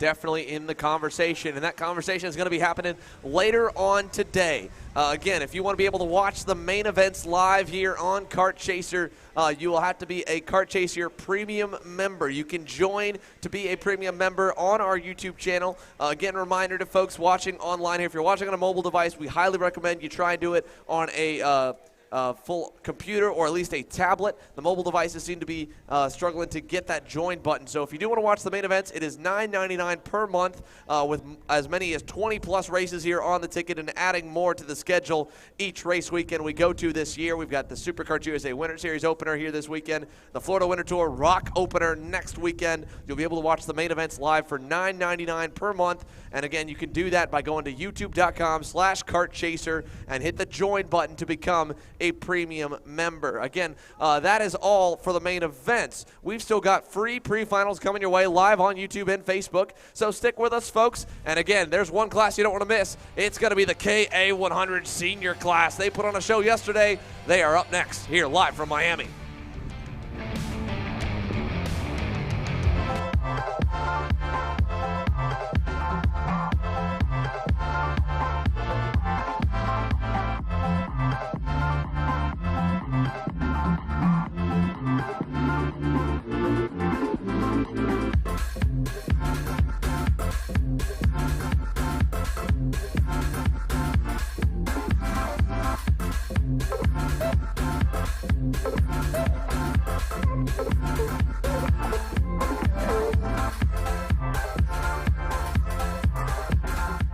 I'm David Serra, 18-time Australian karting champion, and we're launching Kart Class. Kart Class is an advanced digital training program that suits a driver who's just starting out in the sport, all the way to the driver looking to win a national championship.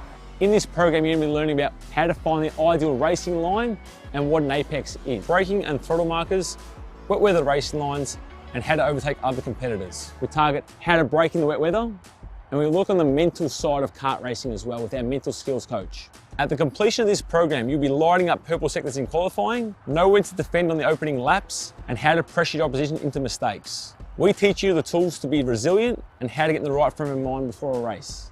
We look to complete the whole package by getting a strong mindset, a driving style to suit all conditions, strategizing your race, and getting the last 1% from your team. We'll teach you how to win the final lap of a race, driving the wet like Max Verstappen, and creating the perfect bubble for yourself to mentally be in the zone. To find out more, click the link below.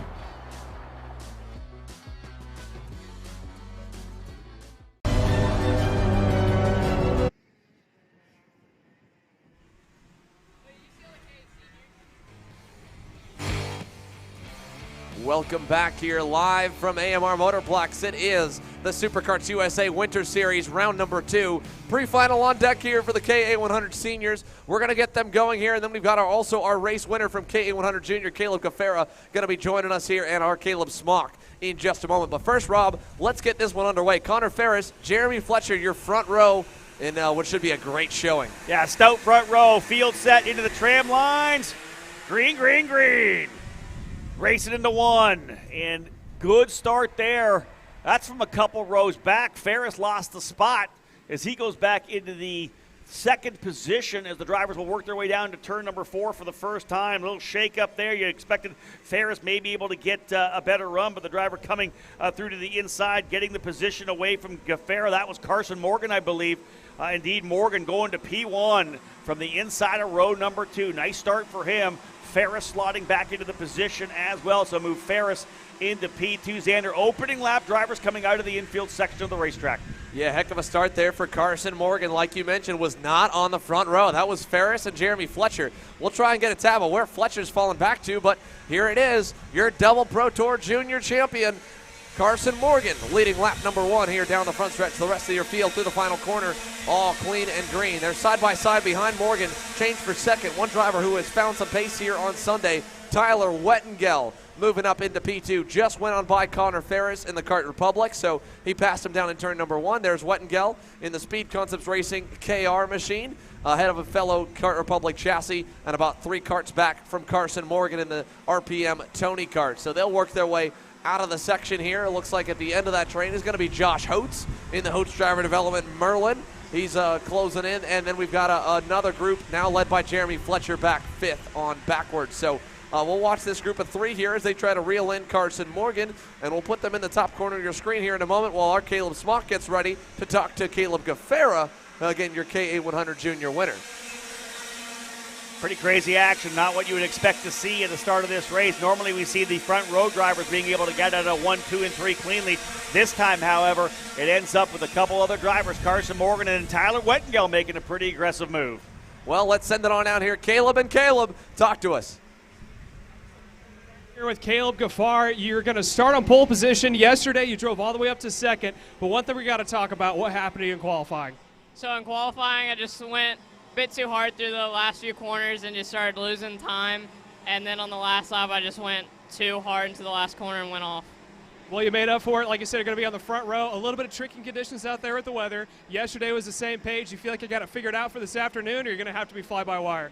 Yeah, I think we'll be all right as long as we just stay right there. If anybody else is in the lead, I think we'll be okay. All right, there it is, ladies and gentlemen. Caleb Gaffar is going to start on pole position for your KA Junior. Back to you in the booth, Xander.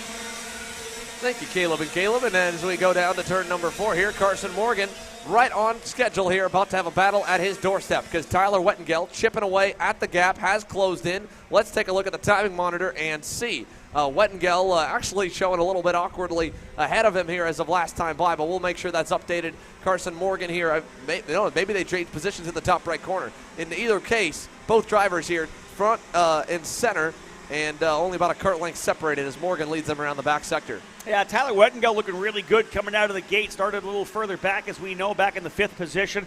Immediately worked his way by Ferris as well and took up the chase on Carson Morgan out of turn number 12. You can see how close Wettengel is right now, tucking in behind that wheel. Driving the Kart Republic out of the Speed Concepts Racing tent. Aggressive right now. And again, Carson Morgan answering the question very quickly. Same thing we had with Connor Zilic last year. How good are these young junior drivers going to be when they come into senior for the first time? Are they going to get roughed up by the established drivers? Well, it's hard to get roughed up when you're out front, and Carson Morgan's been in a couple of rough ones. We know that there was a bit of a dice-up at the end of the Super Nationals. He was in a scrap yesterday as well. There was a bunch of stuff happening at the end of this race in X30 Senior as well yesterday. But he's out front right now answering all the questions. Carson Morgan's going to challenge for race wins and maybe even the championships this year. You know, I got to say one thing, though, about the Morgan brothers and Jeremy Fletcher, and obviously Connor Zilic was involved in a spat with them back at Supernats, is that these kids, as young as they are putting on a good showing to a lot of older drivers in the sport that, man, they are putting on some of the roughest racing in a good way. I mean, it's entertaining from every way, and maybe it doesn't always end up in their favor, but they seem content with it because they're hanging out with each other an hour after. And we're not talking like, you know, the micro kids. It might still be fun for them at that point. They're playing football an hour after. I mean, they definitely could take it personal, but they don't. They've been very professional about it and been like, look, we go on track. We're not buddies. When we're off track, I like you. You're my friend. I laughed about that because literally, of course, everything that happens on the racetrack at the end of the Super Nationals, we're walking around the Resorts World Hotel afterwards on Super Sunday evening, and there's Zilic and Morgan laughing with each other, you know, hanging out, which I thought was hilarious. And that's what it's all about, right? It's we go to work on the racetrack. We drop the gloves, they're hammer down, but when we're off the racetrack, we're hanging out having a good time. It just bodes great for the future of the sport. You know, obviously, we'd love to keep. Oh, a little mistake there from Morgan. Sorry, he dropped a tire to the outside of turn number 2 on the curve. It went a little wide. In fact, he's gonna. Oh, Wettengel looked about it. Didn't make him pay for it right there, but brought Ferris back in too. It did. It bottlenecked the whole top 3. But what I wanted to say is, you know, it just bodes well because these are young drivers, right? We're gonna get to see them for hopefully at least this full season, if not a couple seasons, and continuing to come on back. The future of our sport at the national level looks to be very entertaining with already 2 races under their belt. Carson Morgan and Jeremy Fletcher here, his first full race, technically his second at the level, first at the national level, and it's been fireworks. You know, so if we're treated like this all season long, we are really in for a great show. Looks like potential for some sprinkles to come back onto the racetrack here once again. That very similar deal, kind of a more of a misty sprinkle. The kart chaser crew going to work here, making sure that the boot stays Ferris dry. Went wide. Yeah, you're right. Sorry, we were focusing on, that was a good point there, but it's definitely changing for the drivers too. Our crew is battening down the hatches, so we're going to do our best to make sure the cameras capture it, but now it's getting slippery. Yeah. Morgan's slowing down. Ferris went wide. He's dropped to 4th. I think that's Fletcher to 3rd. Wettengel is 2nd. Oh, look how much slower they are right now. They're just trying to get these karts to turn now, Xander. Literally, you get into that corner, you can see that Morgan was just trying to get the thing to turn a little bit. Here's further back in the pack. That's Peyton Phillips battling it out. That's Fletcher. So that's 3rd, 4th, and 5th right there. Or is it 2nd, 3rd, and 4th now? No, I think that is indeed. There's 1st and 2nd. We were just battling there with 3rd, 4th, and 5th, which would have been Ferris, Fletcher, and Phillips. So again, with just a light, kind of a misty sprinkle, making things a lot tougher coming through the corners here. Now look at how it is stacked up, Xander. The front 6 or 7 drivers all nose to tail. You can see the droplets there on some of our cameras. Carson Morgan trying to get creative. He pops the curb. Jeremy Fletcher, different line from Wettengel, gets into 2nd. Now Fletcher, Florida-born, Florida-raised. He spent a lot of time with these kinds of sun showers. He knows what he needs. And as Wettengel defends a little bit into 4, they're all, dude, that's like a 13-car pack right there. Let's bring Peyton Phillips, Aiden Rudolph, Nick Terlecki, Finnegan Bailiff, and Aiden Levy all back into the fight here as well. Check out that wide shot there. Phillips able to get by Wettengel there in turn 5, and the whole cavalry's coming along with him. Wettengel's under heavy fire. Here's Ferris on him. Gavin Bailiff, I think, is next. No, Finnegan Bailiff's next in line. Rudolph's been shuffled a little bit back, but it's changing every single corner. Wild stuff. Carson Morgan leads them down the back, and here comes Jeremy Fletcher. This will be the first time they're going to get near each other since yesterday, because remember that X30 final, after the craziness that took Fletcher out in the K-Main, Fletcher had to start last at X30. He almost got to Carson, did not by the end. There's 3 to go. SKUSA's letting them race, and this will be the first time we'll get to see them really race each other. I like it. Let them race. I don't care if it starts pouring down rain. Slow down. There's no need to go red here. Let these guys race for sure. Yesterday we had all that rain at the start of the day, then beautiful sunshine for the rest of the day. Not getting that right now. It's on and off, a little bit of sprinkle here and there. David Cole even rolling by with the rain jacket on right now. This is going to be an interesting finish as there's 3 laps still to go.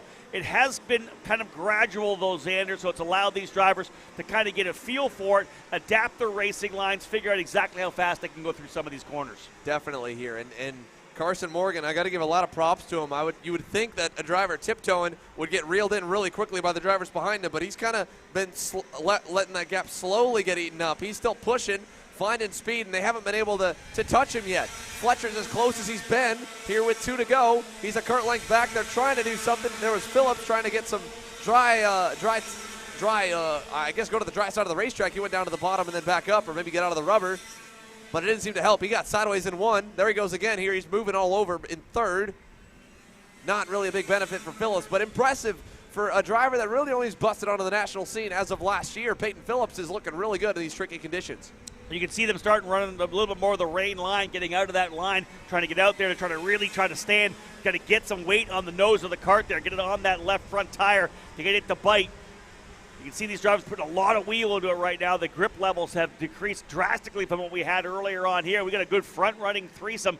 Here's the battle here. They'll see the white flag this next time by. Morgan leads, Fletcher second, and Peyton Phillips for core karting P3. They got a gap back now to Tyler Wettengel. And Fletcher gets by for the lead here at the white flag. Good move. Morgan still got the outside. He's got the grip. Fletcher's trying to clear him. He does. Look at Peyton Phillips trying to find a way by as well. Good pass there, coming down into 12 for Jeremy Fletcher.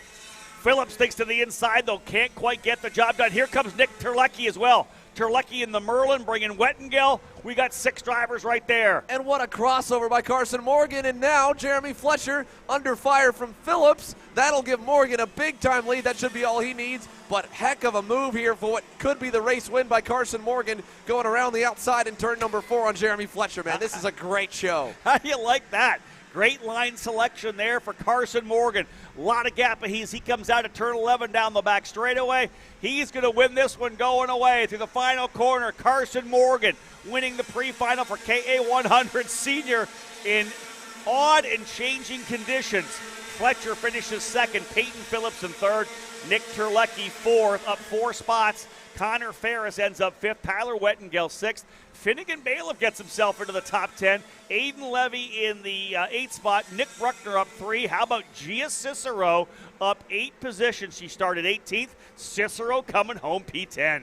Definitely a good run for Cicero, and big mover there was Drew Chappell up 14 spots in the 972. That's the teammate of Peyton Phillips under the core karting banners. So 3rd, and then a 15th from dead last.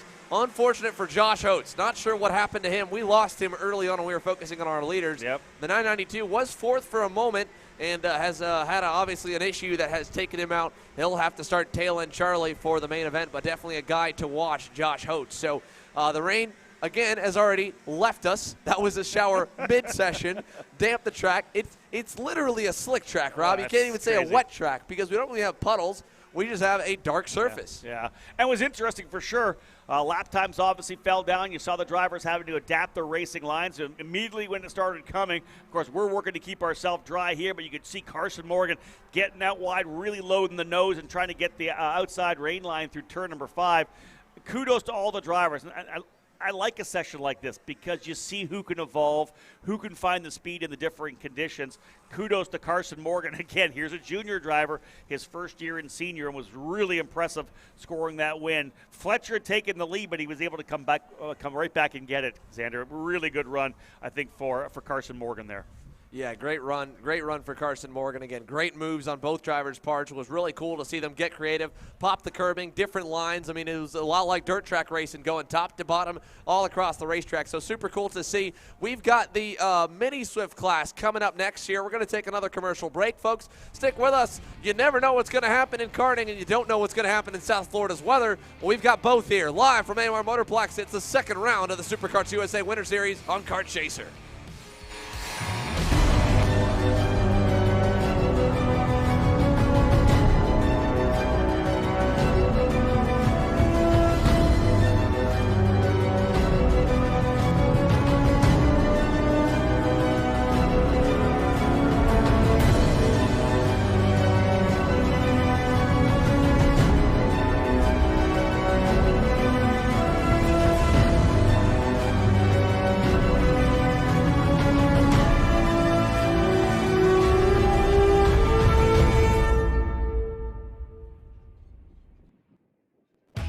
Kart Store USA is a kart parts supplier that racers and retailers can count on when they need reliable advice and service.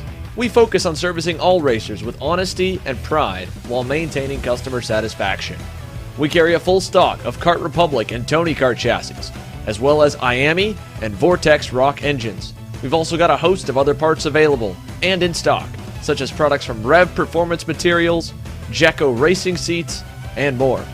We have a 100% satisfaction guarantee, and on top of that, if your order exceeds $200, shipping is on us. Check out all we have to offer today by visiting us online at kartstore-usa.com.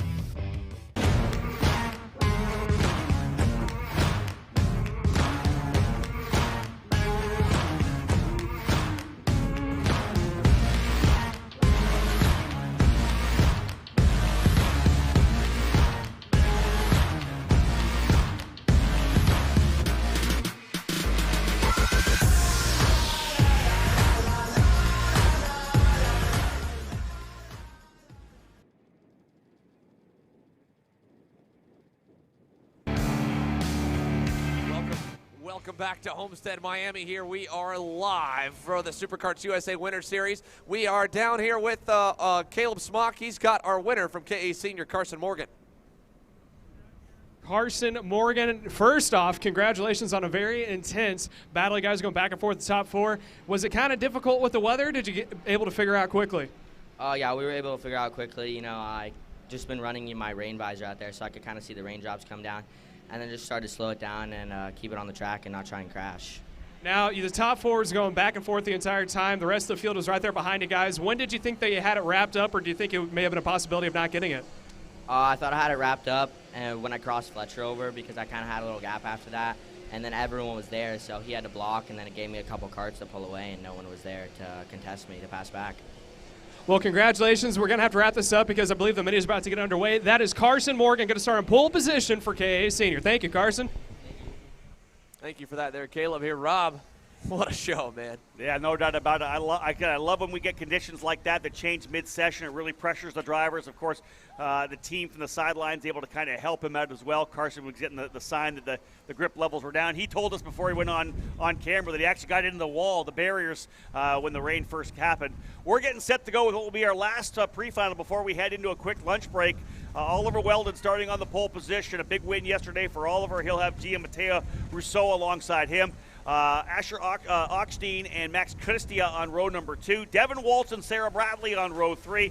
Salvador Della Vecchia as well, alongside Jensen Burnett, Lucas Palacio, and Kai Johnson, your top 10. Field coming into position, underway. I'm not sure if everybody was in the tram lines at that point. That looked a little weird coming into turn number 1, but drivers coming through 2 and 3. We're underway with our, again, last pre-final before we head into the lunch break here. Again, those of you watching on Kart Chaser will be back again. I believe the scheduled time to return is, what is it? 12:35. Yeah, We'll be so back with 12:30 with the shifter, guys. A 30-minute session. Here's your leader, though, in the number 194. Ockstein getting out to an early lead. Solid starting in that third position. That's the second race in a row that the third-place driver has gone through to the lead here by halfway. Oh, we got a big pile-up at turn number 5. That's about 3 or 4 drivers collected, and one more over here at turn number 6, just off camera. And they're going to pull them off to the side of the racetrack here because it was slick conditions. One of the drivers involved is Carson Weinberg, your second-place finisher from yesterday. He's trying to get that car back going over at turn number 5, but unfortunately for Weinberg, it's not going to be the case there, so we've lost a lot of drivers just off camera. We apologize for that.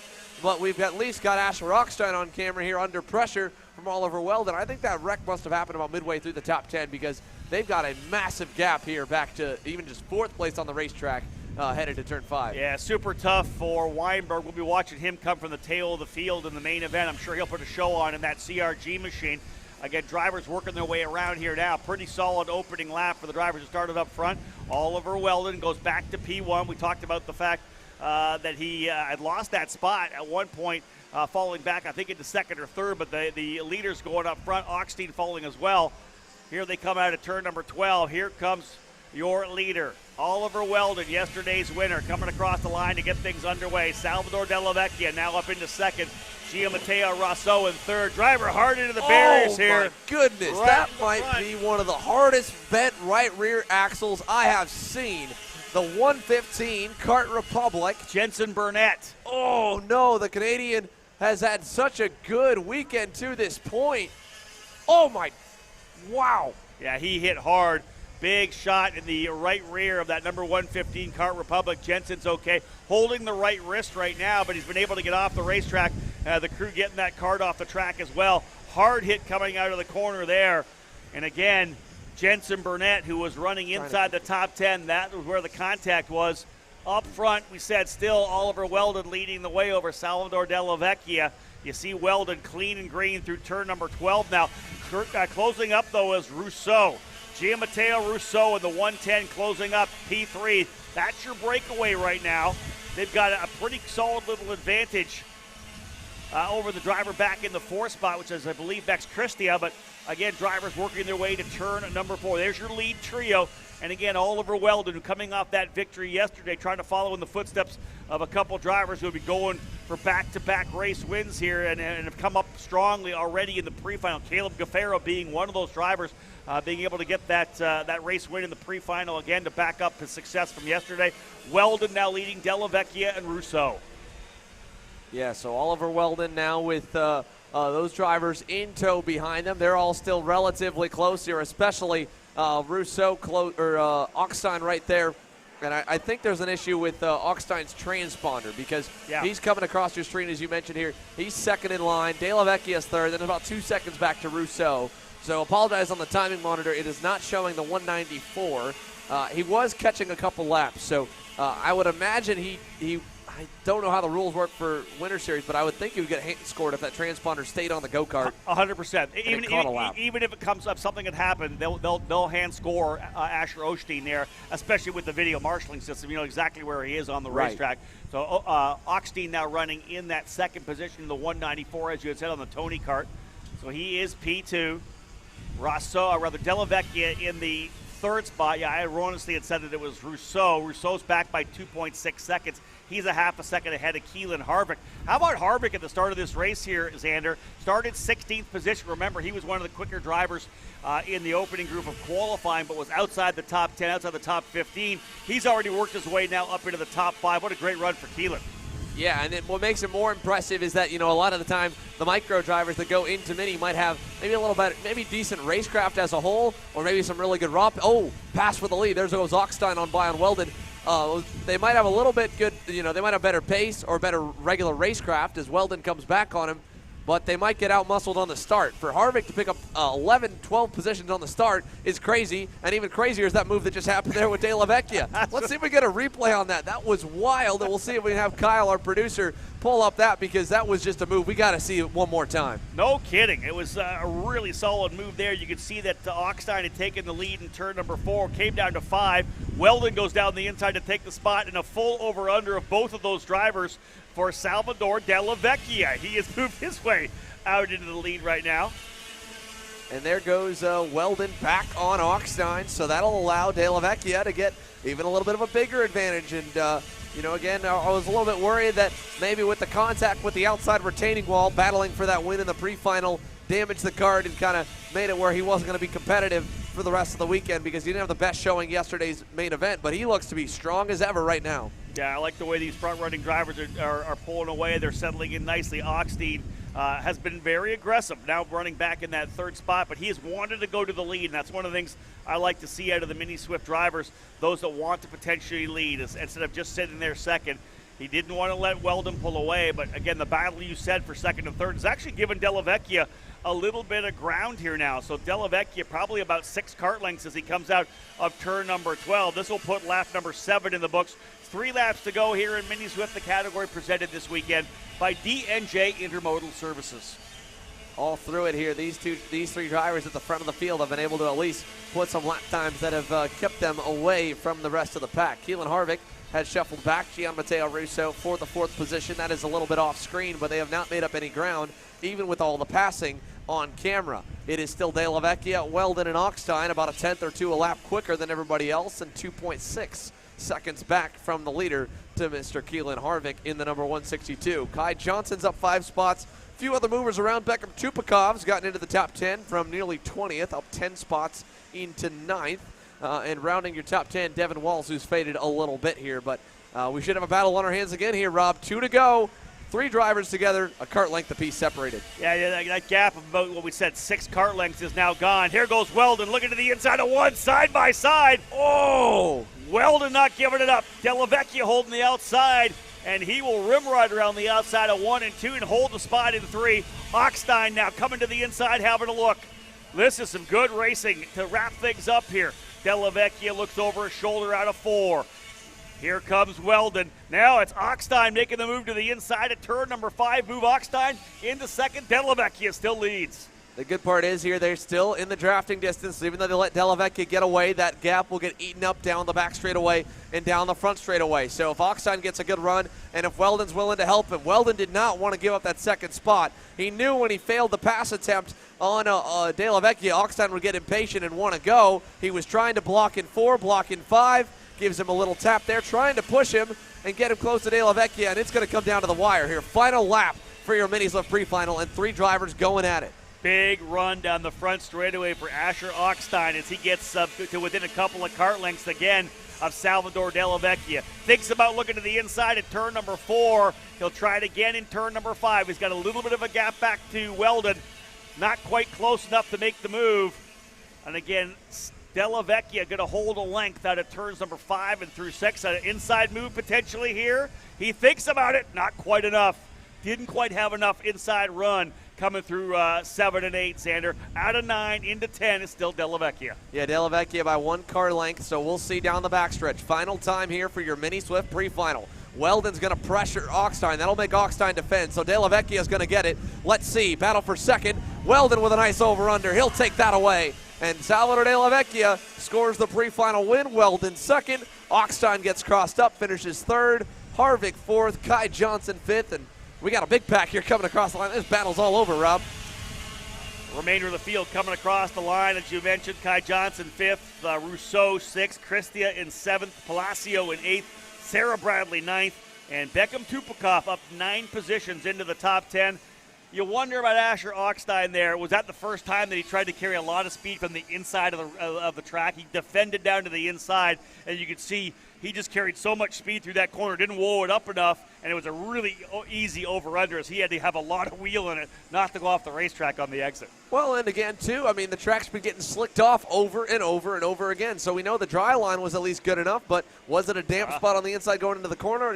It doesn't look like it could have been, but a lot of factors for sure. But, yeah, I don't think he probably defended much there, at least definitely not here on this new layout where we're only racing a handful of main events up until today.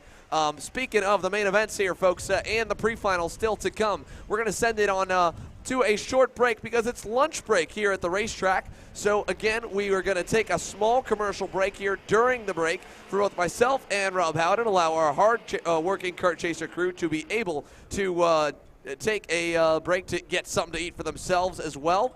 That means our coverage will resume at 12:35 p.m. Eastern with the Pro and Master Shifter Pre-Final. But in the meantime, while we are live here and the cameras are starting to work their way on in, let's go ahead and give you guys a quick update and reminder that if you would like to watch the main events here live from AMR Motorplex here at Homestead-Miami Speedway, you can do so by going to youtube.com/kartchaser and hitting the join button to becoming a premium member of the channel. That is the only way you can watch the main events live. Of course, if you're watching live right now, you're watching one of our free streams on either YouTube or Facebook, on any of the platforms you might be comfortable with and are watching. But if you'd like for the chance to watch the main events live, which of course kick off at 1:35 with the Micro Swift main event, make sure that you subscribe and join the Kart Chaser Premium membership at $9.99 a month. And remember, the first month's basically free because it doesn't bill you till the 30th day, and you can cancel at any time. We appreciate all you guys supporting us here. Rob, obviously we're going to sign off, but any words here before we take a short break for lunch, because this racing just like the weather, unpredictable. Yeah, it's been wild for sure. The weather that we had, a little bit of rain here or there, a lot of great racing for sure, Xander. We're going to have more of it. Let's just hope that the weather's gone, that we can get some dry racing, because based on what we saw yesterday, I think we're going to see even more great battles up front. Drivers getting more comfortable with each other on the racetrack. Some of these guys have not raced together in a long time. And again, the juniors moving up, the micros moving up to mini to junior. A lot of guys that haven't had a chance to go wheel to wheel. That's going to change things here this afternoon. Yeah, that's definitely going to change things quite a bit. So again here, Rob Howden with eKarting News and Superkarts USA. Myself, Xander Clemens with Kart Chaser. Caleb Smock and Jenna Tommy again will be joining us, giving you more interviews as we come back in the afternoon. We'll take our short lunch break. Stick with us, folks, or at least set your alarms. 12:35 p.m. Eastern Time. We'll be back.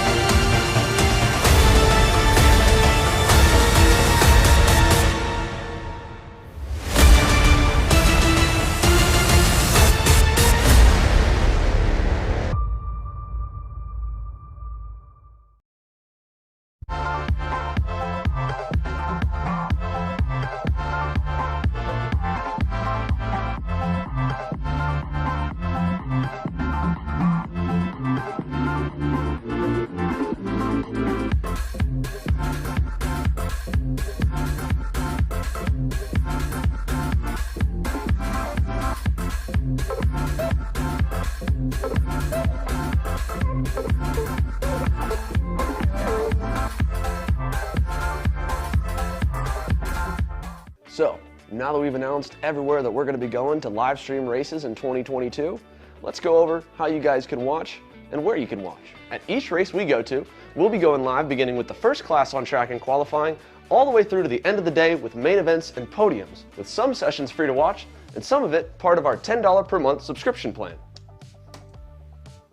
For every qualifying session, heat race, pre-final, and or last chance qualifier, you'll be able to watch free on our YouTube page, our Facebook page, and the Series or Promoters Facebook pages as well. Then, if you want to watch the main events live, you'll be able to do that on our YouTube channel's premium subscription for $10 per month. And if you can't afford to do it, you'll be able to watch the replay of the main events for free after the race weekend's over. To sign up for our $10 per month premium subscription on YouTube, it's super simple. As long as you're signed into your YouTube account, go to our page, hit the join button, put in your payment information, and you'll notice even at the bottom, YouTube doesn't bill you until the 30th day of the first month. Now you may be wondering, why even do a subscription plan at all? And the truth is, broadcasts are expensive. We've got a big team to put on these productions, and even with the help of the series and event promoters and advertisers, it still costs a lot. And we also want to do them bigger and better every single event we go to. And hey, if you can't or don't want to join the $10 per month subscription plan, you can still watch all the racing sessions with qualifying, heat races, pre-finals, LCQs live for free, and of course the main events on replay after the race weekend.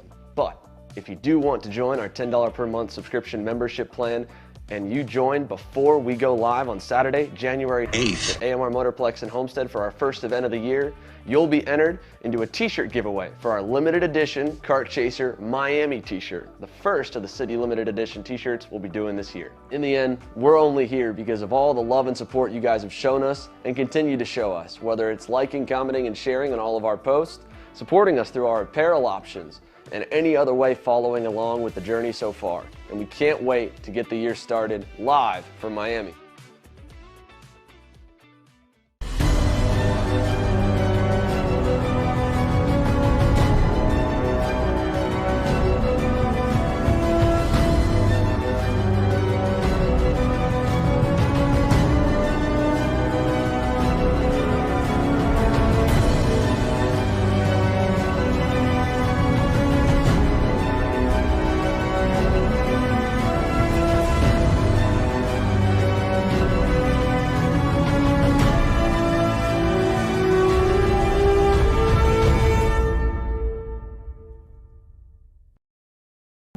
USA, a top-level performance team with unmatched hospitality. offering a full-service driver development program with year-round testing available in Miami, Florida, and the official North America racing team of Parolin Racing Chassis. Chassis and parts available at ParolinUSA.com. If you're looking for top-grade equipment, look no further than Rev Performance Materials engine mounts, sprockets, and RK chains. Available online now at RevPerformanceMaterials.com and through a dealer near you. The highest quality material, built to the highest quality standards. Rev Performance Materials.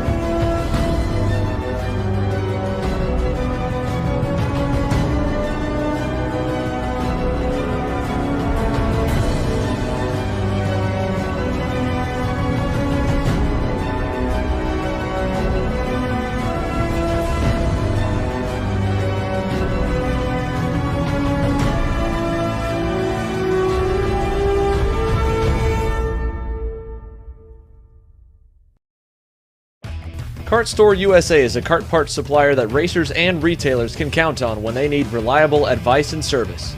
We focus on servicing all racers with honesty and pride while maintaining customer satisfaction. We carry a full stock of Kart Republic and Tony Kart chassis, as well as IAMI and Vortex Rock engines. We've also got a host of other parts available and in stock, such as products from Rev Performance Materials, Jekko Racing Seats, and more. We have a 100% satisfaction guarantee, and on top of that, if your order exceeds $200, shipping is on us. Check out all we have to offer today by visiting us online at kartstore-usa.com.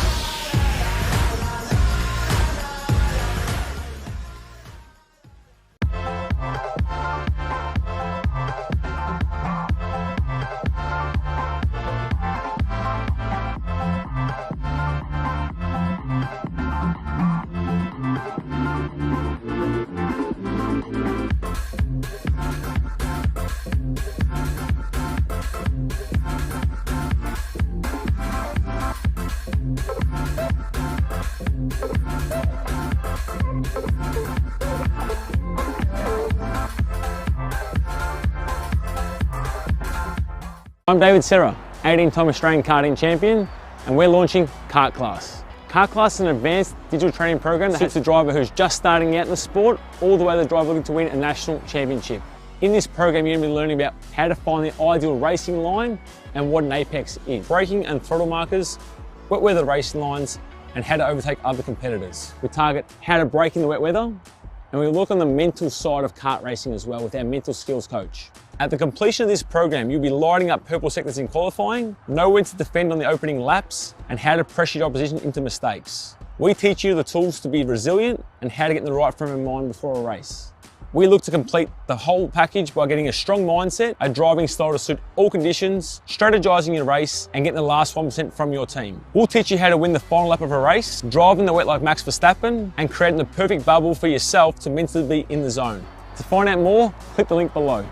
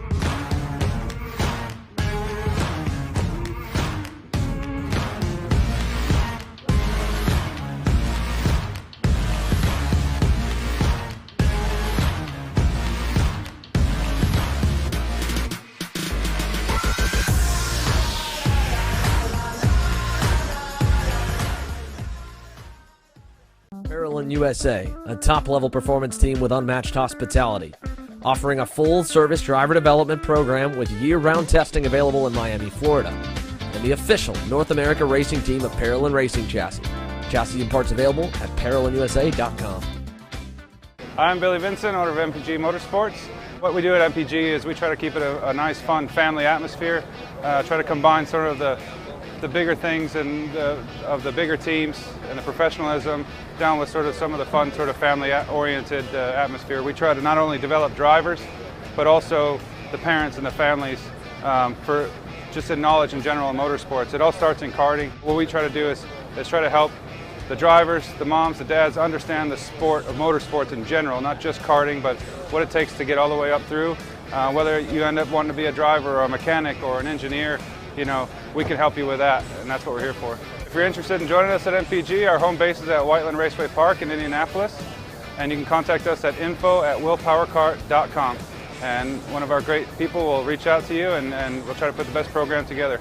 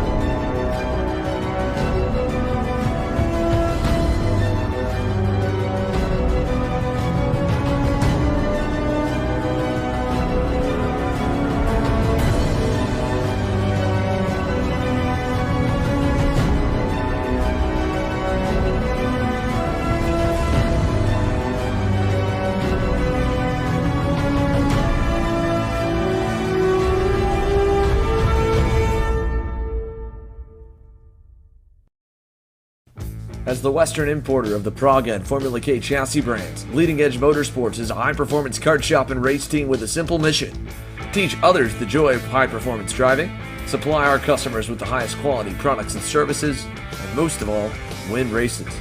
With our remarkable racing inventory, expert services, and top-ranked national-level team to back it up, we'll help to get your new kart racing package up and running fast. From arrive and drive service to kart preparation and driver coaching to the parts you need to get you back on the racetrack, Leading Edge Motorsports is the industry answer.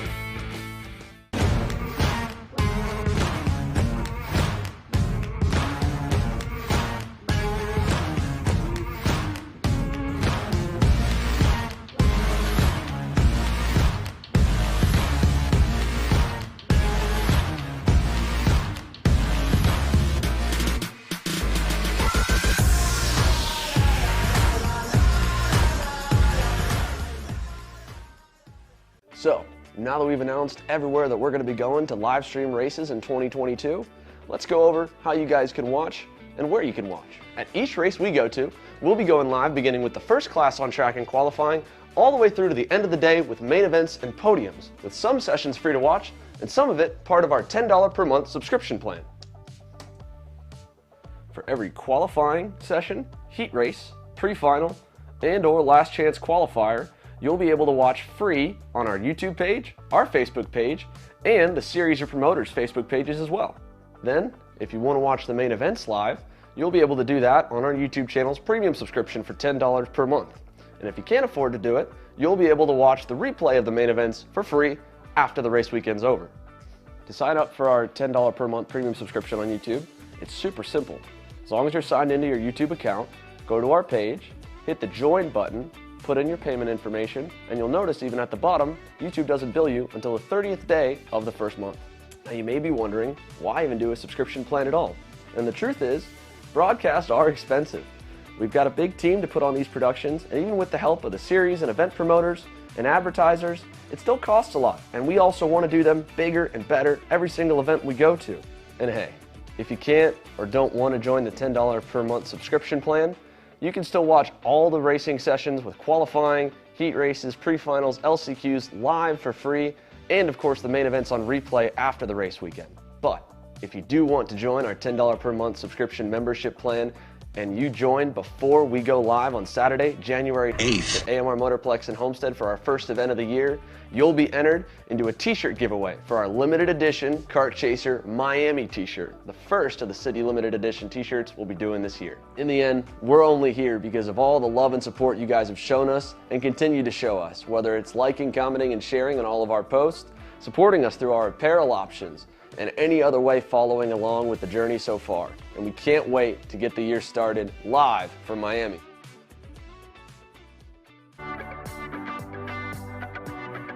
So again, karting is no stranger to the South Florida area. It's been coming here for over 20 years, more than 2 decades of competition. And the 4 past years, we've been coming here for the SKUSA Winter Series live at AMR Motorplex. Of course, this year they've made significant changes to the racetrack, to the curbing, and a lot of the major runoff areas. There were some problem spots looking back that now are going to be a little bit different for drivers to attack here in 2022. So one of the major changes that they made was to the outside curbing, both on the entry and exit of the corner, because obviously we run this racetrack both forwards and backwards here for the SuperKarts USA Winter Series and for their local club championship. So in a collaboration with the Homestead-Miami Speedway and of course themselves to work with the shared parking lot that the track uses, they leveled the curbing to make it flat, but then they had to worry about the runoff situation because in years past, the curbs being elevated as high as they were, especially in their initial rendition, it kept drivers from wanting to jump over them and go beyond it to more pavement. So they added grass patches around the racetrack, and that's been added both again on the entry and exit of every corner, so that will deter drivers from going beyond track limits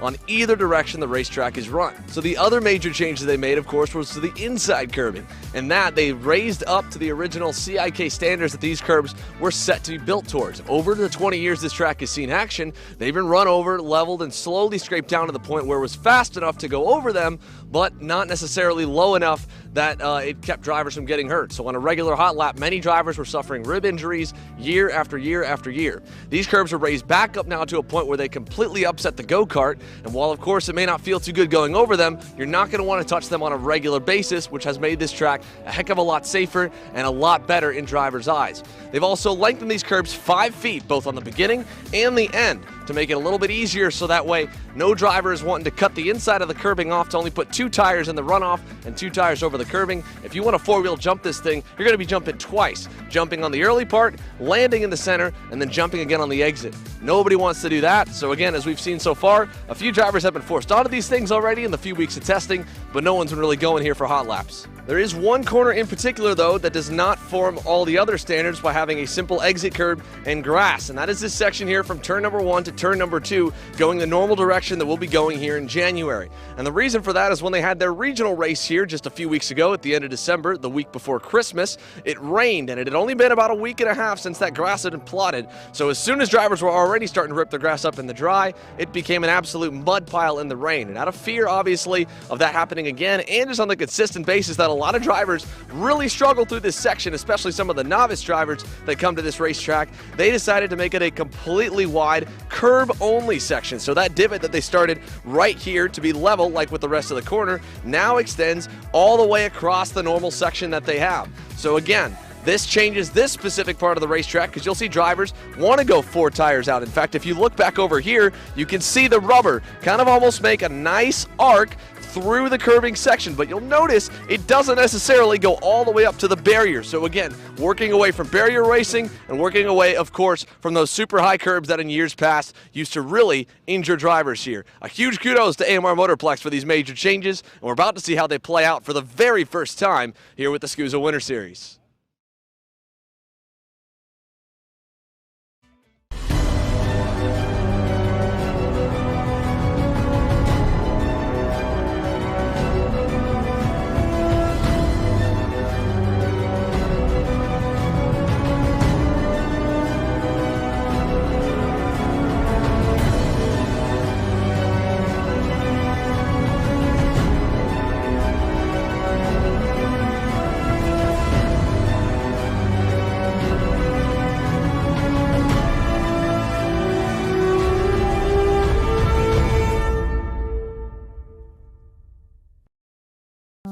USA, a top-level performance team with unmatched hospitality.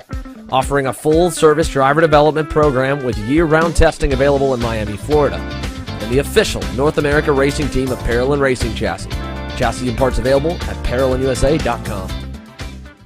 If you're looking for top-grade equipment, look no further than Rev Performance Materials engine mounts, sprockets, and arcade chains. Available online now at RevPerformanceMaterials.com and through a dealer near you. The highest quality material, built to the highest quality standards. Rev Performance Materials.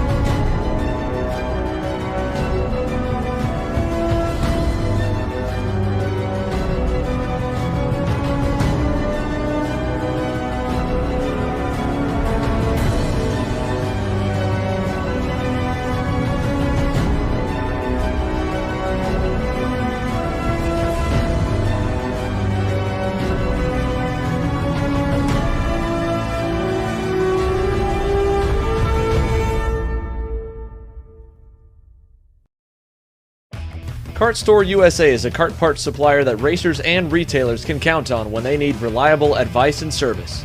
We focus on servicing all racers with honesty and pride while maintaining customer satisfaction. We carry a full stock of Kart Republic and Tony Kart chassis, as well as IAMI and Vortex Rock engines. We've also got a host of other parts available and in stock, such as products from Rev Performance Materials, Jekko Racing Seats, and more. We have a 100% satisfaction guarantee, and on top of that, if your order exceeds $200, shipping is on us. Check out all we have to offer today by visiting us online at kartstore-usa.com.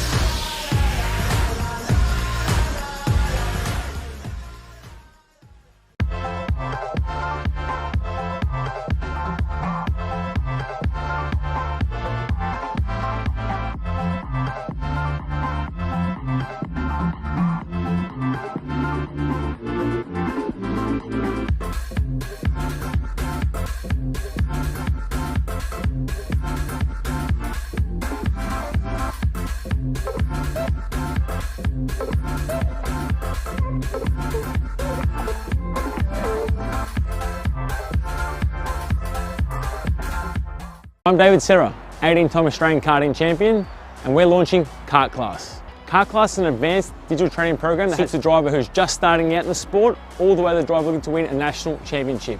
In this program, you're going to be learning about how to find the ideal racing line and what an apex is, braking and throttle markers, wet weather racing lines, and how to overtake other competitors. We target how to brake in the wet weather, and we look on the mental side of kart racing as well with our mental skills coach. At the completion of this program, you'll be lighting up purple sectors in qualifying, know when to defend on the opening laps, and how to pressure your opposition into mistakes. We teach you the tools to be resilient and how to get in the right frame of mind before a race.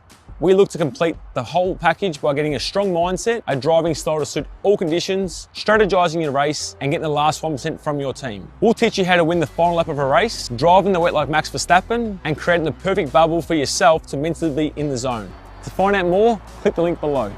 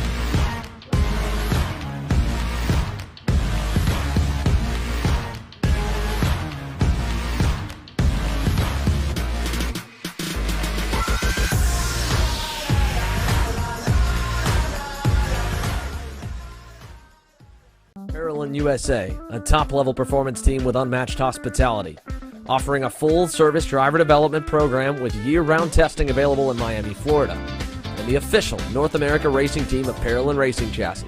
Chassis and parts available at ParolinUSA.com. I'm Billy Vincent, owner of MPG Motorsports. What we do at MPG is we try to keep it a nice, fun family atmosphere, try to combine sort of the bigger things and of the bigger teams and the professionalism down with sort of some of the fun sort of family-oriented atmosphere. We try to not only develop drivers, but also the parents and the families for just in knowledge in general in motorsports. It all starts in karting. What we try to do is try to help the drivers, the moms, the dads understand the sport of motorsports in general, not just karting, but what it takes to get all the way up through. Whether you end up wanting to be a driver or a mechanic or an engineer, you know, we can help you with that, and that's what we're here for. If you're interested in joining us at MPG, our home base is at Whiteland Raceway Park in Indianapolis, and you can contact us at info@willpowerkart.com, and one of our great people will reach out to you, and we'll try to put the best program together.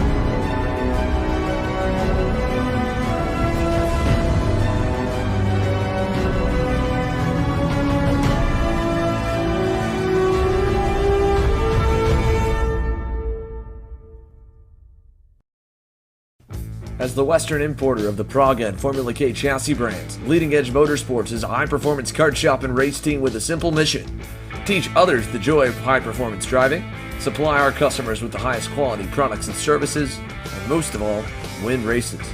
With our remarkable racing inventory, expert services, and top-ranked national-level team to back it up, we'll help to get your new kart racing package up and running fast.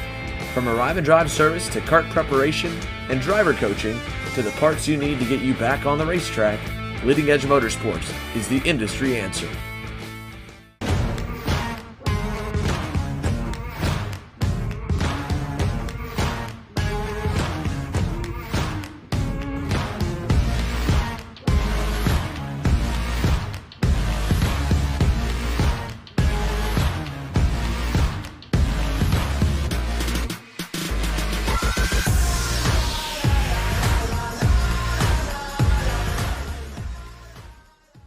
So, now that we've announced everywhere that we're going to be going to live stream races in 2022, let's go over how you guys can watch and where you can watch.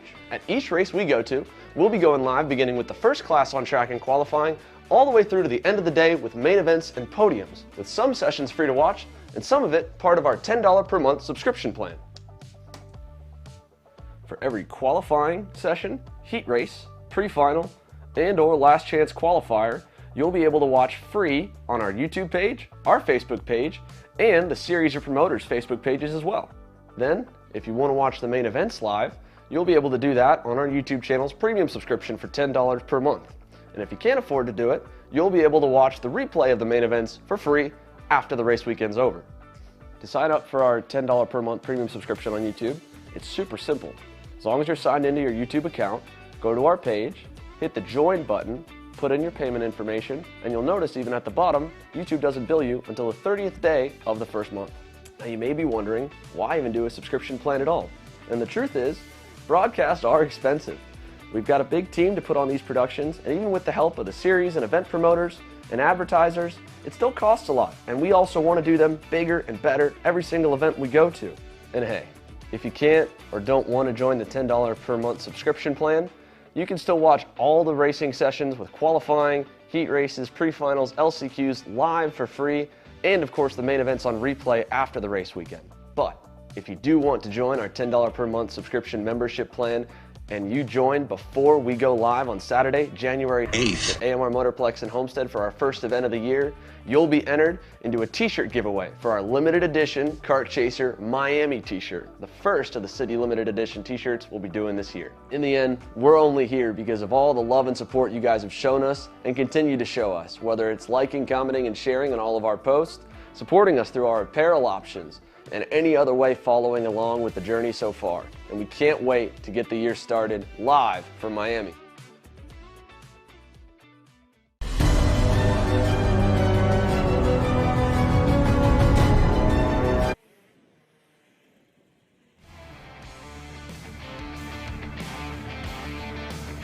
Welcome back here to AMR Homestead-Miami Motorplex. My name is Xander Clements here with Kart Chaser alongside eKarting News Zone and SuperKarts USA's Rob Howden. Rob, we're about to go green. Pro and Master Shifter, they look like they're lined up here. First race after the lunch break, and again, another shower rolled through for no reason. Yeah, literally right before we got rolling here, they're going to give, I think, the drivers one lap around, but right before we got rolling, a little shower came rolling in and dumped the track a little bit. But again, not enough, I think, to really make it too wet itself, but indeed an issue there for the number 203 of Billy Musgrave. Oh, it looks like he didn't get the helmet actually locked down. He literally didn't get out on time. He's getting the gloves on. Dude, I'll say, man, he is always one of the last guys to suit up on the grid. And everyone's kind of got their thing, right? You know, some guys like to stand, some like to sit in the cart like 5 minutes before they go out, helmet on, visor down. Yep. Billy's the exact opposite. Billy will have his suit halfway down and the motors fire up, and he's like, oh, and he's casual about it. I guess it's time. I don't know, man. I know for me, whenever I've been late to the grid for any session and I'm like suiting up, man, I'm frantic. You know, I'm like freaking out. And when he's like to the gun last second, he's just chilling.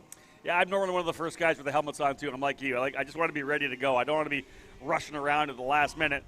They did give the drivers one more time around. They had got into the staging lanes. A couple of drivers did not get off the grid in time, so we're getting rolling once again. Musgrave is scheduled to start in the pole position alongside Alan Isambard. Row 2 will be Gianno Torino and Slavik Pushian.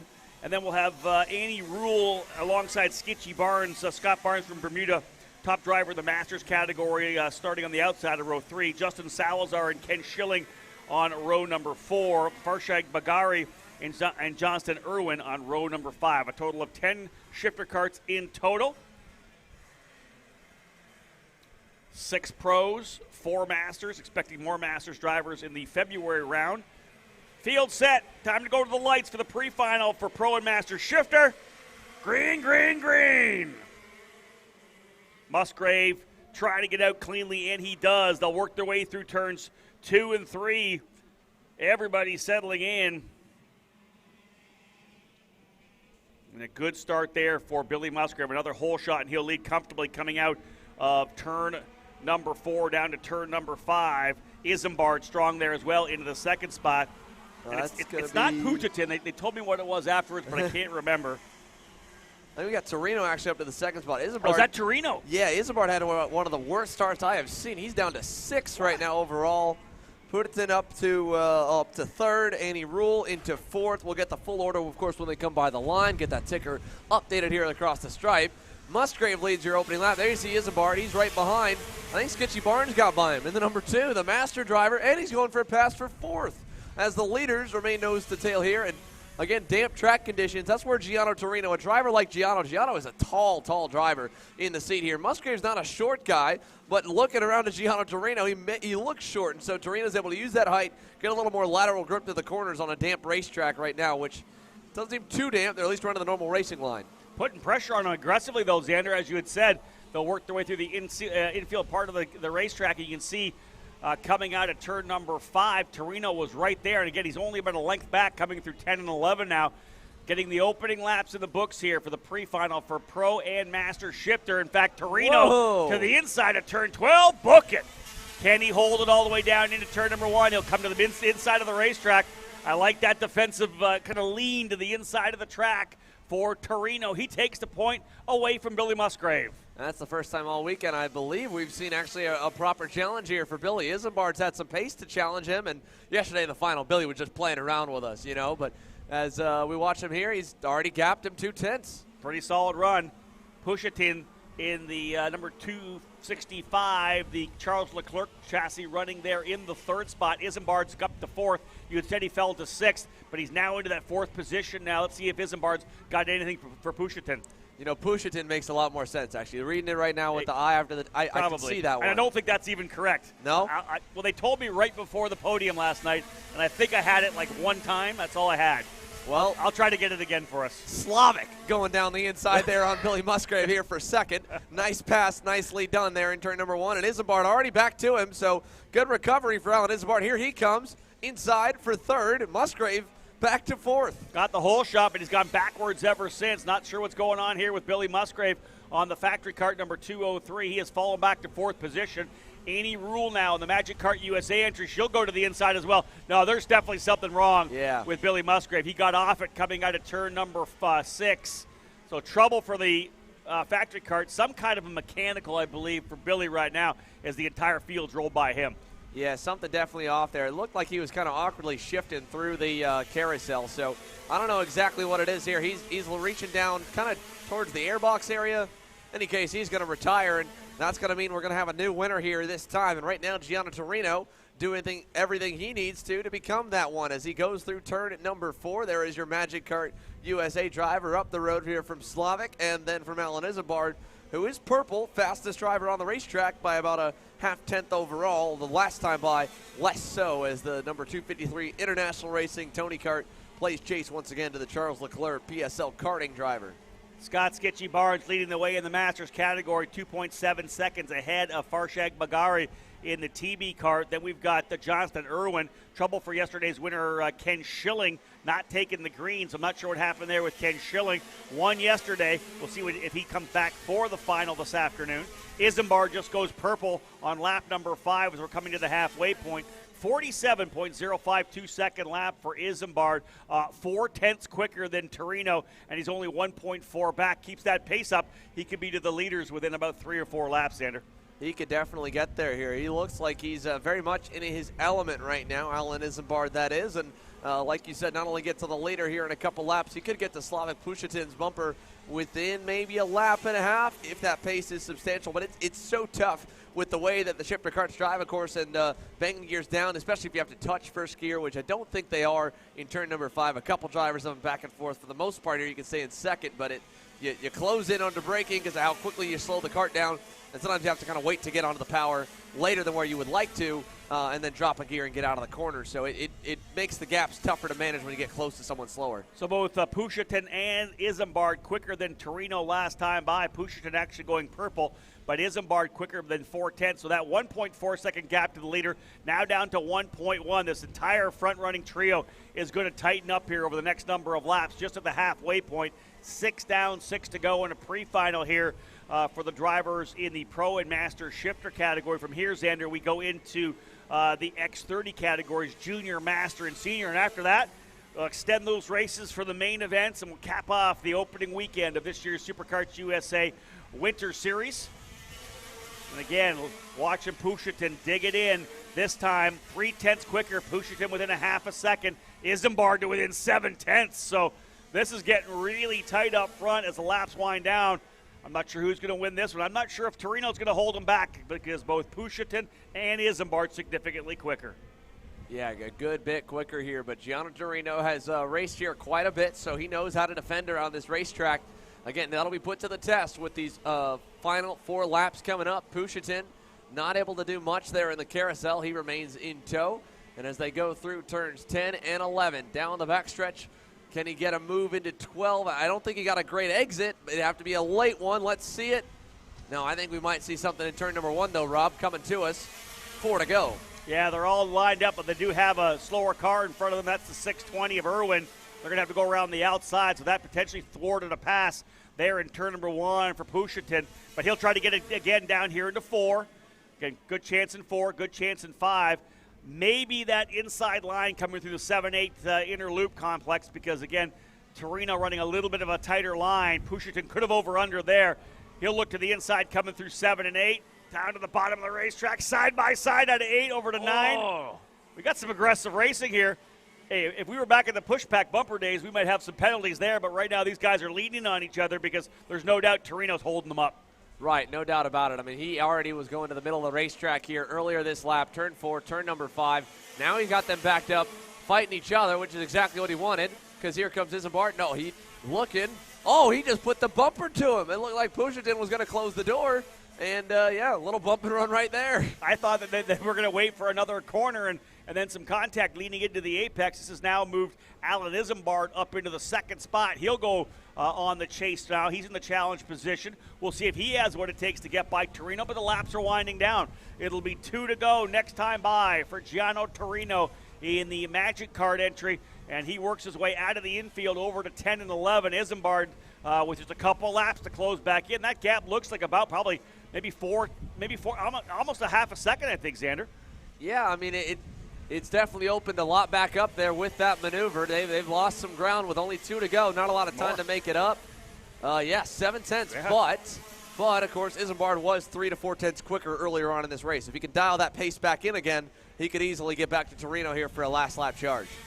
Let's keep an eye out. Lots of places to make a move on the final circuit. He needs to be significantly quicker here to be able to try it potentially in 4 or 5. It may be a move at the end of the back straightaway. Gianno Torino, who went to the lead early after issues for Billy Musgrave, put him on the sidelines, has taken the lead and has been able to hold off first the advances of Slavik Pushatin, and now what could be, and we expect to be, a battle here from Alan Isambard. He closes up coming down the back chute. It was 7 tenths of a second last time by. He's going to roll a bunch of speed, gets up on the curbing. That's 7 tenths of a second gap down to 4 as Isambard goes purple, 46.844 gap now, less than a half a second.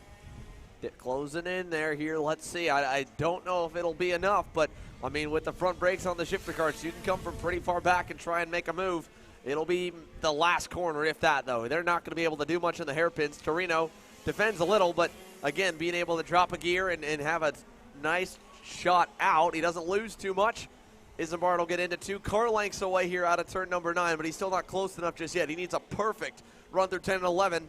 He's almost got it here. It could come down to the final corner for Pro and Master Shifter. Down to the inside comes Torino to try to block. Do we see an over-under here from Isambard? He's going to try it. No, Torino's going to get it. Torino enough on the final circuit to be able to hold off Isambard, who again goes 4 tenths quicker. One more lap, and I think Isambard would have got him, but Gianno Torino has earned himself a front row starting spot. He'll be pole for the main event this afternoon. That main event for the shifter car drivers set to go around 3:15 this afternoon. And, of course, Alan Isambard will be on the front row alongside him. Slavik Pushatin ends up in the 3rd spot with Andy Rule on the outside of row number 2. She's P4 ahead of Justin Salazar. Skitchy Barnes ends up being the lead guy in the Masters category. A win for him. Farshad Bagari in 2nd. And Johnston Irwin rounding out the top 3 in the Masters category. Both Musgrave and Schilling not able to get to the end. Musgrave out on lap number 3, and Schilling a no-starter, I believe, at the start of that pre-final. So, again, into the racing here after our lunch break. X30 Junior will be up next as we get ready to roll through the X30 categories. And again, when we get back here on Kart Chaser, X30 Junior about set to go. Stay with us, folks. Don't go anywhere. Live coverage all afternoon here on Kart Chaser.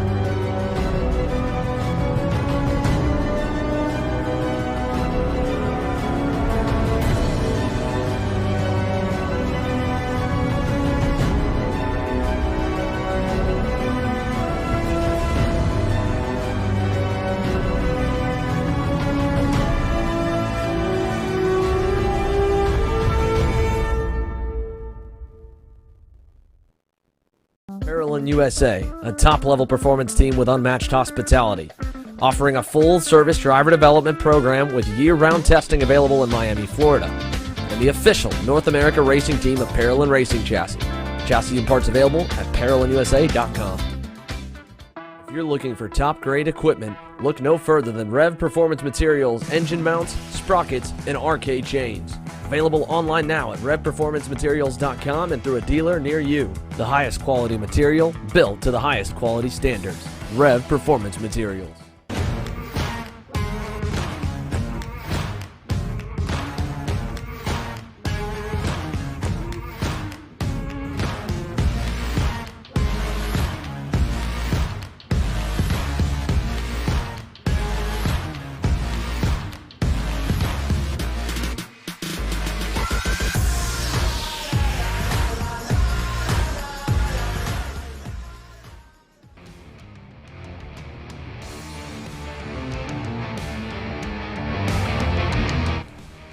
Welcome back here to AMR Motorplex. My name is Andrew Clemens with Kart Chaser. Alongside eKarting News is Rob Howden. We are getting set to go green for X30 Junior. Jacob Kolar, the front row. To the outside, it is Brandon Carr, and we're green to turn number 1. Side by side, and oh man, everybody's getting shuffled. Kolar able to send it deep enough to get clear to the lead, and there is a massive pile up in turn number 1. We've stacked them up probably 15 deep there over there on the outside of the corner. Yeah, our first incident in turn 1 where we've had that kind of a stack up, had a couple of minor little incidents, but a number of drivers involved in this one, refiring their engines, getting back at it. This has allowed Kolar and Carr to get out there. And one of the things, obviously, that we were concerned about to a certain extent when SKUSA elected to go with no pushback bumper this year, what were the starts going to be like? Now this one's going to go on to Superkarts USA and their officials. They'll have a look at the video. Penalties coming out that way as opposed to the strict pushback bumper. Coming down the back chute, though, Xander, it's Kolar with the lead, but have a look at Carr to the inside. Book it. Brandon Carr in the Bennett going to P1. Yep, and along with them, Beckham Jasir was able to follow, but now he'll get passed by Aiden Ingrata. So Ingrata goes from 4th to P2. Carr, your leader. And we didn't get to talk about it because we came right back from commercial, right as we went green, of course. But the major shakeup for the X30 Juniors was the fact that we had half of the group on one line and half on the other because of that 101% rule from qualifying where the rain heavily hit right before the fast group went out. Indeed, that changed things a lot. A lot of the guys that would have been in the faster group and would likely have qualified further up well down the order. And I think a number of those drivers potentially getting collected in that event on the outside of turn number 1. So tough, a tough way to kind of end their thoughts of getting into the top 10, all based on what happened because of the weather in qualifying earlier today. Yeah, we got some big names there that got knocked out. Max Garcia, your dominant or a near winner from yesterday, down to 31st, of course, way down the order. Sebastian Weldon, your winner as well. Your winner. Yeah, Garcia was on the box, got a penalty for his contact with Aiden Ingrata that sent them both in the dirt. But your winner from yesterday, Sebastian Weldon, involved. I saw Caleb Gaffera was involved in that incident. Salim Hanna. Yeah. Lots of drivers here as we've seen a change for the lead while we were focusing on that. Aiden Ingrata back to the lead to the lead for the first time over Brandon Carr. Beckham Jasir, big-time turnaround here today. They were really struggling yesterday. They were about a half second off, and it's his home track here. He's run the national scene for about 2 years now with the Parolin crew for the last year and a half, and they were like, man, they were scratching their heads. Beckham was telling his father, who works on his go-kart, I felt the kart was good. I don't know what the problem was, and well, I think they made a few changes overnight. Whatever that problem was, it is solved. He's got fellow local driver Jacob Kolar trying to push him down the inside, and they'll all shuffle Brandon Carr to the wayside there through turn number 2. Hey, let's talk about it because you mentioned this yesterday. We didn't see a lot of Aiden Ingrata early because he had some trouble in qualifying, but was super fast throughout the weekend. We saw him eventually get into the fight. Part of that big skirmish at the very end of the race with Max Garcia that allowed Sebastian Weldon to go through for the win. Hey, we got Ingrata front and center here in the pre-final as he leads the way right now. 0.6 of a second last time by over Brandon Carr. They're fighting behind him right now. He's got a good little advantage. It's going to be over a second, I think, Xander, when he comes back around. Aiden Ingrata having a much easier run of it here today. Yeah, that pass down in turns 1 and 2 was really awkward for whatever reason for that group, and it kind of carried over to turn number 4 when Beckham Jasir went by. Normally it's only a 2 or 3/10 difference here, like this pass attempt right now. Jacob Kolar on the Bennett of Michael Costello, clear and easy. But, like you said, Rob, it's 1.1 seconds. Aiden Ingrata, wicked speed for that Speed Concepts Racing red speed. And right now, I don't know if you'll see anyone be able to run him down. That's what I'm wondering, too. Can they even catch him? It is early in the run, 8 laps still to go. You never wonder whether or not it's too early.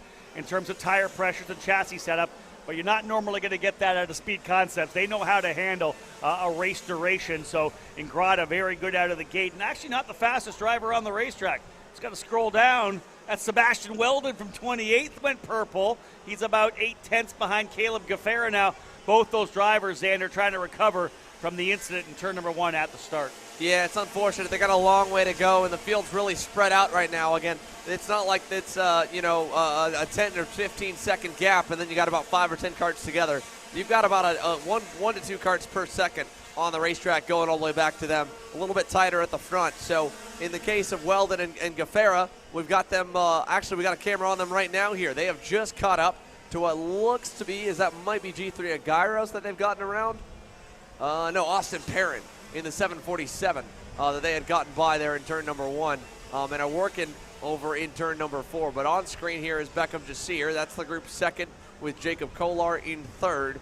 We'll just keep close tabs on Sebastian Weldon and Caleb Gaffera because they do seem to be a couple of the drivers that are trying to make up some ground, maybe the leaders of that wreck in turn at number 1. You know, Michael Costello's weekend continues to go well, too, running P4. We saw him qualify on the pole yesterday in that session. He's 4th right now in the number 723, just right there behind Kolar and Yasir. Again, that's 2nd, 3rd, and 4th.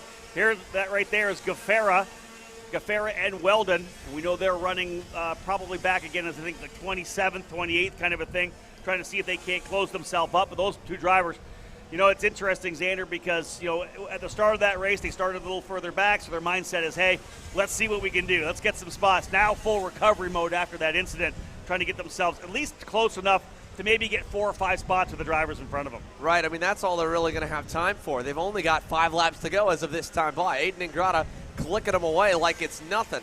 As you can see Weldon closing into Gaffera. They've got about 2 drivers in their sights. There won't be much that they can gain. Ingrata through turns 2 and 3, smooth sailing out front, over 2 seconds now built up over Beckham Jasir in 2nd, Costello in 3rd. As we walk around the racetrack here, we'll lock in to that battle for P2 because it's heated up. Costello, you mentioned his weekend's gotten better. It's even better now, up to 2nd. Yeah, they've moved Kolar back to 4th. Both Costello and Yasir are able to get by Kolar. He'll go back to P4. That moves Costello up into 2nd. Beckham Yasir thinking about the inside of turn number 9, had a bit of a look, but comes out of 9 back to 10, see if they can't push away. And for Yasir, that would probably be a better approach right now. Still 5 laps to go. Let's see if you can't pull away from Kolar so you're not going to maybe risk ending up finishing P4. Then you go to work to try to get 2nd. Right, they got to be smart here because Kolar is lurking as they go down to turn number 1. Great shot there from the inside of the racetrack as they were headed to the first corner. We'll pick them up here as they go out of turn at number 4. There is Ingrata, your race leader. He exits the hairpin, and then that battle with the trio behind him. Ingrata, you can see how much he's already put on him, 2.6 seconds. There is the battle here with Costello, Jasir, Kolar, and looming in the background, Max Taylor, who just hit his best lap of the race last time by in the Full Tilt Racing, Mike Doty Racing combination livery. With Ingrata out front, the battle and focus remains to be that battle for P2. I don't think we need to be that surprised about Ingrata either. He was so good yesterday when he was able to reel in the leaders. He said we had trouble early, but man, fought his way back forward. This is the guy, and I know you mentioned this yesterday, he was front and center as a guy going for race wins all year last year in the junior category. This is going to be, I think, his year to shine. Ingrata's going to be a guy we're going to talk about all year long. He's going to be battling for race wins and championships, and maybe in the hunt right now to get started here in the Winter Series. Sim and Speed Concepts Racing have really done their homework, especially over last summer. You know, Ingrata, you know, he's a Canadian, lives up in Canada, but has spent was super dedicated, even having to work through all the different COVID protocols, making sure he was taking care of himself and not catching COVID in any way during the pandemic, and making sure that he could get into the country. Obviously, you know, you had to go take a COVID test yesterday. There are a lot of hoops to jump through, especially back early in 2021, and he still made it down for as many times in the U.S., not just to race, but to come to Orlando Kart Center, come to different racetracks, come to Ocala Grand Prix when it was still operating, to test with the Speed Concepts Racing crew. And they developed that driver to the point now where Ingrata typically runs a setup that not a lot of junior drivers can run on and be fast. And it was something I was talking a good bit with his tuner and team owner Alex Speed about. and they really don't mess with the chassis setup for Ingrata a lot now on these weekends. They found some settings on the car that they like, that he's comfortable with, and that's been able to put this gap over Michael Costello, Jacob Kolar, and Beckham Jasir now to 3+ seconds. Yeah, just 2 laps to go, and Ingrata will see the white flag when he works back around here again, coming out of the infield section of the track through turns number 10 and 11. There goes that battle, though, right now for 2nd, 3rd, and 4th. Brandon Carr's been able to get himself back into the position, I believe. No, it's Costello. That's Costello, yeah, pardon me. Carr's been shuffled way down, actually. 9th. What happened to Carr? I'm not sure, man. The pace. And that is Costello, pardon me. Same, very similar livery. Yes. But Costello in 2nd. Kolar, though, able to get back by Beckham Jasir. Remember, Jasir was putting the pressure on. That's what we talked about. Jasir trying to push Costello away. Instead, Kolar's been able to get back in. Jasir back a couple of spots. Yeah, we'll keep an eye on it here. Half a lap to go. White flag already given. Aiden Ingrata headed into the carousel. We'll let you know if anything happens here to the group battling for 2nd. Right now, it looks like it will just be Kolar versus Costello, if anything, and there's still about 2 karts between them. While your leader, Aiden Ingrata, headed down the backstretch here, headed for pre-final glory, and well-deserved after yesterday. What do you think about the main event with this guy leading by, over 3.5 seconds? That's the victory for Ingrata. He is going to be definitely a tough one to beat in the main event. Ends up being 3.833 seconds for Ingrata over Michael Costello and Jacob Kolar. Max Taylor ends up in 4th. Stephen Miller in 5th. What happened to Beckham Jasir? Oh, man. Beckham Jasir falling down the order. Something on the final lap here. We're trying to find where the Parolin driver is. Oh, he hasn't come by. He has not come by, and he was with them to start. Oh, he is off over in turn number 9. Beckham Jasir off the racetrack in turn number 9. You'll see him as Aiden Ingrata goes on by. He is just off to the outside edge of the racetrack. Jasir. Wow. That's tough. I don't know if it was a blown chain or what happened here to Beckham Jasir, but just at the very end of the session here, turn number 9 has had a mechanical failure. So Beckham Jasir gone. He joins all the rest of the group at the back. He even ends up worse off. Yeah. The benefit there for Sebastian Weldon and Caleb Gaffaro, they get to be 22nd and 23rd. Still a long way to go, though. That's going to be tough. But shout out to Noah Rosser, 20 spots up to 6th. Wow, great run for sure there. You feel a little bit for Jasir as he was a front-running driver there, was in that battle for 2nd, 3rd, and 4th the entire race long. But instead, right at the very final lap, ends up falling to the tail of the field. Ingrata, so impressive out front. 3.8 seconds, a very quick lap time as well, a 48.91 to his last lap of 49 flat, putting down really consistent lap times.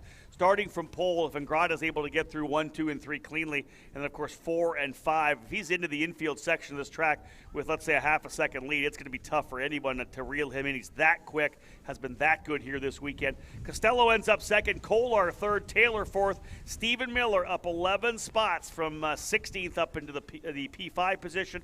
He'll start on the inside of row 3 alongside Noah Rosser, who, as Xander mentioned, went up 20 positions. Don't go anywhere, folks. More to come. X30 Masters will be on the racetrack when we come back after this break. All of it live here on Kart Chaser.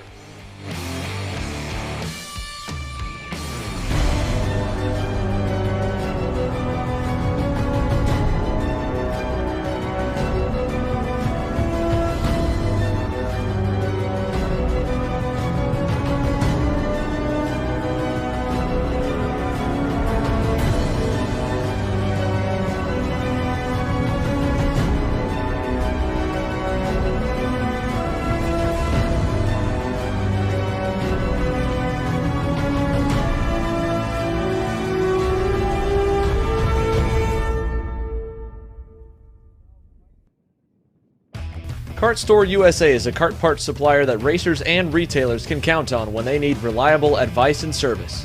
We focus on servicing all racers with honesty and pride while maintaining customer satisfaction. We carry a full stock of Kart Republic and Tony Kart chassis, as well as IAMI and Vortex Rock engines. We've also got a host of other parts available and in stock, such as products from Rev Performance Materials, Jekko Racing Seats, and more. We have a 100% satisfaction guarantee, and on top of that, if your order exceeds $200, shipping is on us. Check out all we have to offer today by visiting us online at kartstore-usa.com.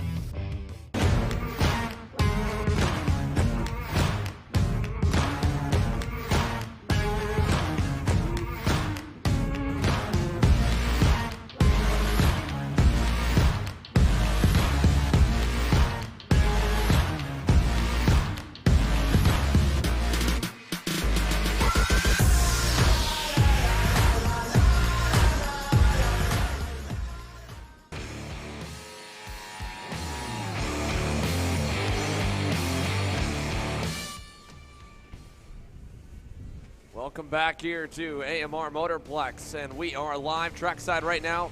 Caleb Smock has caught up with our race winner from X30 Junior, Aiden Ingrata. In Ingrata, you had a fantastic run. I tell you what, on a day where it's been hectic and all sorts of wind, and it looks like you were pretty stable out there. Tell us how you felt. Yeah, the car felt amazing. The engine felt amazing. I love this track, and yeah, just really good. Hopefully we could keep it going for the final. Absolutely, you've had a great weekend all weekend long. Something I got to ask you, though, on that start, it was a little hectic. You guys were all bunched up. I'm sure you couldn't see it behind you. There's a huge pileup. Tell us how you kind of like changed your mindset going into this with the pushback bumpers. Yeah, I mean, same thing. I want to be cautious, not punt everyone still. And yeah, I honestly like no pushbacks better, but I like that SKUSA listen to everyone, and yeah. There it is, Aiden Ingrata. Congratulations on the win, buddy. Let you go. We got, I believe that is X30 Masters now going out. Back to the booth with you. Thank you for that there, Caleb here. Rob and myself back. We are green to turn one. Yeah, Danilo Romalho leading them down into turn number one. Clean so far, much cleaner than the start we had there in X30 Junior, which collected a number of the drivers on the outside of that racetrack. Two of them, of course, we talked about, Sebastian Weldon and Caleb Gaffera. Weldon, yesterday's winner, getting mired back into 22nd at the end of that run. It'll be a deep run for him. Up front, getting things underway, Romalho, though, in the Racing Edge Motorsports entry, goes P1. Yesterday's winner, Michel Garrido, looking good, but he's in the middle of a battle here now with Mario Barrios, Xander, and look at them side by side. Oh, that was an aggressive exit of turn number 8 for Barrios. And we got teammates there going around the outside. That was another Alessandro's Racing driver. I think that might have been Lucas Iglesias or Fernando Agallo. We'll figure it out when they come across the line. Here's Garrido. He's right behind. Is that Romalho? So yep. Romalho leads, Garrido second. Let's see where the updated order is. Barrios up 2 spots off the drop of the green. Rodriguez, so that's the team owner, Mr. Alessandro's Racing USA in P4, going around one of his team drivers in Ruben Ravello. Then Lucas Iglesias, Luis Schiavo, who I guess that has started the tail end of the field, the 546. Yeah, Schiavo up to 7th. Remember, we had trouble. I think he only got 2 laps in qualifying. Not sure what happened to Luis at that point. But what we do have is a 2-driver breakaway, almost 2 seconds away from Mario Barrios, who was battling it out there as we saw that fight. Diego Rodriguez, as you mentioned, from Alessandro's Racing now up into the 4th spot. And it is this 2-driver breakaway for Romalho and Garrido. Michel Garrido getting the win yesterday. Let's see what happens as they push away here. No need to fight. They can just stretch away. Barrios into that 3rd spot, the Pro Tour champion. Oh, here goes Garrido to the inside of turn number 1. Book it. Xander, I talked about no need to fight, but apparently Garrido wanted to win this pre-final and get out early. Maybe he feels like he's got an opportunity to pull away. No need to kind of sit and wait. Yeah, he definitely wanted to go for it. I mean, yesterday he waited a long time before he went to the lead to win the main event. He's not waiting today. Again, lap number 3, working his way through to the lead here. 9 to go this time, and I guess for good reason. He's already put 3 car lengths, maybe down to 2 over Danilo Romalho. So obviously the downside of that, though, is Romalho is going to get a close-up look of his line, his braking markers, everything. Maybe get to study him, and not only if he can't figure it out now, he'll be able to see where Garrido's car is better for many laps on end to try and tune on his. Yeah, we'll see how easily Garrido gets away if he can pull an Aiden Ingrata-style stretch. We saw Ingrata just walk away from the field, turning very consistent lap times. Garrido goes purple last time by with a 49.496. There's trouble there for Goncalves in the number 566. That was coming onto the front straightaway here. So Goncalves is out of this one as well. Crew getting down there to take care of Goncalves, who came across the line in 9th, but finds himself out of the race, picking up the leaders again as they work their way back into the infield. The carousel, the right-hand, double right-hand infield section of this track. There's the 566 over top of the barrier, so they got him out of the way. Goncalves will fall down to the tail of the order. Garrido has not been able to pull away by a ton. Did go purple last time by with a 49.496. The gap, though, not really extending that much. Romalho's been able to match. In fact, Romalho quicker than Garrido last time by about 0.2 of a second. He goes a personal best green on live timing for Danilo Romalho. It's still Michel Garrido leading, but 1.7 seconds ahead of Barrios. And Barrios, in fact, P3, Xander, quicker than the leader that last time by. Yeah, Barrios a good bit quicker, so we'll see if he can get there. He obviously picked up a couple spots early on, but took a second to get going because he quickly got to 3rd, and then these two still were able to build a gap on him. So that gap, 2 seconds to the lead, 1.7 to second. We'll see as it updates this time by. or if Romalo goes back on Garrido and they start to battle, that'll obviously expedite the process and get him a little closer. Yeah, we're going to keep an eye on Barrios to see what he has in terms of pace. He is significantly back. It is over 1.7 seconds across the line this time. Call it 1.9 as Romalo goes purple. But now it's Luis Schiavo going purple with a 49.268. He was 0.3 of a second faster than the leader Garrido. As I think right now, Luis Schiavo in his mind is, I got to get myself up into the top 4. I want to be top 2 rows so I can attack immediately. Schiavo, who had to start dead last, has now worked his way up into the 5th position. Yeah, let's see what Luis Schiavo can do now here with just only 0.4 up to Diego Rodriguez. As of last time by, I think he may have actually, I don't know, I'm not sure if he got him already. Not yet. He's close. No, he has. He's gone to 4th. Rodriguez already back down to 5th. So Schiavo, next up would be Mario Barrios, quickly moving his way forward. Of course, he's got, like you said, Rob, only 1 or 2 laps on the tires from qualifying. But even in general, I mean, he was super fast yesterday, so no surprise that he's been able to carve his way forward like this. Yeah, only a slight benefit from the qualifying, right? Maybe 3 laps ahead of the guys in terms of tire life.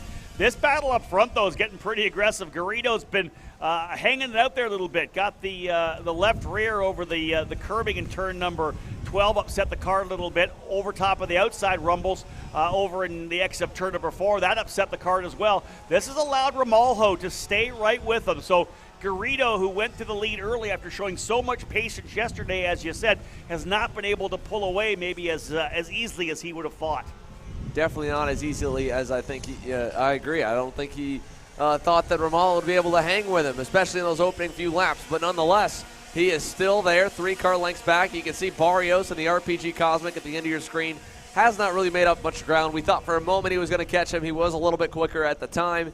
That gap has opened up now by about an extra half a second. So he's 2 seconds off the bumper of Romalo, just at the edge of your screen. Again, Barrios, then Schiavo, who has kind of stabilized as well. I think before the end of this, I think Schiavo is going to be on the bumper of Barrios and potentially into 3rd. For Schiavo to start dead last, if he could go to P3 to be on the inside of the 2nd row, I think that'd be huge for him. He was 0.3 of a second quicker than Barrios last time by, even though Mario turned his fastest lap of 49.454. Schiavo 49.412. I'm looking forward to seeing how close Schiavo is this time coming by. Let's see what Barrios gets. Can he match that green time again? 49.7 to a 49.2. Half a second closer for Schiavo. That gap between 3rd and 4th now down to just 0.9 of a second. Let's see them come out at turn number 4 here this time. There they are. That's your battle for the lead, and then we just were off for a moment, but that was also the battle for 3rd, or looming battle for 3rd, with Barrios just ahead of Danilo Romalo. Look, he's already closed up another car length and a half there out of turn 5. Really good. It looks like bottom end power for Schiavo. And we'll see. Barrios is going to have a fight coming to his doorstep here with 3 to go this time. Yeah, Barrios' car's looking pretty good, though. He's lifting that inside rear wheel on these corners. He's getting the thing to rotate pretty nicely. He's turning good lap times, or had been turning good lap times, of 49.4 his best. Just a couple tenths of a second off the leader. But Schiavo definitely coming here again. Barrios 49.5. Schiavo, how about a 49.171? He goes purple. Not only was he 0.4 quicker than Barrios, Schiavo was 0.3 quicker than the leader, Michel Garrido. So Schiavo, the fastest driver on the racetrack. If he's able to go to P3 here before the end of this and with 3 laps to go, he'll be right in the middle of the race win conversation when we go green flag racing this afternoon for the Masters category at 4:05. Yeah, so let's see it here. As they work their way around the back sector, they'll come to see the 2 to go signal this time. You can see on your screen, Michel Garrido, that gap has opened up finally back to Danilo Romalo. I don't know if he'll see much pressure here these final 2 laps. We've got a challenge coming for 3rd. Luis Schiavo closing in, half a cart back on the bumper, down the front straightaway on Barrios. Does he go? Oh, he thought about it. He did, no doubt. I'm really surprised he didn't pull the trigger, but I think Luis is a veteran driver, like I said. He can look up the road and say, listen, I'm too far. I'm a second behind Romalo. I'm not getting that next guy. I got to get a hold of Barrios and get by him when it's right for me. He's got 2 more laps to go. We'll see the white flag, as will Michel Garrido next time by. But Schiavo showing just a little bit more of his patience there, not taking a low percentage move down into turn number 1. Absolutely, although he's going to take something a little bit better maybe in turn 9 and gets by. And honestly, again, the good part about moves there, Rob, you talked about it yesterday, that sometimes contact just happens. You know, It's a tight corner to pass in, but like I mentioned, you have 2 corners right after it that you really can't get past into. So he was able to build that gap, and now Barrios can't answer. He can't pass right back because instantly he goes to the outside of the track, dirty part of the track, maybe some marbles on the tires, gets offline, and then he's got 2 bad corners while the guy that passed him gets 2 good corners, and right there you've got a half-second gap. And that's exactly it. It's an overtake, a pass with a built-in cushion. Yes. Because you put the guy to the outside, there's no way he's going to get you, and you see it, you're going to get at least 2 kart lengths coming through 10 and 11. Final circuit here, though, for Michel Garrido. Even with Danilo Ramalho going purple on the last lap of 49.133, the gap over a half a second, 7/10 even more for Michel Garrido. He'll work out of turn number 12 down the back straightaway. He'll start on the pole position for the main event. The winner from yesterday backs it up here with a pre-final victory. Michel Garrido winning by almost a full second, 0.892 over Danilo Ramalho. Garrido turns his fastest lap on the last lap of 49.168. Luis Schiavo up into third. He'll start on the inside of row 2 right behind Garrido. Put Schiavo in the discussion for a race win this afternoon. Mario Barrios, your national number 1 plate holder, winning the Pro Tour last year. He is P4. Diego Rodriguez 5th. Lucas Iglesias in 6th. Fernando Guayo in 7th. Dario Gallagher in 8th, Dan Breitenstein in 9th, and Tom Gerstner rounding out the top 10. Gerstner just doing a little donut for the crowd right there across the line. Yeah, a little pirouette at the end there. Cool. So, again, Garrido with a strong run for him. And Xander, listen, one more race to go. X30 Senior up next.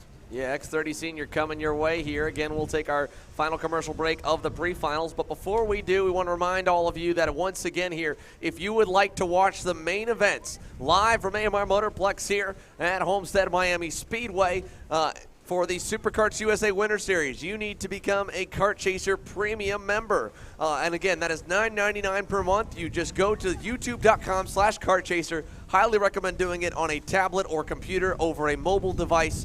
You go to youtube.com/KartChaser, hit the join button, enter your payment information, make sure you're signed into your YouTube account, and that way you can watch all of the main event action live here from Homestead, Florida. Once again, my name is Xander Clements here with Kart Chaser, alongside eKarting News' Rob Howden. The more racing action coming your way.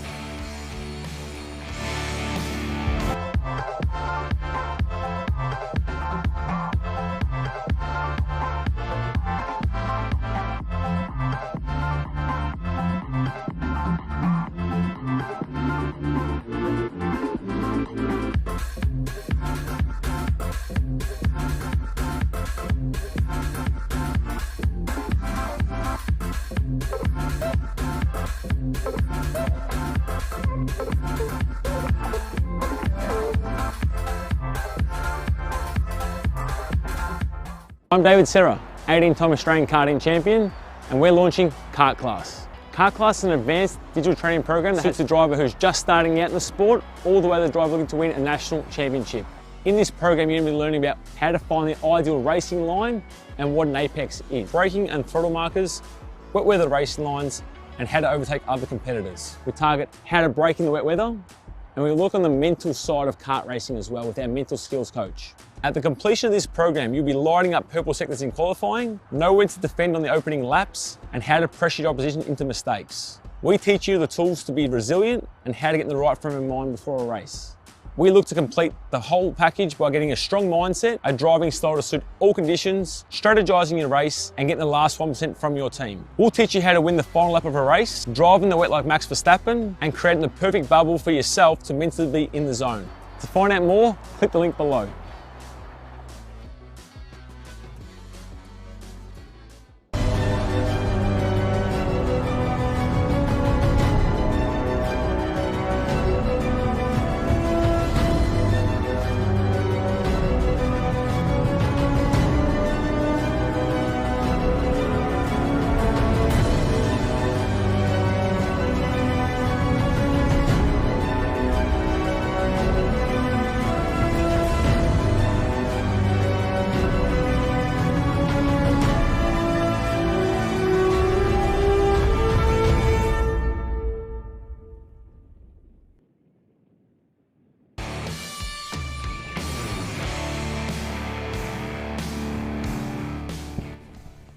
Welcome back here to Homestead, Florida. Again, my name's Xander Clements on Kart Chaser here, live bringing to you all the action for the SuperKarts USA Winter Series. Rob, we've got the starting lineup coming our way here for your X30 Senior class. Their pre-final set to come here. Qualifying went down earlier today on a drying racetrack, and it was interesting to see how many different names, again, popped up to the top of the boards, even just from yesterday. You see that happen a lot here when we have these two-day shows. The drivers find some overnight. Other guys maybe try some things. They don't necessarily work out. So we'll get a good idea of where they line up here. And, Rob, let's go ahead and we'll take them through the starting lineup coming their way. Yeah, front row, Thomas Navu going to start on the front row here for Trinity Karting Group alongside Diego Ramos on P2 outside of the front row.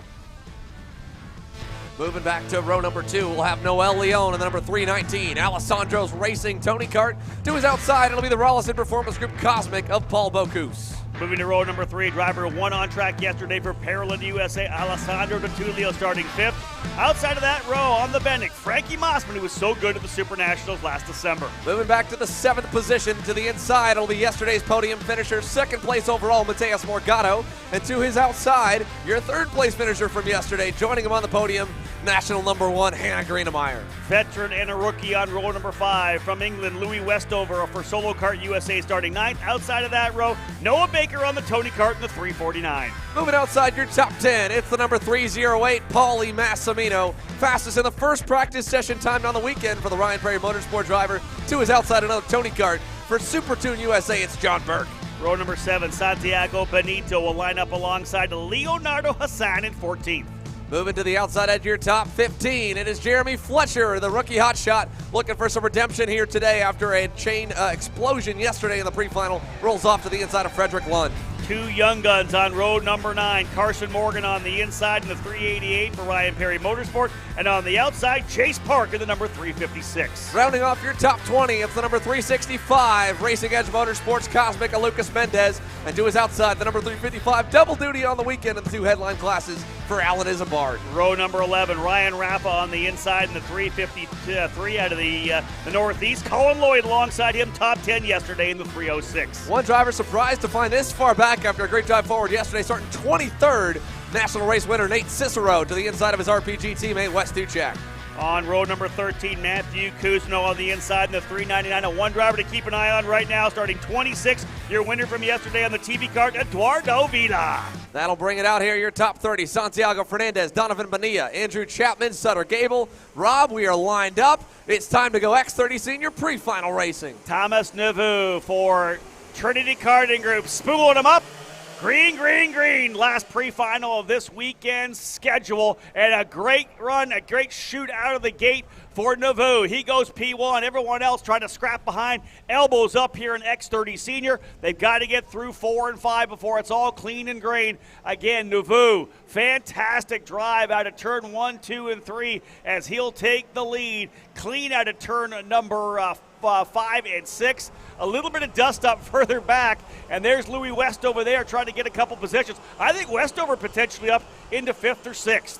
That would be massive here for the Solo Kart USA factory driver. Thomas Nevo, though, Noel Leon into 2nd. He's the closest one as they rocket down the back straightaway and get to full song for the first time. It is Nevo, Leon, DiTullio, Morgado, Ramos, Greenemeyer, and indeed Louis Westover to 7th, Massimino up to 8th. Good starts the opening lap for both Noel Leon and Alessandro DiTullio. It was Diego Ramos who fell back a couple of spots from the outside of the front row. We've seen that happen before. Pressure early, and there you go. Already Noel Leon has worked his way into P1, getting by the Trinity Karting Group, Kart Republic of Thomas Navu.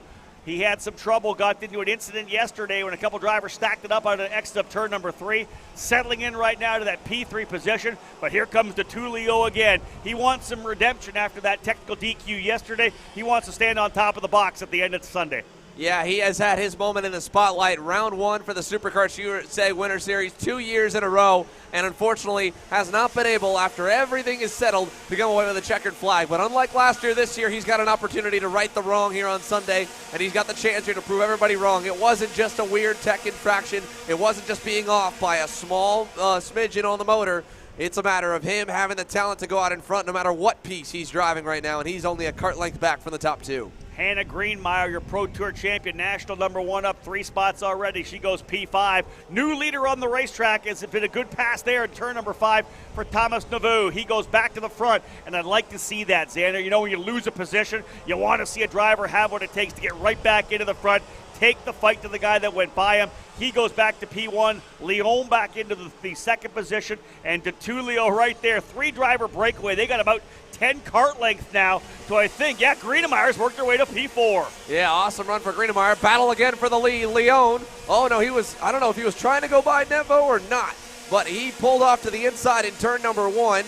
Kind of blocked, kind of looked for a pass with DeTulio. And there goes DeTulio. Is that a double pass? Alessandro DeTulio just went 3rd to 1st in turn 4, and now he leads them into 5. What a move. And he runs the big defensive line. That is going to bring Greenmeyer and Ramos right in there. Yeah, you can see how it's brought the top 5 all together. That defensive line into 4, then the defensive line by DeTulio into 5. It just destroys the run out of 5 over to 6, so you get 0 forward bite, and that allows both Greenmeyer and Ramos to get in here. Behind them, probably about a half a second to the next group, but it's the twosome coming of Paulie Massimino and Mateus Morgado. Those are 2 guys I would not want hunting me down on the racetrack, both with the ability to win. Make it 7 drivers in the lead group. Yeah, big party out front here. 5 make it 7, as you mentioned, Rob. We watch them head to turn number 4. Let's see if any more shuffling goes on. Hannah Greenemeyer picks up a spot. She goes by Nevo for 3rd. Ramos able to take 4th away, gives the leaders a little bit more space here, and Greenemeyer goes on the defensive into 5 with Ramos banging on her door here through to 7 and 8. Does he try to go for 3rd? He does. And Greenemeyer gets shuffled back to P4. Yeah, I think Hannah was trying to solidify that spot. You know, you make the pass in 4, run a bit of a defensive line in turn 5 to essentially lock in that position, but you don't get that run out, and then you don't get that move down into the inside of that carousel. And that was just a good move there by Ramos to go to the inside to get the position. I think Morgado's one of the drivers on the move as well. Went purple on lap number 4. Morgado, who had started 7th, has got himself up to P5 right now. He's now on the rear bumper of Hannah Greenmeyer as DeTulio still out front. Is this just me, or does this feel like a main event? It does. It feels like a main event. It's tough. I mean, this is, you feel for Greenemeyer, right? One of the toughest things I've seen, especially as the X30 racing has evolved and gotten more and more competitive over the last, I don't know, I'd say probably 3 to 5 seasons as we see Greenemeyer and now battle for the lead. Leon going by DeTulio is when to block and when not to block, because you don't know if that driver behind you who followed you through with the pass is going to respect you and follow you and give you a chance to lead them, or if they're just going to pass you right back. Good point. It's a weird balance of the respect. And some guys like Ryan Norberg, who have been around for so long and race a certain way, they never really get passed back. As we see, there we go, passed right back, right what I'm talking about. Leon, he passed DeTulio in 9, loses the lead in 1. Now that was a little less respect, though, because they are so tightly packed at this moment. It is pass or be passed in this pack right now. I get what you mean, though. If Greenemeyer makes the move, she's going to bring somebody with her. You hope that person that she passed and brought with her is going to respect her down into 5. Maybe you don't need to run that inside line. I really like that. That's a really fantastic observation as well. This has put DeTulio backed out to the front. I think that's Diego Ramos now, who was, 6th a couple of laps ago. He's now to 2nd. We'll see if DeTulio and Ramos can pull away because, hey, listen, we know from yesterday, DeTulio has a ton of speed. He's got open racetrack in front of him right now. It'll be 5 laps to go this time by. Alessandro DeTulio, the leader. Ramos 2nd. Morgado 3rd. Naveau now in 4th spot. Leon 5th.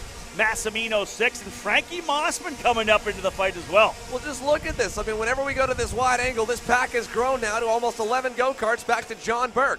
2 seconds separating your top 10 at the moment. They're kind of single file for now. We'll wait for that pack to split back up. Here's a good wide shot here, at least at your top 4, top 5, headed through 7 and 8. DeTulio, Ramos, as you mentioned there, and, on the move, Mateus Morgado, mainly the one there in the white suit. He's been really quiet this race. He's had a couple moves, but for the most part, he's been just making passes when following passes through, and he's chipped his way up here to his good friend off the racetrack in Diego Ramos. Again, the 2 drivers from Brazil, 2nd and 3rd, share a lot of memories, share a lot, obviously, in common, traveling stateside to race all the time here, and it's cool to see they get the chance not only race against each other, but hang out again here in Miami. Top 4 drivers all going green, setting their fastest personal laps here on lap number 8. All of them essentially 48.2s. Actually, the fastest of the group, Morgado, 48.147. He was over a tenth quicker than the leader, DeTulio. So Morgado, who now runs P3, thinking about trying to make a move by Ramos.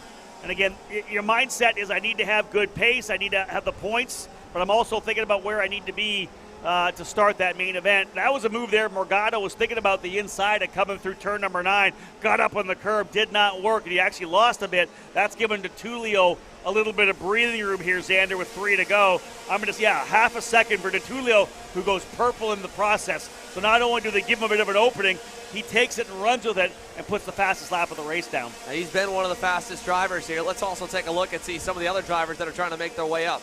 Yesterday's winner, Eduardo Vila, up 11 positions into 15th. He still is a little ways back from a couple drivers. Might be able to get Jace Park and maybe up to Carson Morgan, who's also up a couple spots. But good improvement here for the TB car driver. Unfortunately, there's just so many drivers up front here without a major wreck.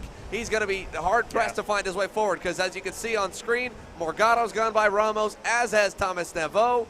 And while DeTulio may have gotten away a little bit in this battle for second, far from over here with 2 laps to go. Yeah, I'll tell you, DeTulio, look at this. Shot out of a cannon over the last couple of laps. That's what happens when you go purple. 47.947 purple on lap number 9. How about a 47.973?